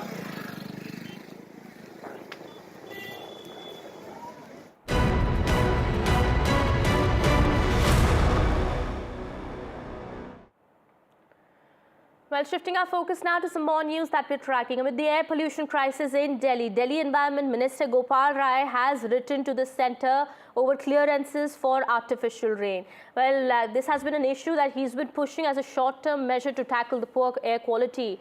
Accusing the centre of ignoring his earlier request, Delhi Environment Minister Gopal Rai has said that artificial rain is now a need of the hour and has called for an emergency meeting as well. Remember, Delhi has already shut schools and stopped constructions to prevent a rise in the pollution that poses a serious health threat to crores of residents in the NCR. To bring down the pollution, the authorities are exploring options like artificial rain. Rain can be induced artificially by the cloud seeding process, which experts believe will wash away pollutants from the atmosphere. Well, we'll talk about that in just a bit. Let's first listen into CAQM member secretary Arvind Nautiyal, who's spoken to NDTV on the anti-pollution measures that have been implemented in Delhi so far. सोमवार से आपने grab 4 लागू किया है Delhi NCR इलाके में. इसका अब तक कितना इम्पैक्ट हुआ है ज़मीन पर? आज लोगों ने कुछ इलाकों में राहत महसूस किया है, पर ज़मीन पर साइंटिफिक तौर पर कितना इम्पैक्ट दिख रहा है? सबसे पहले मैं ग्रैप के बारे में आपको थोड़ा सा अवगत कर रहा हूँ. ग्रैप, जैसा कि हमने बताया कि ग्रेडेड रिस्पांस एक्शन प्लान है, ये एक इमरजेंसी रिस्पांस है जो कि अनफॉर्चुनेट सिचुएशंस में जब एडवर्स एयर क्वालिटी सिनेरियो पहुंच जाता है तो उसमें depending on the air quality index of Delhi, वो दिल्ली एनसीआर में लागू हो जाता है. अब ग्रैप का जो सबसे शीर्ष चरण है, ग्रैप स्टेज 4, वो 450 AQI के पास, जब AQI 450 को टच करके उसके बियॉन्ड चला जाता है तो उस स्टेज पे लगाया जाता है. अब इस साल अनप्रेसिडेंटेड वेदर कंडीशंस रही, जिसने कि एकदम से आपने देखा होगा कि पिछले कई सालों में नवंबर में इस पीरियड में कभी आपने इतना गहरा जो है कोहरा and foggy conditions, inversion conditions, low temperatures, sudden temperatures low हो जाते हैं, विंड स्पीड्स बहुत वेरिएबल रही हैं. इन सारे फैक्टर्स के चलते we noticed a spike of about 80-90 points in a single day, जो कि एकदम से ऐसा एक जो हमने साल दर साल देखा है कि ये ग्रेजुअल बिल्टअप होता है. सिचुएशंस एडवर्स होती हैं because of climatic conditions, but ये जो स्पाइक इस साल को देखने को मिला अनप्रेसिडेंटेड सा रहा है, जिसमें करीब 80-90 पॉइंट्स का स्पाइक एक ही दिन में देखने को मिला. एकदम से AQI शूट अप किया. तो ना चाहते हुए भी, दो it is not a very comfortable decision, but the concerns that the air quality brings for the health concern and for particularly elderly children and all, so it is necessary that हम इसको एक emergent एक response के तौर पे, एक emergency response हम जिसे कहते हैं, उसके तौर पे हम कुछ पाबंदी लगाएं, so that उस पे at least जो further build-up है of load of polluting activities वो कम हो जाए, जिसके चलते नेट AQI में सुधार मिले, और जो कि हमें फॉर्चुनेटली देखने को भी मिल रहा है. थोड़ा वेदर ने भी साथ दिया, और हमारे जो ग्रैप 4 के, दो they are very restrictive actions, I do understand that, but उनकी वजह से जो पोल्यूशन लोड जो है, एमिशंस जो हमारे हैं, वो काफ़ी कंट्रोल हुए हैं, और उससे अब थोड़ी सी राहत हमें देखने को मिली है. So what is artificial rain, and can it be a solution to the pollution crisis in the national capital? My colleague Vishnu Shom is now joining us on the broadcast, explaining this in detail to us. So Vishnu, go ahead please. Cloud seeding is a weather modification technique that aims to increase precipitation from clouds. And here's a step-by-step explanation of how it typically works. The big question, will it work in the national capital region if it's allowed to take place? Now, meteorologists identify clouds first up that are suitable for seeding. So there is a cloud selection process. These clouds must have sufficient moisture but lack the necessary conditions to produce significant precipitation like rain on their own. Now, common agents are used for seeding. This includes silver iodide, that's often used because its structure mimics ice. Dry ice, in other words, solid carbon dioxide. When this sublimates, it cools the surrounding air, leading to the formation of ice crystals. Potassium iodide can also be used, or even calcium chloride. These are also chemicals which could be used to induce rainfall. Once these chemicals are selected, they are put onto dispensers on aircraft, and planes equipped with so-called burners or dispensers fly through or above a cloud layer to release the seeding agent. When the seeding agent is released, it acts as a nucleus around which water droplets can form or ice can crystallize, as you can see. You can see water droplets forming around in this nucleation process. As more ice crystals form larger water droplets, they grow by colliding with other droplets in the cloud. When they become heavy enough, they fall in the form of rainfall or snowfall. That depends really on the temperature that's there. All right. Thank you so much, Vishnu, for getting us all those details there. We have some breaking news now coming in. We're learning in the matter concerning the Air India flight horror, in which passengers have been stuck for more than 80 hours. We're learning the Aviation Ministry has now pulled up Air India. The government has sought a report from Air India. Well, that's the latest that we're learning at this point in time. We're learning big development that has taken place. We're learning the Civil Aviation Ministry has now pulled up Air India after the matter came to light.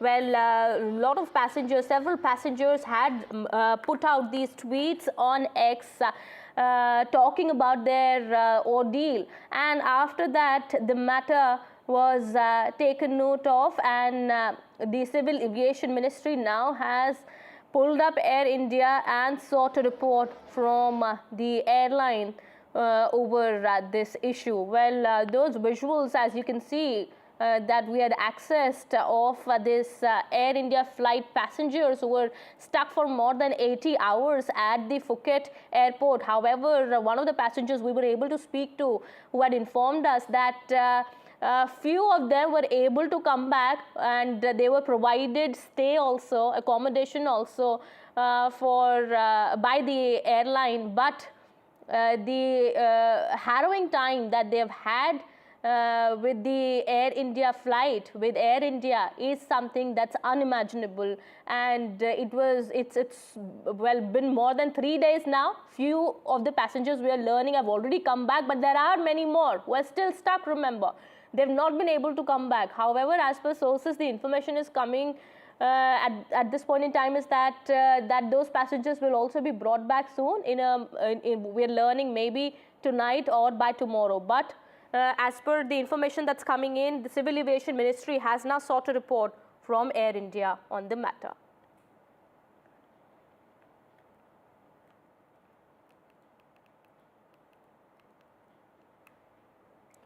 All right, we're shifting our focus now to some more news that we're tracking at this point in time. As this tension continues to prevail in Manipur, Congress Chief Mallikarjun Kharge has written to the President. Mallikarjun Kharge has in his letter said that the centre and the state government in Manipur both have failed to restore peace and normalcy in the state.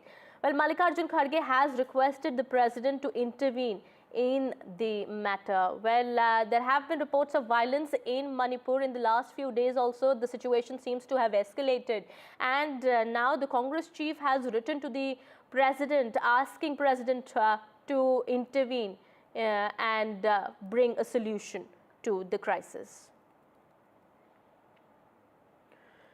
Well, shifting our focus now, this news coming in from UP ahead of the UP bypolls. Now, Samajwadi Party UP chief had written to the EC today urging the Election Commission to issue a written order saying that no cops should be allowed to check the voter ID of the voters who are going to cast their votes tomorrow in the UP bypolls. Well, the UP SP chief also said that Muslim women were asked to remove their veils or burqas in the Lok Sabha polls recently that were held this year. Well, now what we are learning, UP Deputy Chief Minister Brajesh Pathak has rejected Samajwadi Party's contention, saying that the letter of Samajwadi Party UP chief is completely misleading.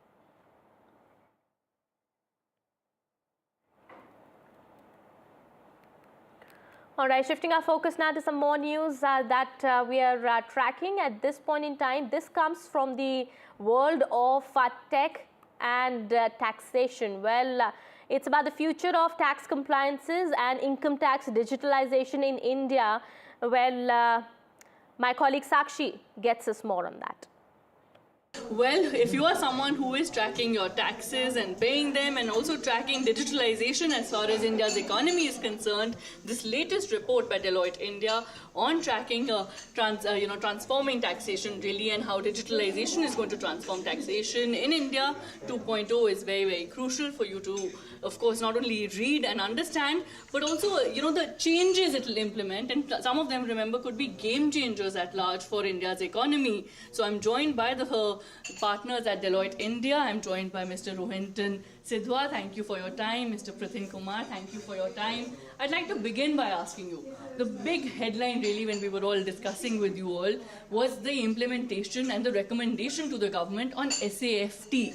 For our viewers who are watching this and for those who are saying, okay, SAFT is another jargon really. So what really is this and how will this be a game changer then in technology in taxation?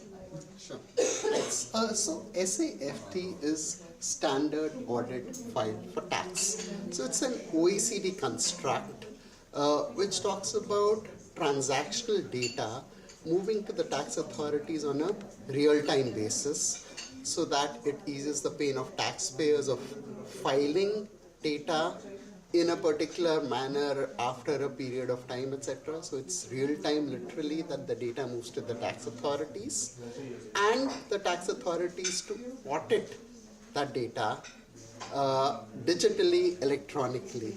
Now, usage of technology overall in the entire process with its direct taxes or indirect taxes will really be a significant game changer when it comes to the reporting and audit of tax transactions. All right, so by when do you see this being implemented really? And also, as per your survey, taxpayers saying that, look, we need more tech in day-to-day activities. That really is also coming out strongly. So I think it's a moving target. So over the last 15 years, the tax department really began their journey of implementing technology in returns. It's actually started with TDS, and over a period of time, now it's moved to income tax returns as well. And now we are talking of taking it even further, that we take it to the assessment process through the SAFT. Right, so taking it one step further, we were also discussing AI in taxation going forward. Your thoughts really on how this will be implemented and, by when do you really see AI taking center stage? We often talk about AI as something as a futuristic element really in our sectors, but AI as far as taxation is concerned, how do you see it being implemented and by when do you see it being implemented? So we don't know all the details, but I'm pretty certain that the tax department already has a roadmap to AI implementation as well as an analytics. But we are increasingly seeing many of our clients actually look at solutions around AI to further add efficiency to their tax reporting processes. Right. Now, one of the challenges, right, when I was talking to others also saying that, look, as technology in taxation is emerging, what really is a key challenge? The key challenge, not only as per your survey that's coming out, but also like viewers at large, is notices, right? When someone gets a notice and they're saying, okay, while this is technology at its best, if they need to comprehend it, they need to tally it, they need to make sense of it, reach out to someone, they seem to find that as a hurdle. So is that, would you believe that's one of the key challenges, and how do you think that technology can really take that on?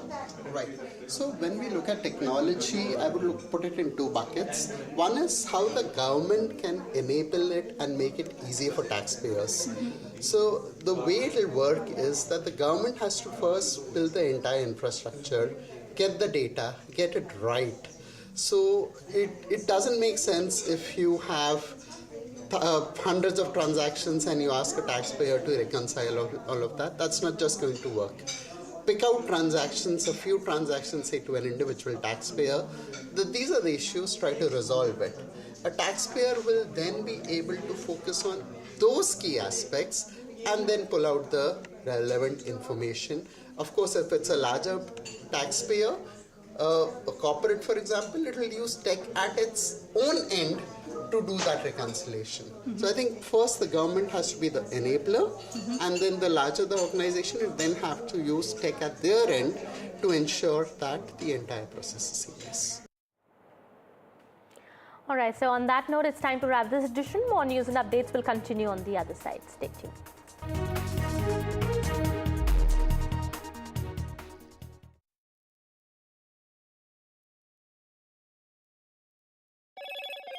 Hello, Moto.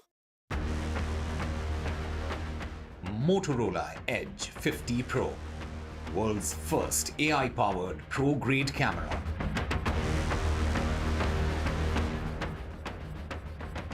ATR nightmare on Delhi-bound Air India flight. Air passengers stuck for 80 hours at Phuket Airport. The plane takes off after 24 hours but was grounded again. Bahujan Vikas Aghadi workers created a ruckus in Virar in Maharashtra, accusing BJP leader Vinod Tawde of distributing money.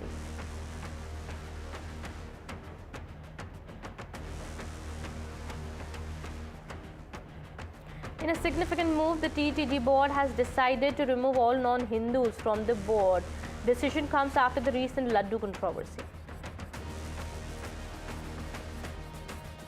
Delhi Environment Minister Gopal Rai writes to Union Environment Minister over clearances for artificial rain.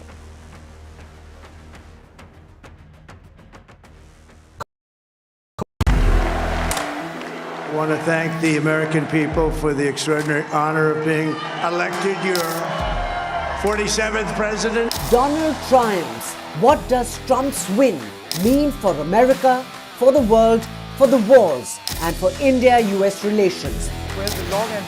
Non-stop coverage on NDTV. Top analysts and voices from the ground. Extensive coverage on NDTV.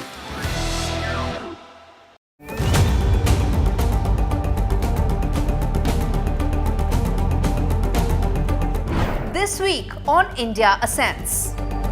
All eyes on upcoming Rio G20. India poised to mend emerging economies, G7 divisions. Trump 2.0. Is it time up Trudeau? Ottawa stares at fresh turmoil. Chinese security personnel in Pakistan. Is it Beijing's bid to colonize Islamabad? And in Bangladesh, why does Attorney General want secular removed from the constitution? All this and more only on India Ascends with me, Gauri Dwivedi, at these timings on the NDTV network.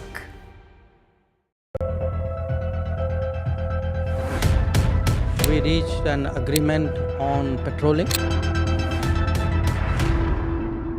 We have gone back to where the situation was in 2020, and we can say with that the disengagement process with China, you can say, has been completed. The understanding, to my knowledge, is that we will be able to do the patrolling which we were doing in 2020. NDTV proudly presents NDTV World Summit 2024, the India Century. I now request the Honorable Prime Minister to launch NDTV World and address the summit. Prime Minister Narendra Modi's inaugural session at the NDTV Summit outlined his vision for the India Century, driven by aspirational India. हमारा प्रयास होगा भारत की century सिर्फ भारत की नहीं बल्कि पूरी मानवता की जीत की सेंचुरी बने. The summit brought together prominent global leaders, highlighting India's pivotal role on the world stage. Not just Indians trusting India's leadership, but the global South especially trusting India's leadership. Permanent seat on the UN Security Council is something that should be India's right. Canada is concerned, I think there are some very specific issues. I think a lot of people know that. AI is going to be one of the most important, drivers. It's a very exciting time for India, Indian cinema as well at a global level.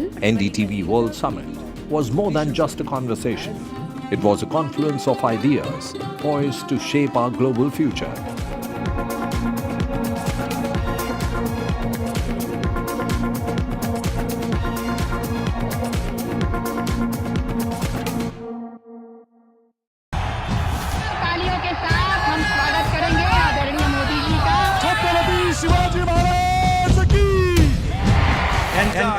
stop the corruption.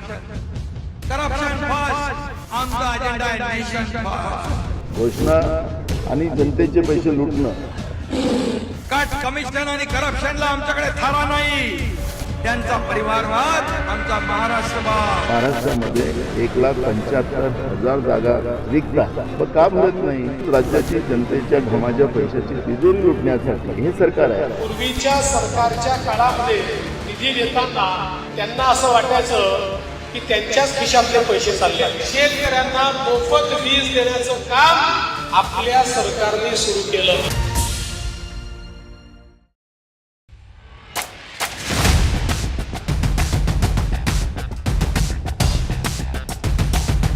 The last elections of 2024, it's the battle for India's economic heart. An election that will decide Maharashtra's future. Can the big brother BJP manage the competing ambitions of Mahayuti? Can the Red Book rally the voters once again for Congress and its allies? So as Maharashtra's future trajectory takes shape, we report from the ground. Two visions, two ideology, one verdict. An election where no caste chemistry can yield a perfect formula. It's a state that is splintered with power battles. The big question, will Maharashtra poll outcome unify parties or divide them further? And who will emerge as Maharashtra's undisputed leader?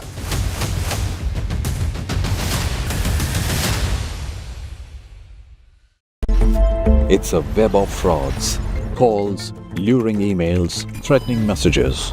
Cyber frauds have cast their net wide and everyone is at risk. We track the victims, their horror stories as they get conned online, extorted and robbed of their hard-earned money. How to identify a cyber fraud and how to stay cyber safe. What are your options? Fraud.con, NDTV initiative for cyber safety. Only on NDTV 24/7. I've been reporting on all issues, big and small, from Andhra Pradesh, Telangana, rest of South India, bringing you all the action, all that you need to know, all that you want to know. The energy of Maximum City is infectious. I bring in that energy in our news coverage from financial capital Mumbai. India's IT capital is always buzz. It's literally a city that never sleeps. And I keep you ahead on all the Bengaluru buzz. Covering from the southernmost part of India over the last 23 years, I bring in-depth and 360-degree coverage from the Dravidian heartland. The land of Mishti is also known for its bitter politics. I have seen much water flow under the Howrah Bridge, covering Bengal in all its vivid colors. In today's interconnected world, India's voice is more crucial than ever. When India speaks, the world listens. At NDTV World, we are that voice, bringing you intelligent and insightful news from India and beyond. From geopolitics and diplomacy to economic shifts, migrations, tech disruptions, and the stories of our diaspora. We cover the news that shapes our global future. NDTV World, your new home for global news, is here.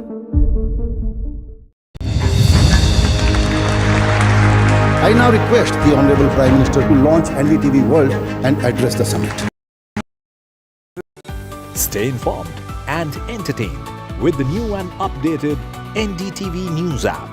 You can watch all our channels live, listen to podcasts, read breaking and exclusive news from around the world and more. Download the G20 summit.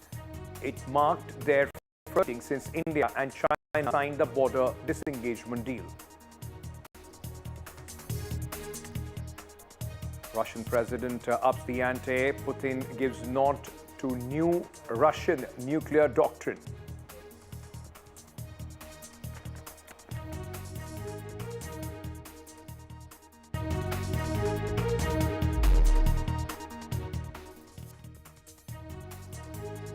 Ladies and gentlemen, less than 24 hours to go for the voting to start in the state of Maharashtra. In fact, if we count from today, from right now, it is just 14 hours before Maharashtra will start using their franchise and the people will in fact elect the new government.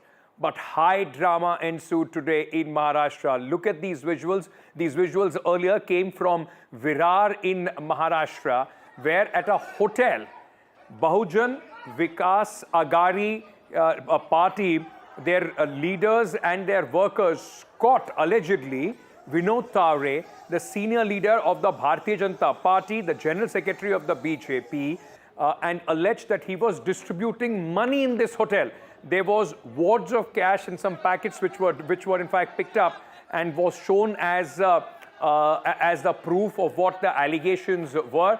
Look at this massive ruckus that happened here. And then outside, there was a bag full of money allegedly and a diary in which names of the people was written who was supposed to be given this money. Mr. Tawde, though, denied these allegations and also said that Election Commission is free to inquire and investigate. Now, Election Commission has registered an FIR as far as this case is concerned. And at this moment, this has become the biggest talking point in the battle for Maharashtra, which starts tomorrow. चुनाव आयोग उसके inquiry करे, police inquiry करे, CCTV footage ले ले, तो उसमें वास्तव जो है, मैं तो 40 साल से पार्टी में हूँ, तो जो वास्तव है वो सबको पता है और फिर भी चुनाव आयोग ने निष्पक्ष इंक्वायरी करनी चाहिए, ऐसा मेरा भी आग्रह है। बांटेंगे, पैसा बांटेंगे तो जीतेंगे ना, हाँ बांटेंगे तो कटेंगे नहीं, भाजपा वाले पैसा बांटेंगे तो ही जीतेंगे। विनोद तावड़े जी भारतीय जनता पार्टी के राष्ट्रीय महासचिव हैं, महाराष्ट्र के बड़े नेता रहे बीजेपी की सरकार के, अब राष्ट्रीय महासचिव, उनके ऊपर बहुत जिम्मेदारी रहती है। कभी चंडीगढ़ का मेयर को बनाओ, वहाँ पैसा बांटो, हरियाणा में पैसा बांटो, वो बहुत ही अनुभवी व्यक्ति है उसमें। Bharatiya Janata Party releasing the videos of their leaders' bags and helicopters being checked seems to be a farce. They have done this after Mr. Uddhav Thackeray ji exposed them and showed how particularly the opposition is being targeted and the bags that they carry were being checked. If the Election Commission is carrying out these kind of checks, it should be done. But what we want to say is that all these checkings should be done impartially across all parties, and all leaders traveling across Maharashtra should go through this security check and the bags should be checked.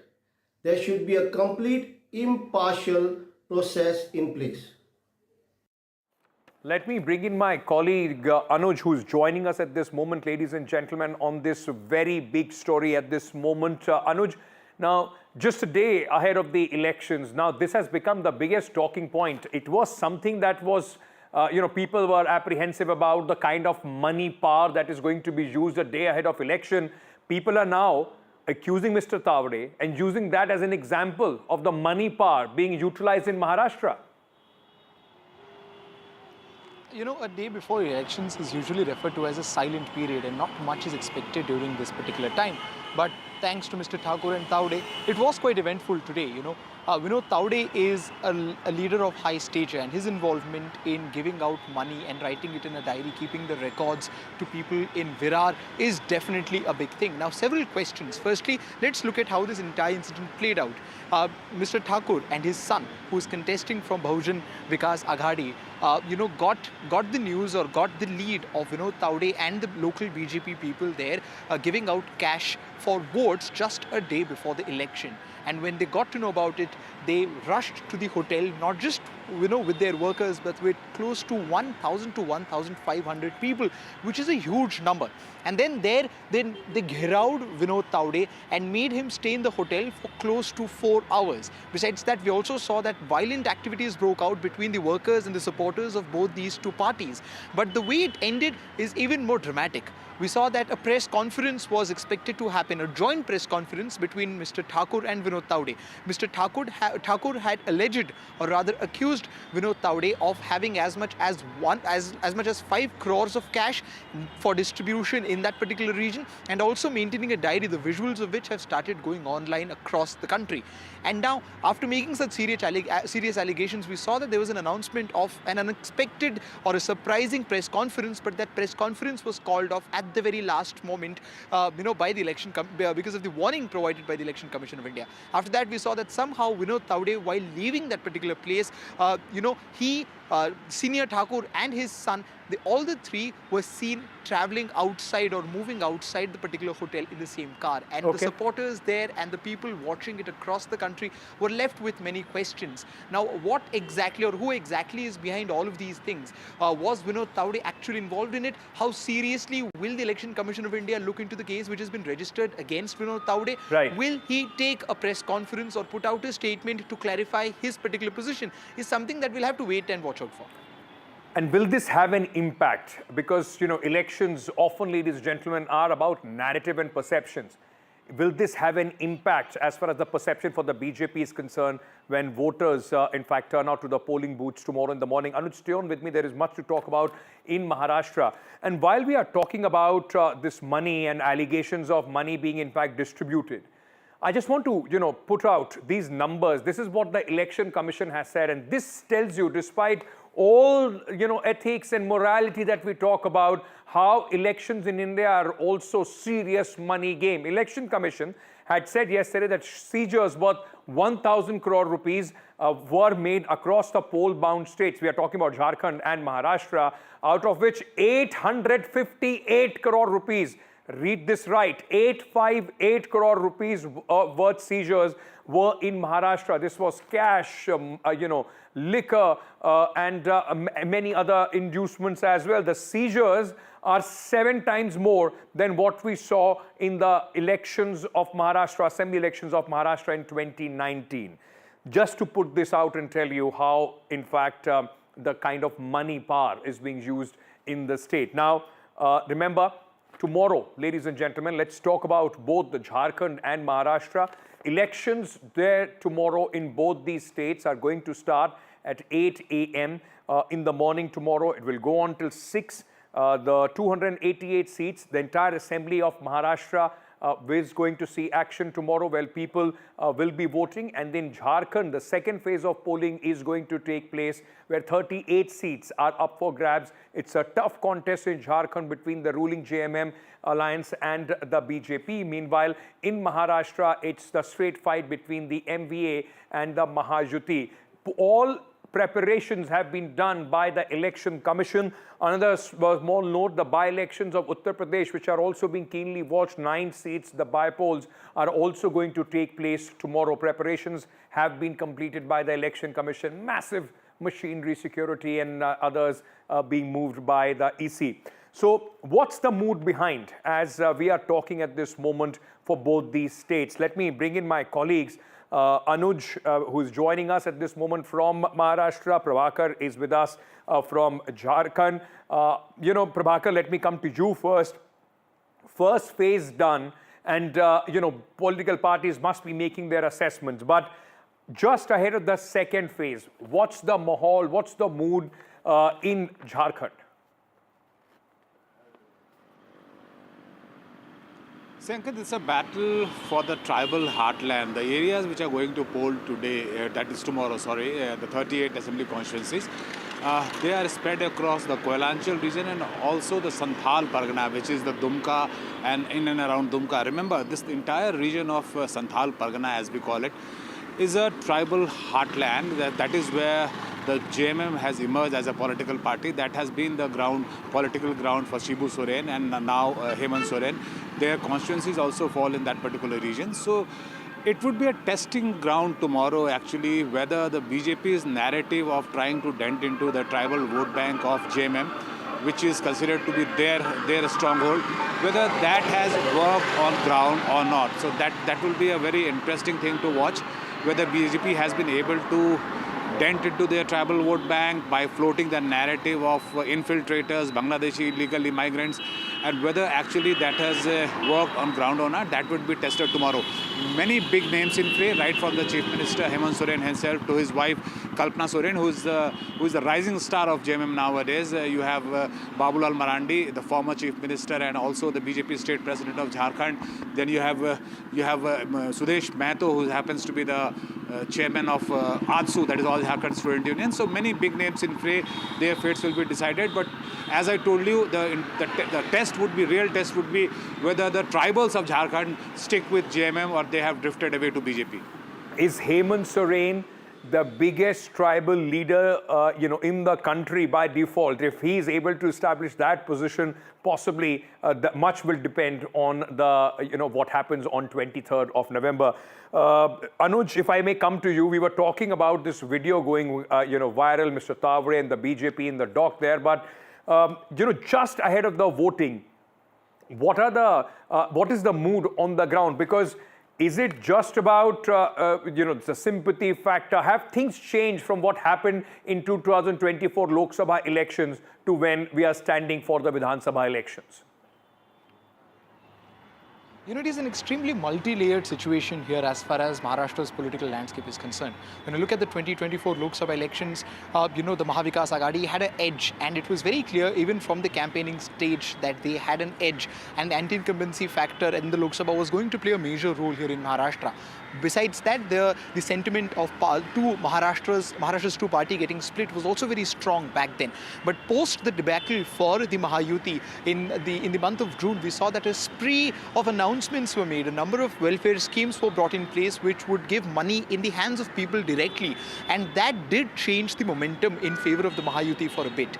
But when we've travelled across across several parts of the state and of course in the Mumbai region in the last few days or weeks, what we've realized is that yes, the number of people who have valued the government or who have changed their opinion of the government, especially because of the schemes being introduced, is also increasing. But at the same time, they're also very well aware about the timing and about the politics of these schemes being introduced just a few months before the election. So it's not that the farmers or the workers or especially the women are going to let go of their problems in the last 5 years just because they've been getting some amount of money in the last 4 to 5 months. Mahayuti, on one hand, is trying to push very strong on the infrastructure, be it the Mumbai region, be it the Samruddhi Mahamarg, be it metro in Mumbai or Pune. But Mahavikas Aghadi is still trying to play its card where it's trying to call the corruption, where it's trying to call the lawlessness of the state and the safety of women, amongst many other things. Gentlemen, thank you for joining me at this moment. My colleagues will be up and about early in the morning to get you a ringside view of the polling that is going to take place in these crucial states. Sticking a little, just a bit more on, Maharashtra election yesterday. It was, in fact, the former minister who was attacked there, and Anil Deshmukh. There was stone pelting on his, Anil Deshmukh was campaigning. He completed his campaign and was on his way back. That's the time when he was attacked. He was injured, in fact, in this. And at this moment, he's recuperating. Whether this is going to have big, in fact, impact, that will be an important consideration come the elections. Now, let's talk about, Sharad Pawar. Sharad Pawar Sr. has gone against his partners, Rahul Gandhi and Uddhav Thackeray, and attacked on the attack on the Adanis. In fact, Pawar has said they just want to attack Adani. Dharavi is not an issue. In an interview to a digital platform, NCP, Sharad Pawar, leader and senior leader of the Mahavikas Aghadi, Mr. Pawar, has rejected Rahul Gandhi and Uddhav Thackeray's attack on Adani Group with respect to the Dharavi project. All right, so as I was telling you earlier, ladies and gentlemen, Shiv Sena, Uddhav Thackeray leader Sanjay Raut has in fact criticized Maharashtra Home Minister Devendra Fadnavis for worsening law and order situation in the state following the recent attack on former Home Minister Anil Deshmukh.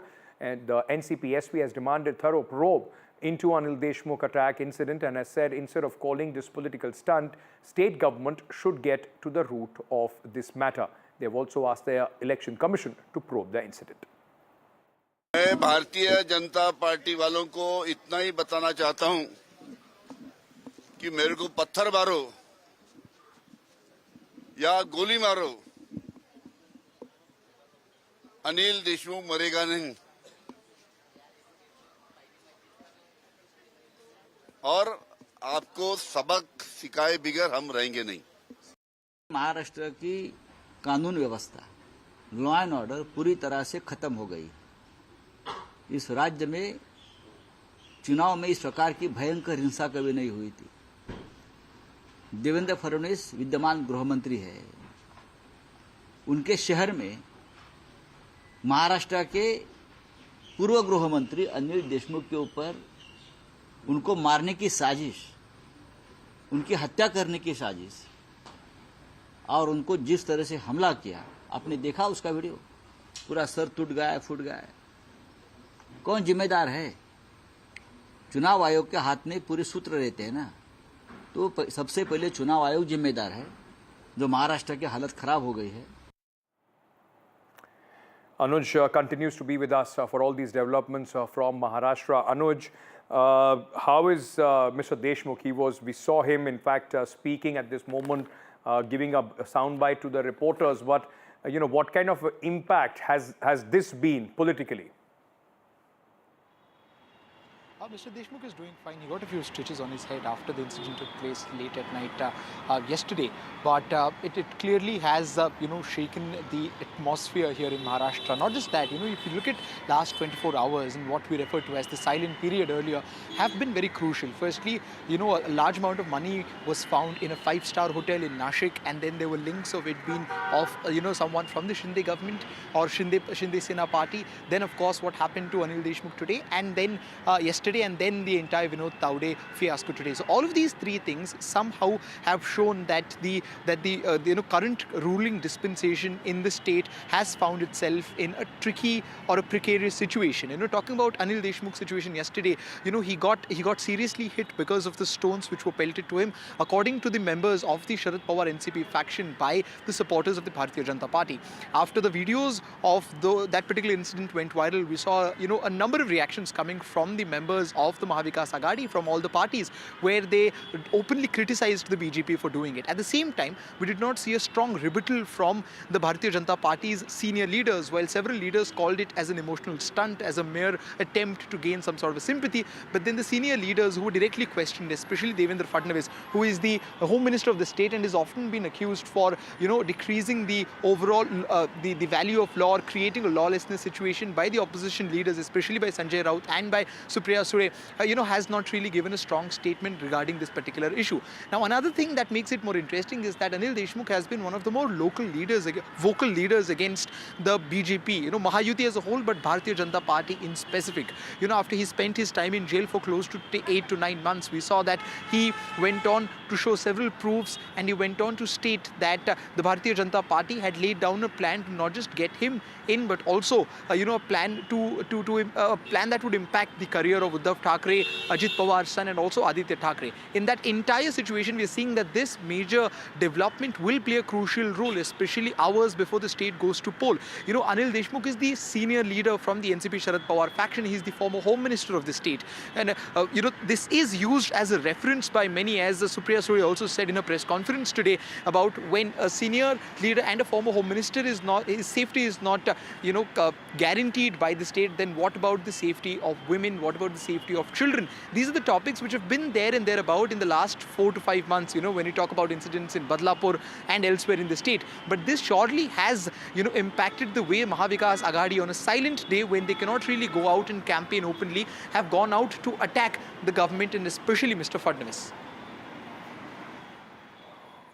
Okay, in fact, very quickly, before I let you go, because there is some news, we are expecting some big breaking news which is coming in, and we'll come back to you on that. But very quickly, at this moment, Anuj, the BJP is calling it some sort of a political stunt.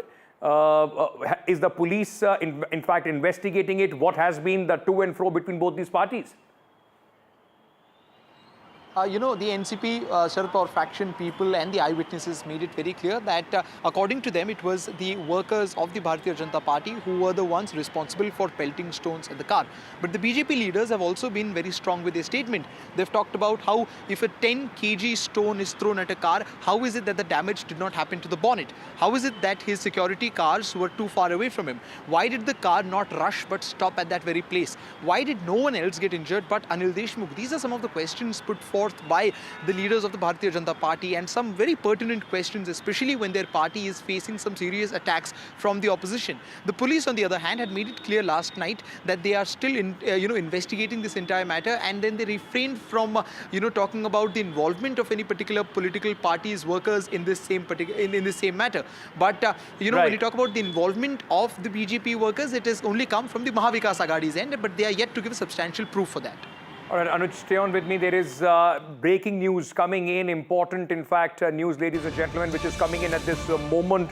Let's very quickly turn our attention to this. FIR has been, as we were telling you earlier, FIR has been registered against senior BJP leader Vinod Tawde. Now, interestingly, now the FIR names Vinod Tawde and another leader for this, what has happened in Virar. Earlier, we were reporting to you that in Virar, their allegation is that Mr. Tawde allegedly was there to distribute cash. There was some money which was also, in fact, confiscated, some envelopes and a diary in which names of the BJP workers were written in which those who were supposed to get this money. Now, FIR has been filed against Vinod Tawde in the cash case. The Election Commission had initiated this FIR, and what we know at this moment, he has been named, and now just a day, in fact, 13 and a half hours before Maharashtra votes, this is going to be a very, very important,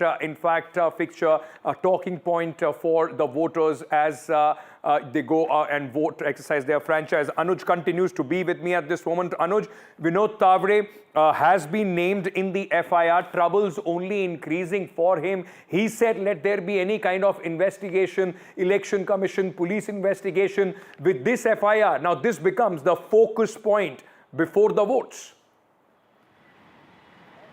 This becomes a very important focus point because you see Vinod Tawde is a very senior leader from the Bharatiya Janata Party. He's the national secretary, and he was also looked at as the next phase for becoming the chief minister from the state of Maharashtra. He comes from the Maratha community, which has been in news especially because of the reservation issue. And Vinod Tawde is someone who is considered to be very close with the top heads of the Bharatiya Janata Party, and he was looked at as a serious alternative to Devendra Fadnavis and of course Eknath Shinde if the BJP gets a majority. But this case being filed, which has his name written on it, especially 13 hours before the state goes to play, gives away some very important indications about what is going to be the mood of not just the people or the voters, but how are the leaders and how is the dynamics within the Bharatiya Janata Party is going to work out.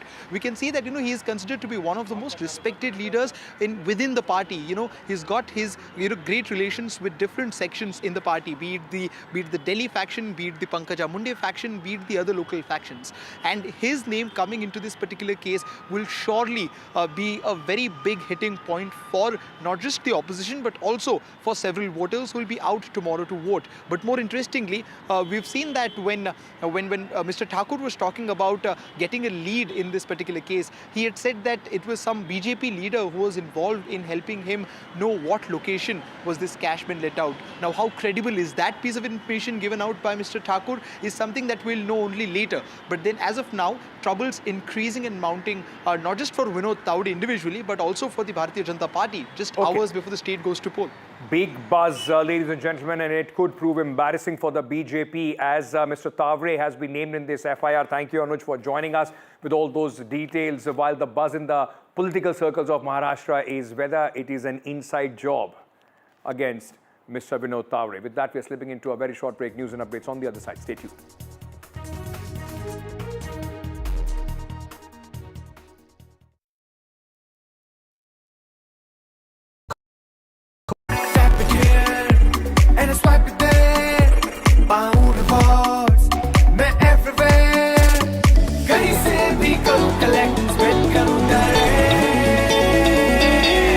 Download any single ID partner app, link your card and earn reward with top brand. Get it free with single ID. NDTV proudly upholds its legacy of trust and credibility. According to the prestigious Reuters Institute's Digital News Report 2024, NDTV is the topmost news platform in the country. Number 1 in both online and offline reach in India. Beating all its competition, NDTV stands for trust. Hello and welcome to India Sense, where I speak with global opinion makers. The United States has made a strategic decision over the last 20 years to move closer to India. So a $7 trillion economy seems a perfectly conceivable number. If you want to be a national party, it's that you sort of accept the way the world is rather than want to endlessly hark back to how it was. Modi is promoting the digitization of the economy, which is accelerating growth in the country. I want to thank the American people for the extraordinary honor of being elected your 47th president. Donald triumphs. What does Trump's win mean for America, for the world, for the wars, and for India-US relations? Non-stop coverage on NDTV. Top analysts and voices from the ground. Extensive coverage on NDTV.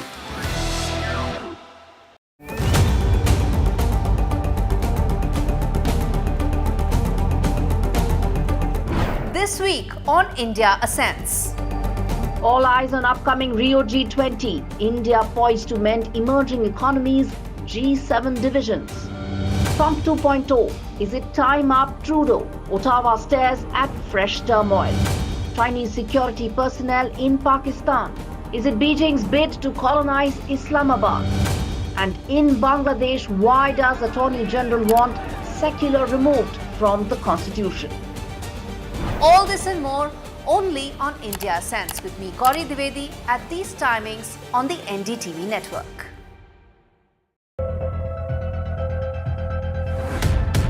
We reached an agreement on patrolling. We have gone back to where the situation was in 2020, and we can say with that the disengagement process with China, you can say, has been completed. The understanding, to my knowledge, is that we will be able to do the patrolling which we were doing in 2020.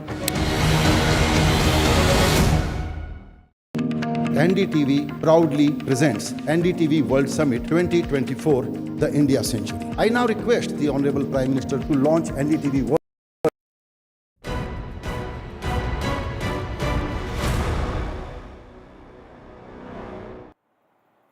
If you thought the sun today a little more visible than yesterday, the air quality has improved, well, you're mistaken.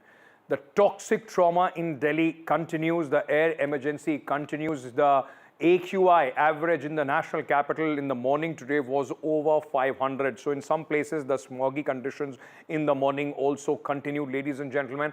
And it gives you a sense of how difficult these days Delhi is. Now imagine, you are inside your house, you are in your office, there are people, those who are on the roads, battling these kind of conditions, while all these measures of sprinklers and waters and fogging, all those don't seem to be enough. Now, amid this, the war of words between the government of Delhi and the BJP continues. Today, the Delhi Environment Minister Gopal Rai has written to Union Environment Minister asking for clearances for artificial rainfall, an issue he has been pushing as a short-term measure to tackle the poor air quality.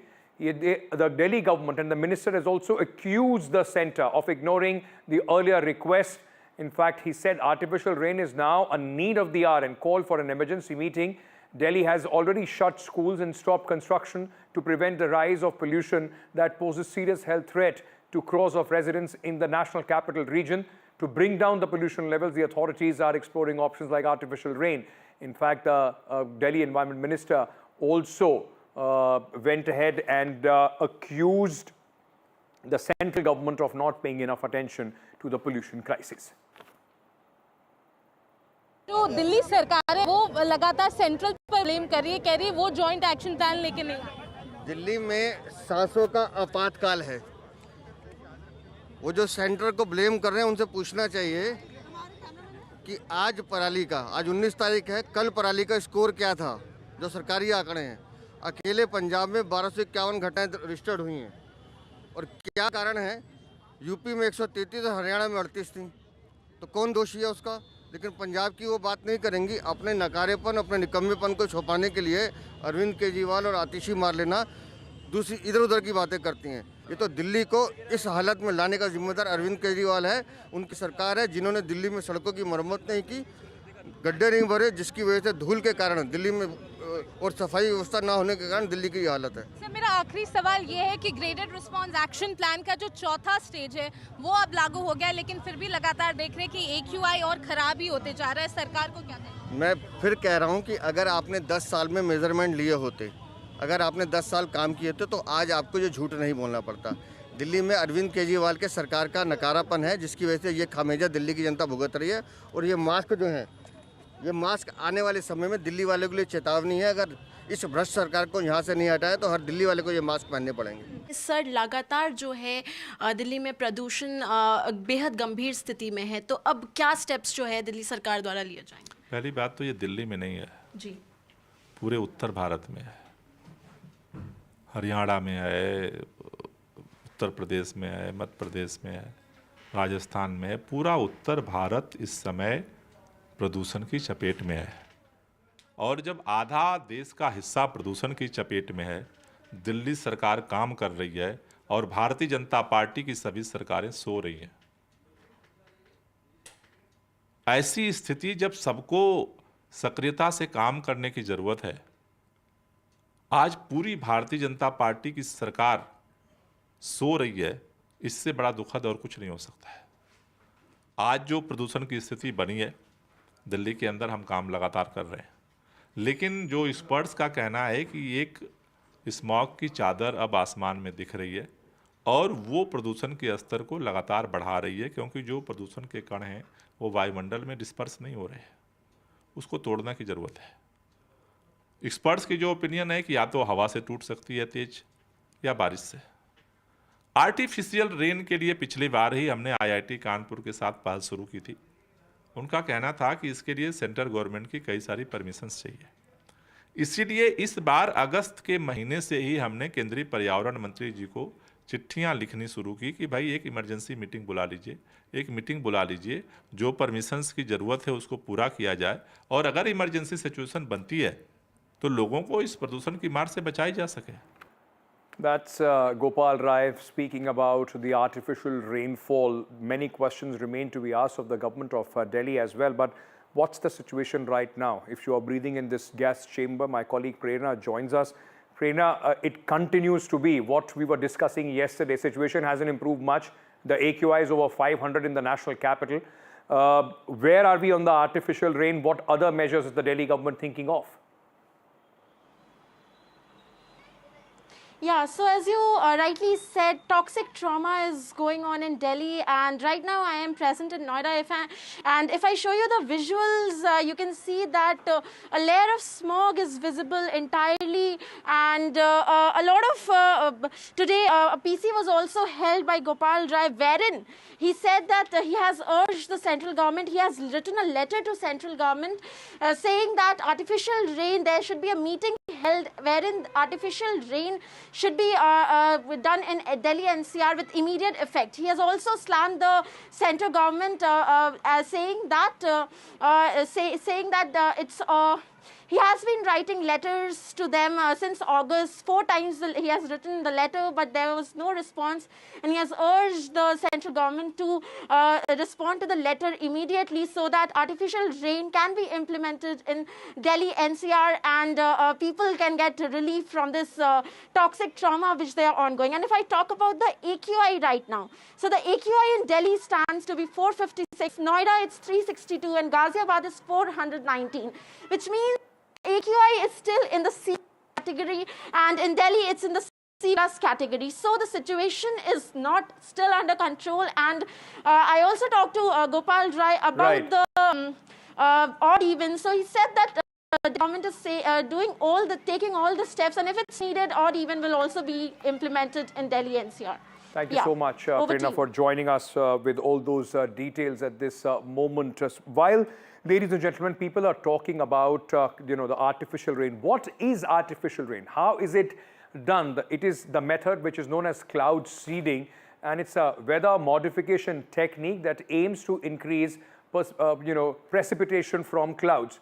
Here is a step-by-step explanation of how typically it works. The big question is whether it will work in the national capital region, and whether, even if it does, first, whether there is willingness, political willingness on the part of the government at the center and the government of Delhi to in fact use this measure. Take a look. Cloud seeding is a weather modification technique that aims to increase precipitation from clouds. And here's a step-by-step explanation of how it typically works. The big question, will it work in the national capital region if it's allowed to take place? Now, meteorologists identify clouds first up that are suitable for seeding. So there is a cloud selection process. These clouds must have sufficient moisture but lack the necessary conditions to produce significant precipitation like rain on their own. Now, common agents are used for seeding. This includes silver iodide, that's often used because its structure mimics ice. Dry ice, in other words, solid carbon dioxide.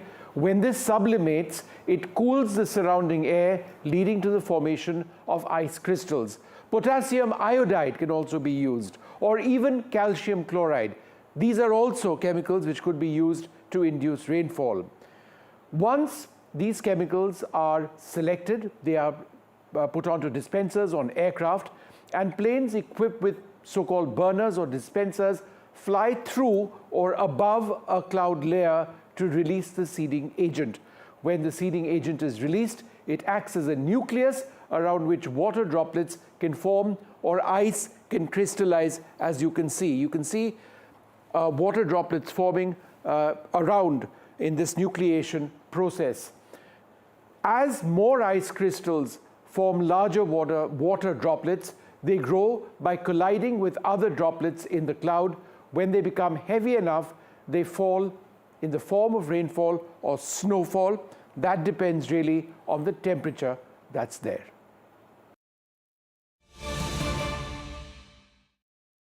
News coming in at this moment. India and China talks. Remember, S. Jaishankar, the foreign minister, has met his Chinese counterpart Wang Yi, in fact, on the sidelines of the G20 summit. The foreign minister's statement is out, and the Indian foreign minister has said, our leaders asked for a meeting. Leaders said ministers and representatives must meet. Discussions on talks with China, India-China talks, are now taking place after, first talks are taking place after the disengagement deal was signed between both the countries to reduce the tensions on the line of actual control. Let me go across and bring in my colleague Mohammad Ghazali for more details on this significant step, another significant step, Mohammad Ghazali, to try and build some confidence and bring the tensions down.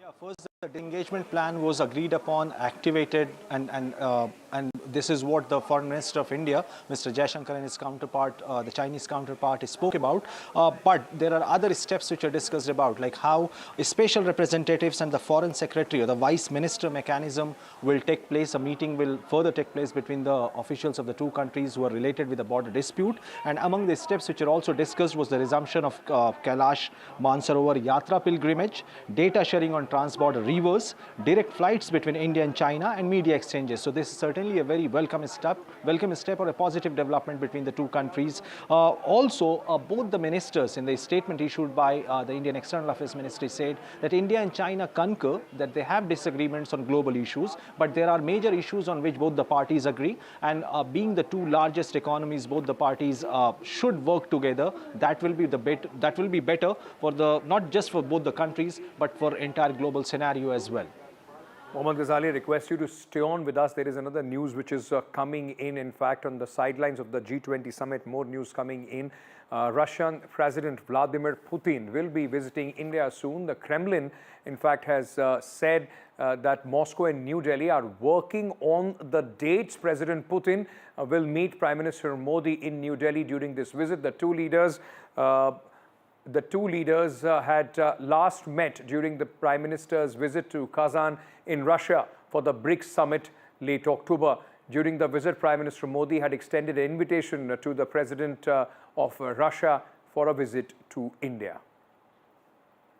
Well, I hope soon we'll work out the precise dates of his visit. But you know that our leaders are exchanging visits. So, and of course, after 2 visits of Prime Minister Modi to Russia, now we have a visit of President Putin to India. So we're looking forward for it. We'll start very precise preparations for the visit. We attach a very great importance to this context. Right now, I don't have any specific dates. All right, Mohammad Ghazali joins us again on this story as well. Mohammad Ghazali, this will once again underline the kind of relation and the trust that India and Russia enjoy. Key takeaways from this announcement: one, that the dates have not been finalized yet, but you see the announcement has come on a day when both Russia and Ukraine are marking 1,000th day of this war, and Russia chooses to announce that Mr. Putin, the Russian president, will visit India. Why it is significant? Because all this while in the last 2-3 years since Prime Minister Modi visited Russia and Ukraine, he was widely criticized by the Western parts, but now it shows that it is not just India who is projecting itself as a peacemaker, but one of the parties in this war, or one of the stakeholders, Russian president himself chooses India to come and visit while the war has intensified in the last 3-4 days, certainly shows the kind of position and relation India and Russia enjoys while the war is ongoing. And it also gives a kind of pushback towards the Western criticism that earlier when Prime Minister Modi visited Russia, it was criticized by the West, but now even India is openly embracing Mr. Putin as he has decided to visit India in coming weeks. Mohammad Ghazali also, because the Prime Minister of India, even in Kazan, when he spoke to the Russian president, spoke about peace between Russia and Ukraine. Possibly this will be one of other, themes that the Prime Minister of India will talk to President Putin when he arrives in Delhi again. At the time now when the world scenario is changing, with Donald Trump, in fact, expected to come in soon and take over the reins of United States. Do you see India playing a much bigger role in some sort of a mediation role between Ukraine and Russia?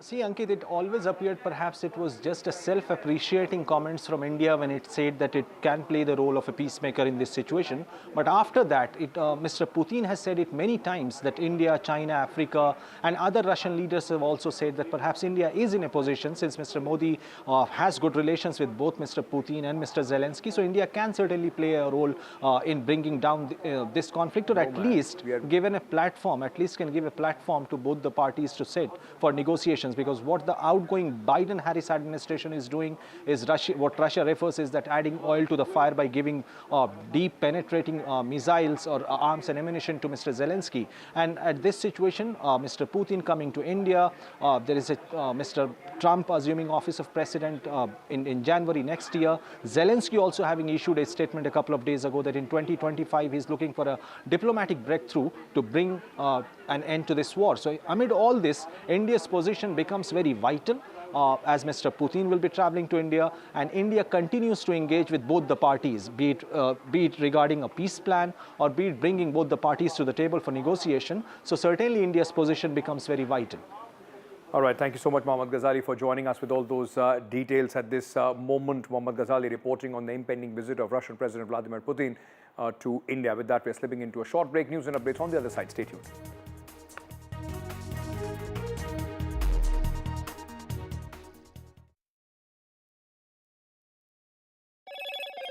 Hello, Moto. Motorola Edge 50 Pro, world's first AI-powered pro-grade camera.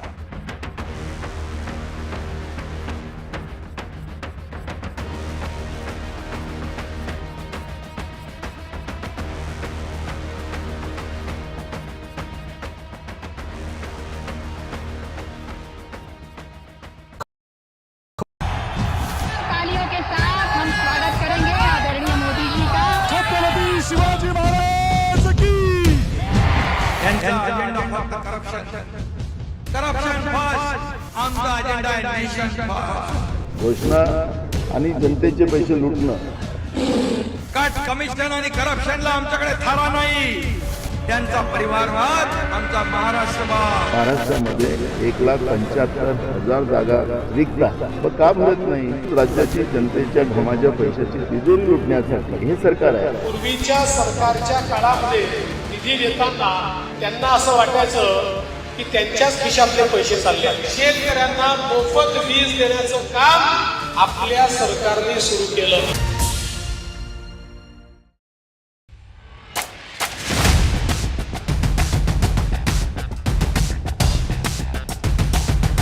The last elections of 2024, it's the battle for India's economic heart. An election that will decide Maharashtra's future. Can the big brother BJP manage the competing ambitions of Mahayuti? Can the Red Book rally the voters once again for Congress and its allies? So as Maharashtra's future trajectory takes shape, we report from the ground. Two visions, two ideology, one verdict. An election where no caste chemistry can yield a perfect formula. It's a state that is splintered with power battles. The big question, will Maharashtra poll outcome unify parties or divide them further? And who will emerge as Maharashtra's undisputed leader?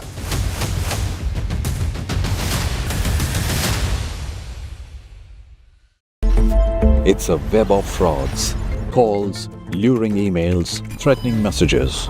Cyber frauds have cast their net wide and everyone is at risk. We track the victims, their horror stories as they get conned online, extorted and robbed of their hard-earned money. How to identify a cyber fraud and how to stay cyber safe. What are your options?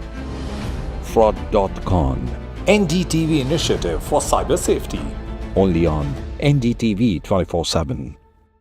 I've been reporting on all issues, big and small, from Andhra Pradesh, Telangana, rest of South India, bringing you all the action, all that you need to know, all that you want to know. The energy of Maximum City is infectious. I bring in that energy in our news coverage from financial capital Mumbai. India's IT capital is always buzz. It's literally a city that never sleeps. And I keep you ahead on all the Bengaluru buzz. Covering from the southernmost part of India over the last 23 years, I bring in-depth and 360-degree coverage from the Dravidian heartland. The land of Mishti is also known for its bitter politics. I have seen much water flow under the Howrah Bridge, covering Bengal in all its vivid colors.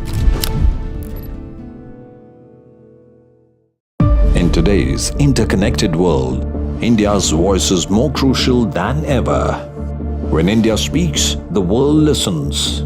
At NDTV World, we are that voice, bringing you intelligent and insightful news from India and beyond. From geopolitics and diplomacy to economic shifts, migrations, tech disruptions, and the stories of our diaspora. We cover the news that shapes our global future. NDTV World, your new home for global news is here. I now request the Honorable Prime Minister to launch NDTV World and address the summit. It was the grand launch of NDTV World by Prime Minister Narendra Modi. NDTV World.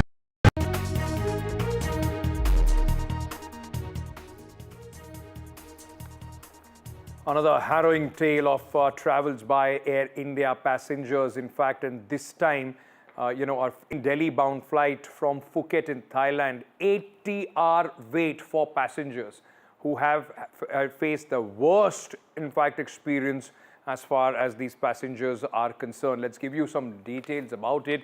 In fact, the Air India flight was stuck, which was from Phuket to Delhi, was stuck in Phuket. Airlines has said that there is a technical problem and flyers, in fact, have been suffering. Plane took off after a 24-hour delay but had to return back and the flight, in Phuket after 2 hours due to the snag. The government takes note of the Phuket flight horror, and the Aviation Ministry has pulled up Air India. The government has sought a report from Air India. Air India sources, meanwhile, suggest that flight delayed due to duty time limitations, and a technical issue is in flight which led to this delay. The tech issue could not be resolved, and the stay was arranged for all the passengers. All flyers will also be reimbursed. 35 to 40 passengers were brought back by Air India. In fact, many passengers still stuck. In fact, 80 hours this entire ordeal continued for the passengers.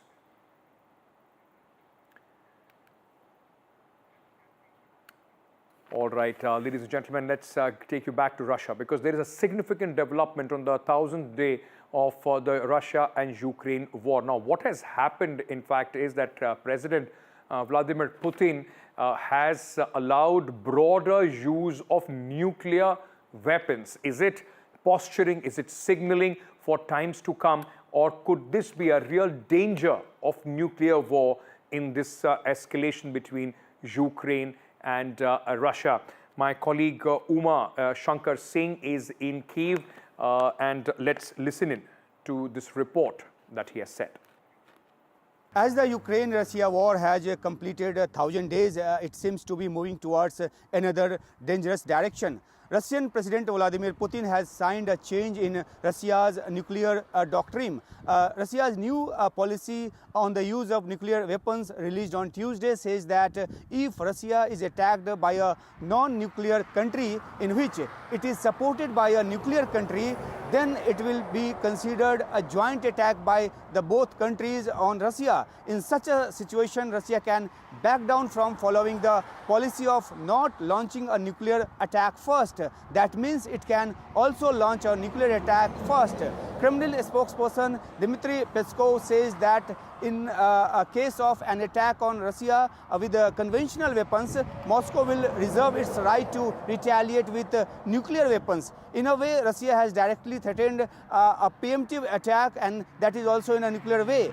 This change in Russia's nuclear doctrine has come after US President Joe Biden's decision in which Biden has approved Ukraine's use of long-range missiles against Russia. Ukrainian President Zelensky had been demanding for this for a long time. After US permission, Ukraine can use long-range missile in the area of Kursk. Ukrainian army has captured certain areas of the Kursk, and Russian army's heavy deployment is there. North Korean soldiers are also present there to fight on behalf of Russia.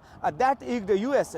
After US permission to Ukraine to use long-range missiles, Russia called it a provocative step and is trying to pressurize America and Western countries by updating its policy of nuclear weapons. Putin has previously threatened that if Ukraine attacks Russia using Americans or Western countries' missiles, it will be considered that NATO has waged a war against Russia. And now that Ukraine is free to attack Russia with American missiles, Russia has also threatened to use nuclear weapons. That's all the time that we have in this edition. News and updates continue here on NDTV. Stay tuned.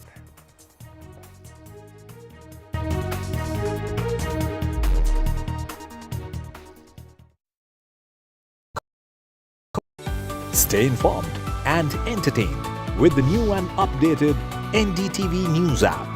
You can watch all our channels live, listen to podcasts, read breaking and exclusive news from around the world and more.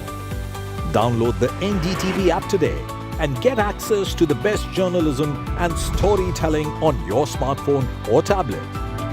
The NDTV app. News that matters to you.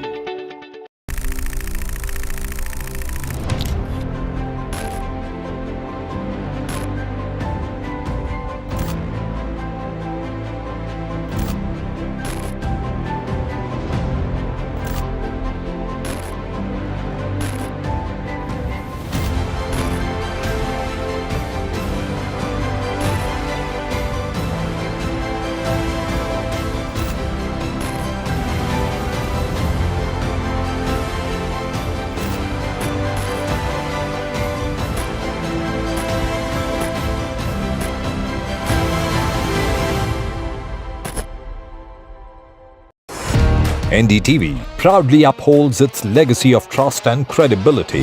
According to the prestigious Reuters Institute's Digital News Report 2024, NDTV is the top-most news platform in the country. Number 1 in both online and offline reach in India. Beating all its competition, NDTV stands for trust. Hello and welcome to India Sense, where I speak with global opinion makers. The United States has made a strategic decision over the last 20 years to move closer to India.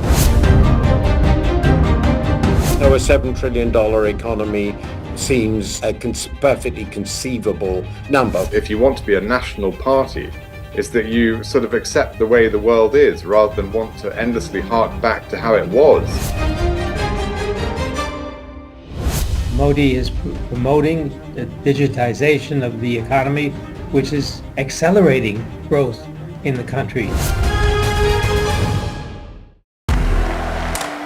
I want to thank the American people for the extraordinary honor of being elected your 47th president. Donald triumphs. What does Trump's win mean for America, for the world, for the wars, and for India-US relations? Non-stop coverage on NDTV. Top analysts and voices from the ground. Extensive coverage on NDTV.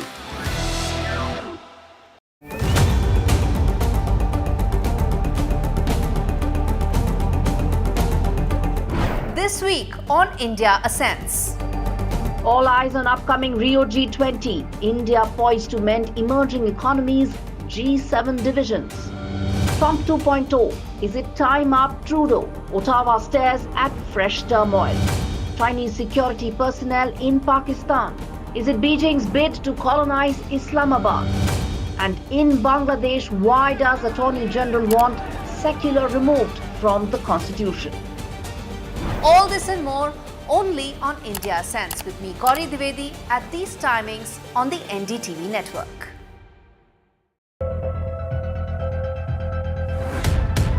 We reached an agreement on patrolling. We have gone back to where the situation was in 2020, and we can say with that the disengagement process with China, you can say, has been completed. The understanding, to my knowledge, is that we will be able to do the patrolling which we were doing in 2020. NDTV proudly presents NDTV World Summit 2024, the India Century. I now request the Honorable Prime Minister to launch NDTV World and address the summit. Prime Minister Narendra Modi's inaugural.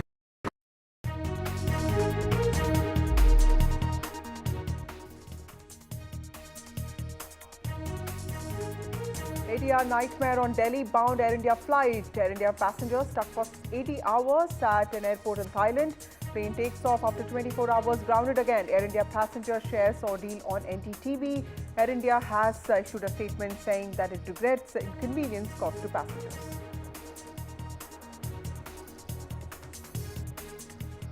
Bahujan Vikas Aghadi workers created a ruckus in Virar in Maharashtra, accusing BJP leader Vinod Tawde and candidate Rajan Naik of distributing money. FIRs against BJP leaders after this ruckus, while BJP has dismissed it, calling it completely baseless.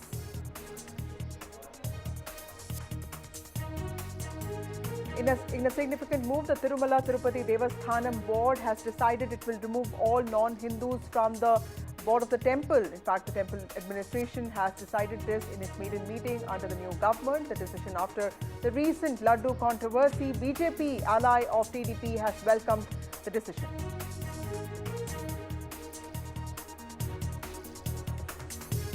Meanwhile, as Delhi's pollution soars, Environment Minister of Delhi, Gopal Rai, has written to Union Environment Minister Bhupender Yadav over clearances for artificial rain, accusing the centre of ignoring its earlier requests. Gopal Rai has said that artificial rain is now the need of the hour.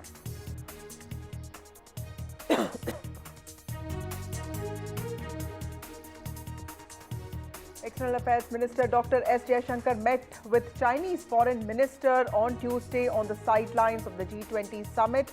It marked their first meeting since India and China signed the border disengagement deal in October.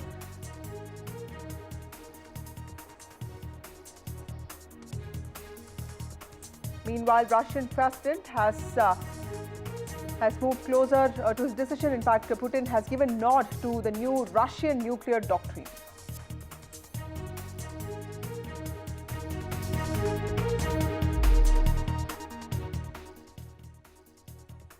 Good evening, ladies and gentlemen. You're watching NDTV. We have spoken about Hum Do Hamare Do, India's two-child norm, for years now. But now states, at least one of them, has hit the reset button. The TDP-led NDA government in Andhra Pradesh has reversed a 30-year-old law that prevented people with more than 2 children from participating in local elections. Chief Minister Chandrababu Naidu has been saying that after the successful implementation of India's family planning program, it's now time to incentivize women and families to have more children. The reason? Declining fertility rate in many states, including Andhra Pradesh, and the expected reality that there will be more senior citizens than young people in the future. Now, several states have similar policies, especially when it comes to contesting local body polls. While Mr. Naidu has sparked a discussion over India's two-child policy by saying that the country needed to rethink this policy of 2 children, Tamil Nadu Chief Minister M.K. Stalin, a few days ago, highlighted how southern states were losing due to their strict population control policies. Now, is there any merit in any of these arguments that the south of India needs more babies for its safe future? Now, we have to understand that fertility is not a switch that can be turned off and on, and the burden of population or populating the world with more young people so that it functions well in future cannot be at the cost of women's health, both physical and mental. There's also a view that skilling, increasing employability and improving lives of people should be the focus. But declining fertility rate is also a concern, which is why we are discussing this today. And why should anyone be barred from contesting local polls just because he or she has more than 2 children? And how can states deal with various aspects to this challenge of increasing TFR, but also ensuring a better quality of life for all? Has Andhra Pradesh set an example for others to follow? That's what we ask tonight. We have a panel of experts with us, both politicians and also experts. We have Poonam Muthreja, Executive Director of the Population Foundation of India, joining us. We also have Jyotsna Tirunagari of the TDP. We have Sanjana Galrani, who is an actor, and we have Pulla Rao, who's an analyst, joining us. Thank you all of you for joining me on this broadcast. Starting with the expert on the show, Dr. Muthreja, the Andhra Pradesh government has done away with a rule that candidates having more than 2 children are ineligible to contest local body polls. Now, I mean, they say that this decision to revoke this law has been taken keeping in mind socio-economic necessities and, of course, the balance of population, taking into consideration the TFR of the state that has been falling. How do you see this move, ma'am? So I totally welcome the repealing of the two-child policy. It's a welcome step which aligns with women's rights and the evidence that we have that having two-child norms and policies are flawed, they don't work, and they are actually quite outrageous. And there is no evidence to show that Andhra Pradesh was able to bring down its fertility because it had a two-child norm, which actually impacted only the poor, vulnerable women who would stand for elections in panchayats. But at the same time, Andhra Pradesh Chief Minister Chandrababu Naidu recent call for women to have more than 2 children, citing concerns of an aging population, raises significant issues regarding women's autonomy and effectiveness of such norms and laws and rules. You see, the number of kids a woman will have depends totally on her education levels, the economic situation. Today, families cannot afford to feed many children. Third, it depends on social norms and it also depends on healthcare. Now, I want to say to the government of Tamil Nadu and others who are concerned about declining fertility, they have to be proud of the declining fertility. Right. They invested very early in education, good governance, better health facilities, women's empowerment, and the outcome was fewer children. Right. But the burden on women continues to be very high. Right. You know, women, as you said, have the responsibility for having children, family planning, taking care of the children, and the economic opportunities often get impacted. Right. So if we have a balance and invest in women's well-being and create a conducive environment like Sweden and Norway did for women to have a balance, we will be able to maintain population stabilization, and we will not have a crisis which many countries today have that have not invested in women. Right. Thank you, ma'am. Also, Josna Tirunagri, bringing you here. You heard what the expert on the show had to say. She welcomes today's decision because why should anybody be penalized for having more than 2 children and not be allowed to contest polls? But at the same time, there are various aspects to this. Chandrababu Naidu has been arguing that begetting more children will lead to demographic balance, and he's been quoting a lot of numbers. How serious is he about also creating an ecosystem for quality education, health, employment? Because he's been talking a lot about skill census and also investment. Do you think it's also one way of attempting a balance? And if that is true, why talk about this right now, create the conducive environment in the state first and then talk about more children? Thank you, Vasudha, and good evening one and all. I think if you think of Chandrababu Naidu Garu, it's always like what the world thinks tomorrow, Babu Garu thinks today. If you remember in 1994 also, when the bill was introduced, I'm not talking about the bill, the 2-child rule was introduced in 1994. Andhra Pradesh then was, I think, one of the most effective states, I would say, which has followed that principle in the rule. And it was to address the concerns of overpopulation then. But we also have to understand, Vasudha, that for the past 3 decades, if I have to quote, the dynamics of Andhra Pradesh, the demographic and socio-economic landscape of Andhra Pradesh has drastically changed. We should also understand that. Okay. And also here, Telugu Desam Party is the first party, I am very proud to quote that in fact, which has introduced a separate and a very, a separate university for women. We were the ones who thought about financial independence for women. We were the ones who thought about equal share of property for women. So we have done it earlier also. And in fact, if you remember, and I think Pularao sir will quote it after me if I am not wrong, but Telugu Desam Party and Nara Chandrababu Naidu Garu was the person who introduced reservation for women in professional colleges when he was the chief minister in the 90s. Right. So we have done it, we have thought of it, and we have done it also. And today, the repealing of the law actually aligns with Babu Garu's vision of balancing population dynamics to maintain the economic stability and also the societal welfare. It's a balance that we are trying to strike there. And also the policy that we are getting today, that we have gotten today, scrapping of that rule, it's a part of a broader strategy, Vasudha, to actually address the rural-urban migration, developing, sustainable infrastructure, and also promoting that demographic imbalance, that balance out there. Okay. And again, apart from all this, I would just, also quote one thing.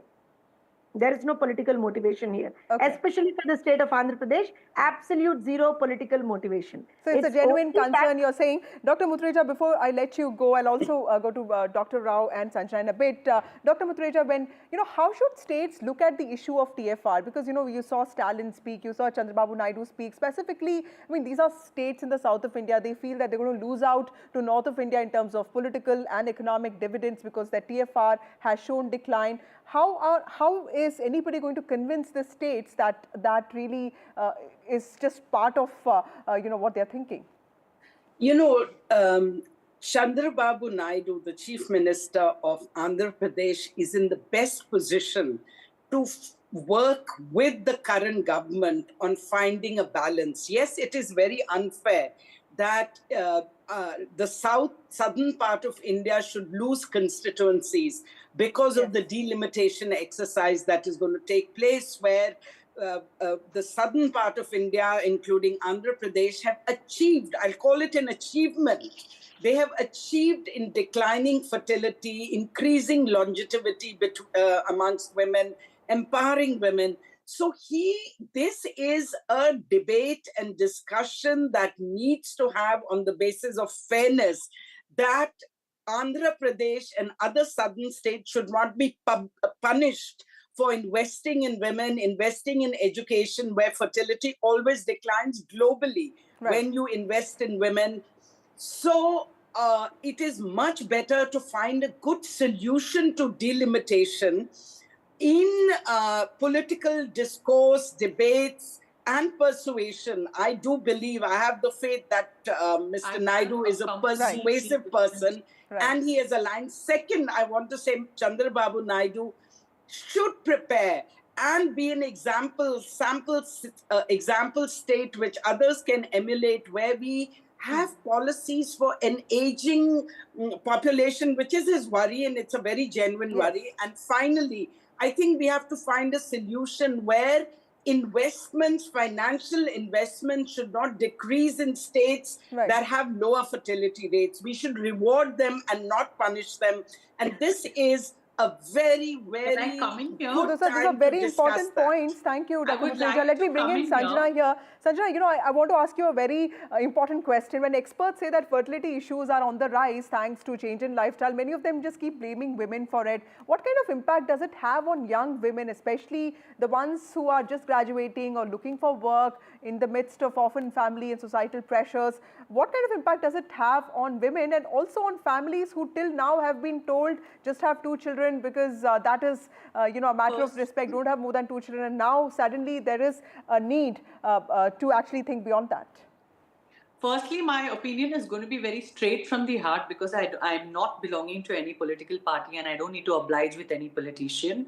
I think we are living in a very overcrowded country, and it's a very messed up country when it comes to the architecture, when it comes to the road facilities. I'm not worried about the rich people having 2 kids or 3 kids or 4 kids or 5 kids. I'm really worried about people who are below the poverty line, who are having so many kids.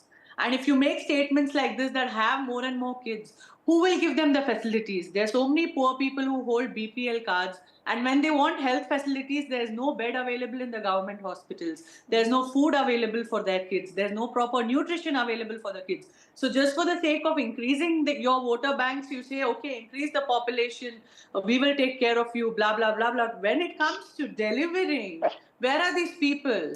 And China used to be the topmost populated country in the world. China came up with a very aggressive rule that if you're one couple, you have to have just 1 child, which was such a sensible thing to do. And today, we are leading the chart when it comes to the highest populated country in the world.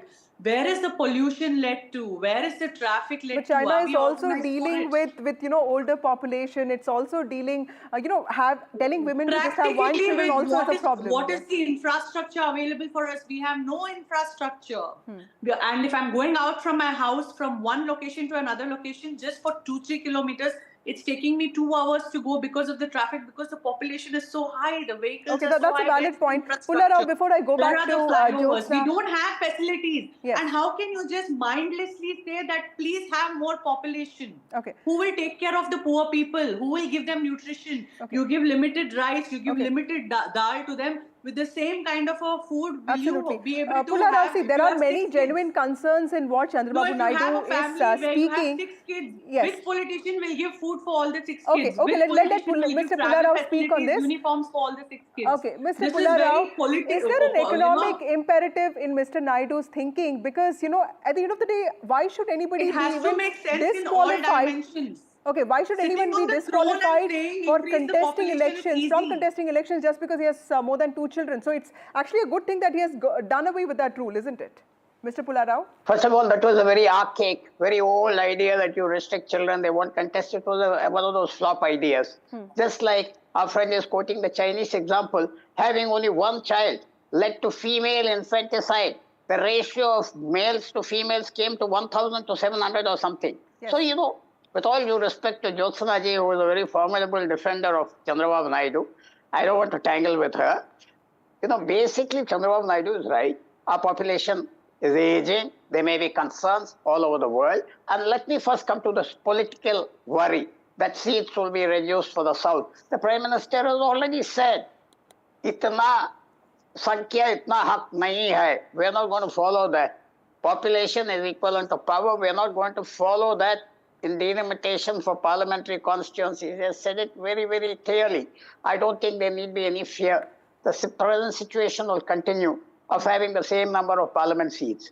All the worries are really not correct. Now let's come to what Mr. Naidu has said. He is right in that. But there is another way to increase population. You can reduce the number of accidents. 10,000 men, young men, 15,000 are dying every year on Andhra roads. There is mortality, child mortality.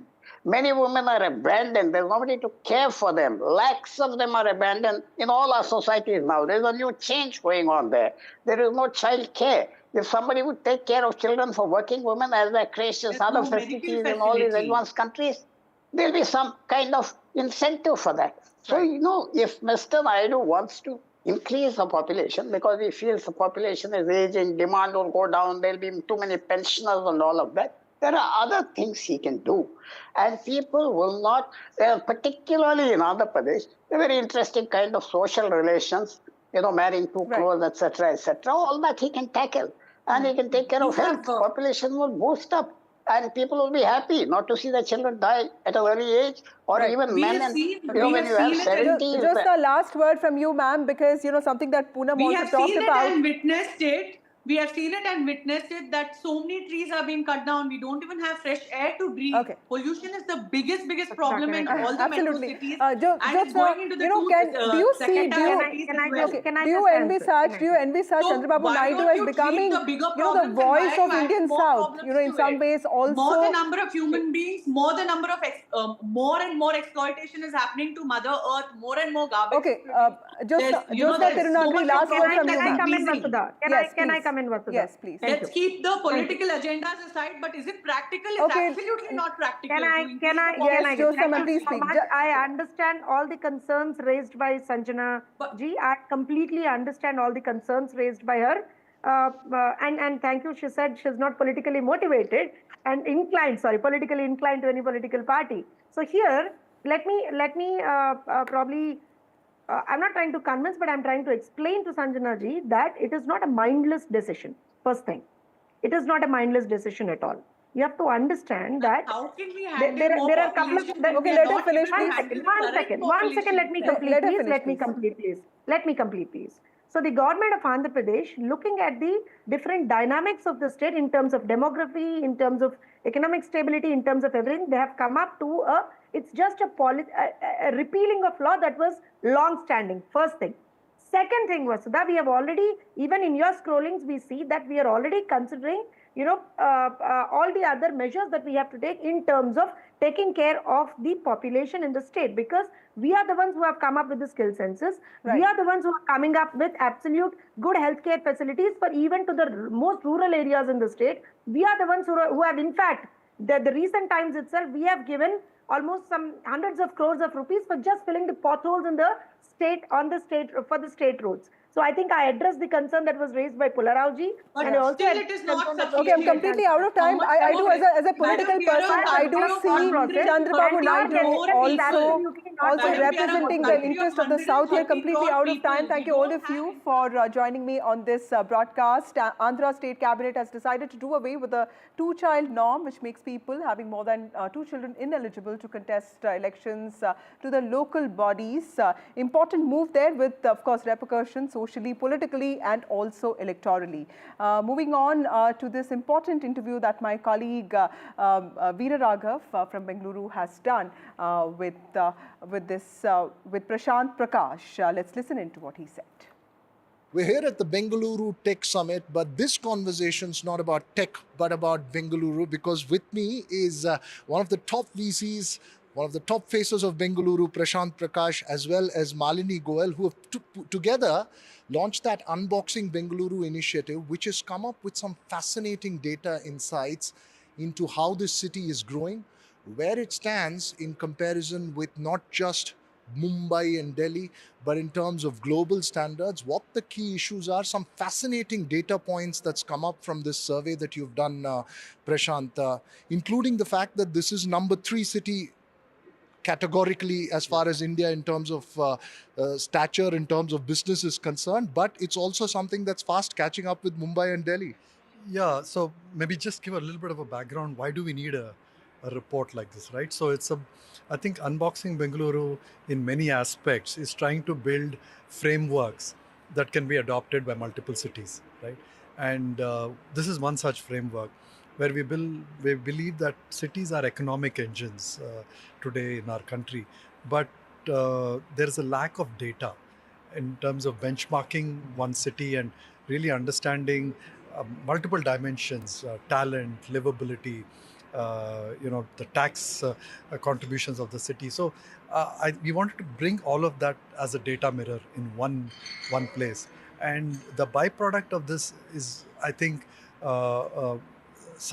is a healthy co-opetition between the different cities. So today we have 10 meaningful cities, 15 meaningful cities. But as a country, given the urbanization, we need to have 100 meaningful cities.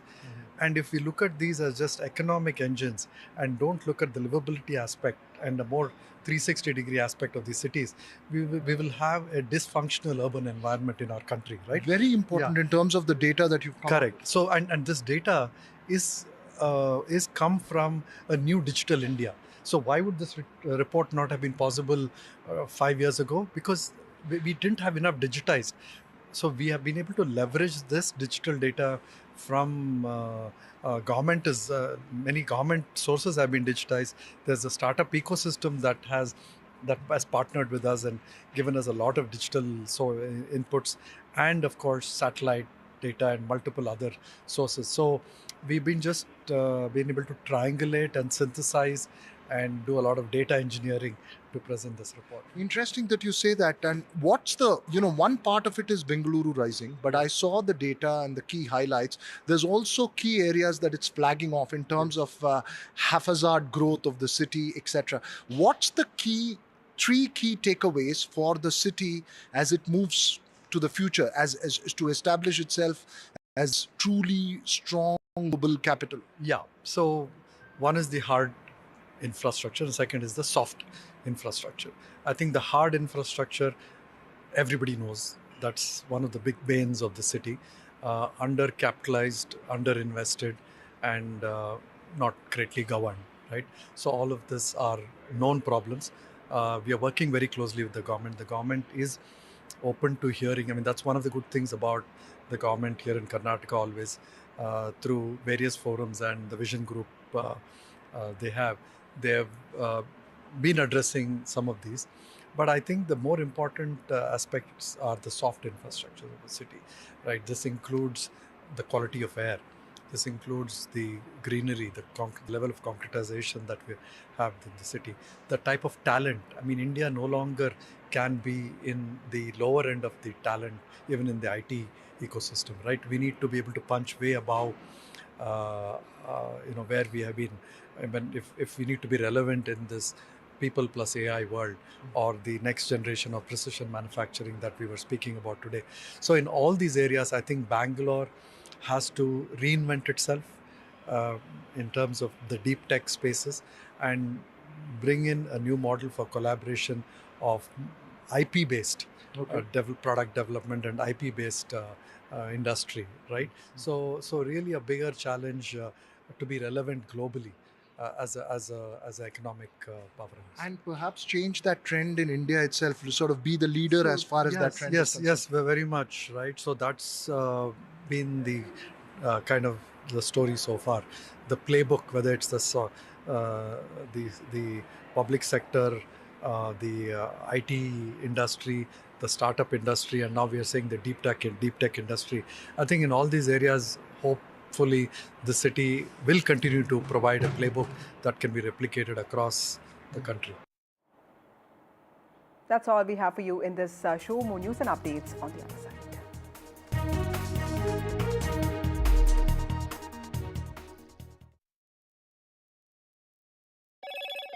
Hello, Moto.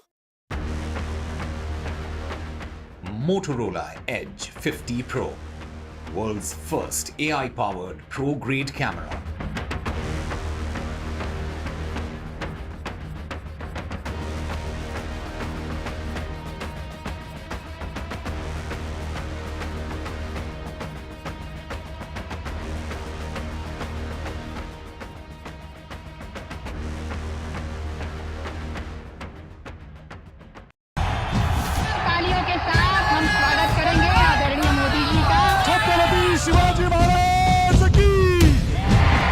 agenda फक्त corruption first. आमचा agenda आहे nation first. घोषणा आणि जनतेचे पैसे लुटणं. Cut commission आणि करप्शनला आमच्याकडे थारा नाही. त्यांचा परिवारवाद आमचा महाराष्ट्रवाद. महाराष्ट्रामध्ये 1,75,000 जागा रिक्त पण का भरत नाही? राज्याची जनतेच्या घमाच्या पैशाची तिजोरी लुटण्यासाठी हे सरकार आहे. पूर्वीच्या सरकारच्या काळामध्ये निधी देताना त्यांना असं वाटायचं की त्यांच्याच खिशातले पैसे चालले. शेतकऱ्यांना मोफत वीज देण्याचं काम आपल्या सरकारने सुरू केलं.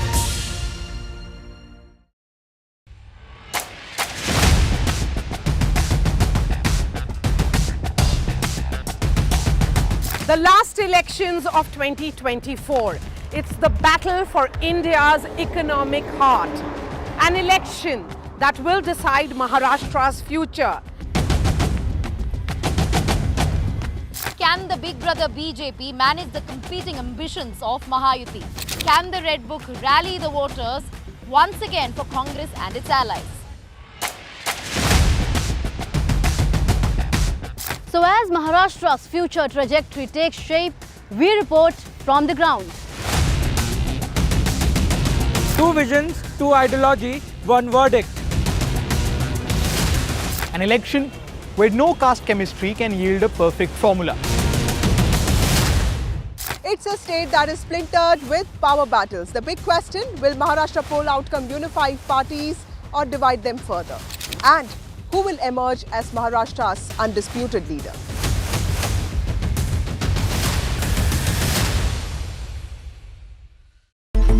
It's a web of frauds, calls, luring emails, threatening messages. Cyber frauds have cast their net wide and everyone is at risk. We track the victims, their horror stories as they get conned online, extorted and robbed of their hard-earned money. How to identify a cyber fraud and how to stay cyber safe. What are your options? Fraud.con, NDTV initiative for cyber safety.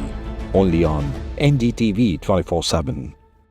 I've been reporting on all issues big and small from Andhra Pradesh, Telangana, rest of South India, bringing you all the action, all that you need to know, all that you want to know. The energy of Maximum City is infectious. I bring in that energy in our news coverage from financial capital Mumbai. India's IT capital is always buzz. It's literally a city that never sleeps. And I keep you ahead on all the Bengaluru buzz. Covering from the southernmost part of India over the last 23 years, I bring in-depth and 360-degree coverage from the Dravidian heartland.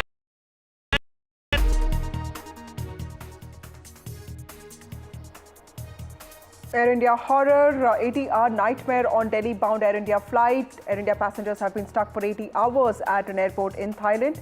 Plane takes off after 24 hours, grounded again. Air India passenger shares his ordeal on NDTV. AI sources have also said that flight was delayed due to time limitation. Meanwhile, high voltage drama in Maharashtra. Bahujan Vikas Aghadi workers created a ruckus in Virar accusing BJP leader Vinod Tawde and candidate Rajan Nayak of distributing money.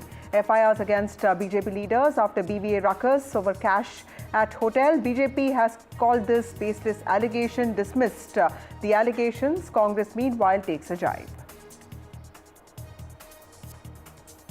Delhi Environment Minister Gopal Rai has now written to Union Environment Minister Bhupender Yadav over clearances for artificial rain, accusing the centre of ignoring its earlier request. Delhi Environment Minister Gopal Rai has said artificial rain is now the need of the hour. In a significant move, the Tirumala Tirupati Devasthanam board has decided it will remove all non-Hindus from the temple board. This decision after recent Laddu controversy. BJP has welcomed this move. After Prime Minister Narendra Modi's visits to Russia, Vladimir Putin will be visiting India soon. Kremlin to confirm dates.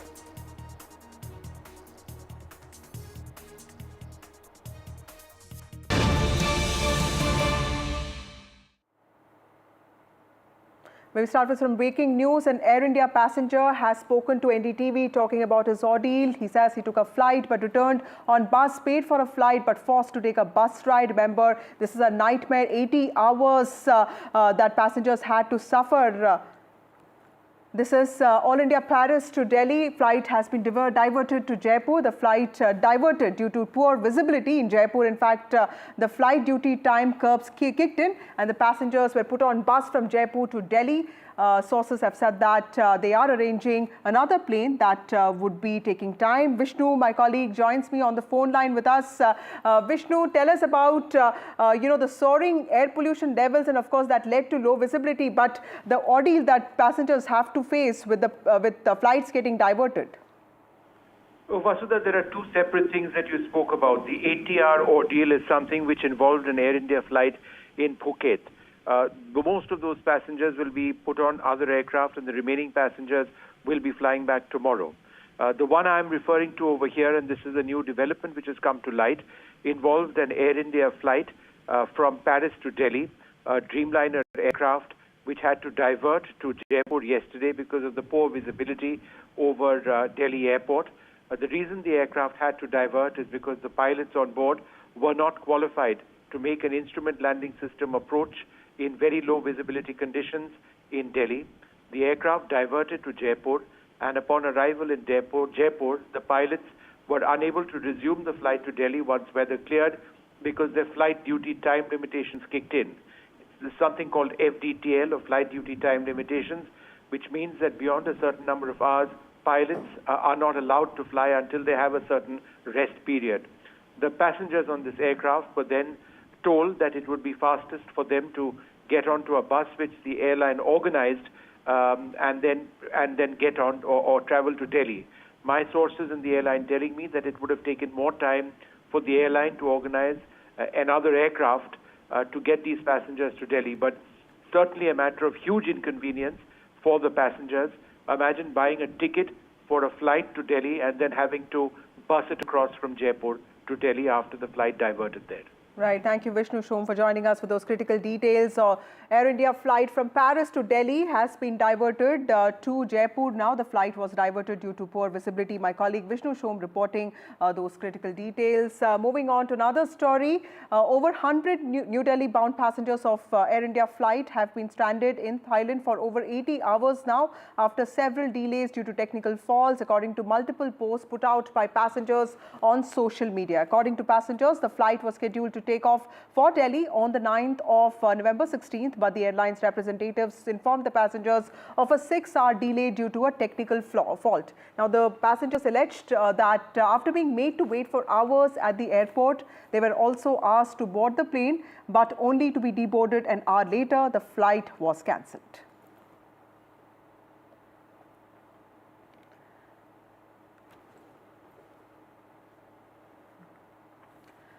Meanwhile, Sharad Pawar, the leader of NCP led by Sharad Pawar faction, has exposed Rahul Gandhi and Uddhav Thackeray's attacks on Gautam Adani. In fact, Sharad Pawar has spoken on Rahul Gandhi's Adani attack, saying that they just want to attack the businessman.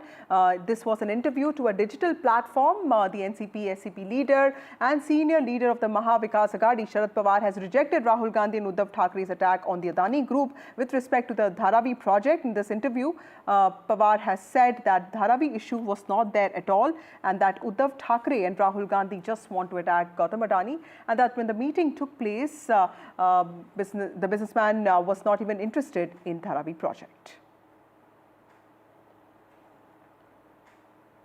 Moving on, just one day to go for Maharashtra polls. High drama unfolded a day before polling starts. Workers of additional party BBA Graud BJP General Secretary Vinod Tawde, accusing him of distributing cash to influence voters in Palghar. While Tawde has denied the allegations, Election Commission has filed an FIR against the senior BJP leader over cash for vote allegations. Here's a report. A high-voltage drama unfolded in Virar near Mumbai as BJP leader Vinod Tawde was allegedly caught with bundles of cash purportedly meant to sway voters just a day before the Maharashtra Assembly elections. Video footage captures Bahujan Vikas Aghadi activists confronting Tawde during a BJP meeting in a hotel displaying the cash and accusing him of distributing money to influence voters in the Vasai-Virar constituency. The allegations have triggered a political firestorm, with videos of the incident spreading like wildfire on social media. Tawde, however, strongly denied the allegations. चुनाव आयोग उसके inquiry करे, police inquiry करे, CCTV footage ले ले, तो उसमें वास्तव जो है, मैं तो 40 साल से पार्टी में हूँ, तो जो वास्तव है वो सबको पता है, और फिर भी चुनाव आयोग ने निष्पक्ष इंक्वायरी करनी चाहिए, ऐसा मेरा भी आग्रह है। The Maharashtra police have registered an FIR against Tawde and another BJP leader from Nala Supara. As per sources, police found 9 lakh rupees in cash and some documents from the two politicians. However, the BVA claims the bag contained 5 crore rupees, a charge currently under investigation. Opposition leaders have intensified their attack on the BJP, accusing them of resorting to money power to manipulate voters, and have also raised concerns about the Election Commission's alleged oversight. बांटेंगे, पैसा बांटेंगे तो जीतेंगे ना, हाँ बांटेंगे तो कटेंगे नहीं, भाजपा वाले पैसा बांटेंगे तो ही जीतेंगे। विनोद तावड़े जी भारतीय जनता पार्टी के राष्ट्रीय महासचिव, महाराष्ट्र के बड़े नेता रहे बीजेपी की सरकार के, अब राष्ट्रीय महासचिव, उनके ऊपर बहुत जिम्मेदारी रहती है। कभी चंडीगढ़ का मेयर को बनाओ, वहाँ पैसा बांटो, हरियाणा में पैसा बांटो, वो बहुत ही अनुभवी व्यक्ति है। महाराष्ट्र में बीजेपी हार मान लिया है, इसके वजह से उन्होंने पैसा बांटना शुरू कर दिया है। बीजेपी के राष्ट्रीय नेता विनोद तावड़े 5 करोड़ रुपया लेकर के एक मतदार संघ में जाकर के पैसा का डिस्ट्रीब्यूशन करना इसका उदाहरण है। मैं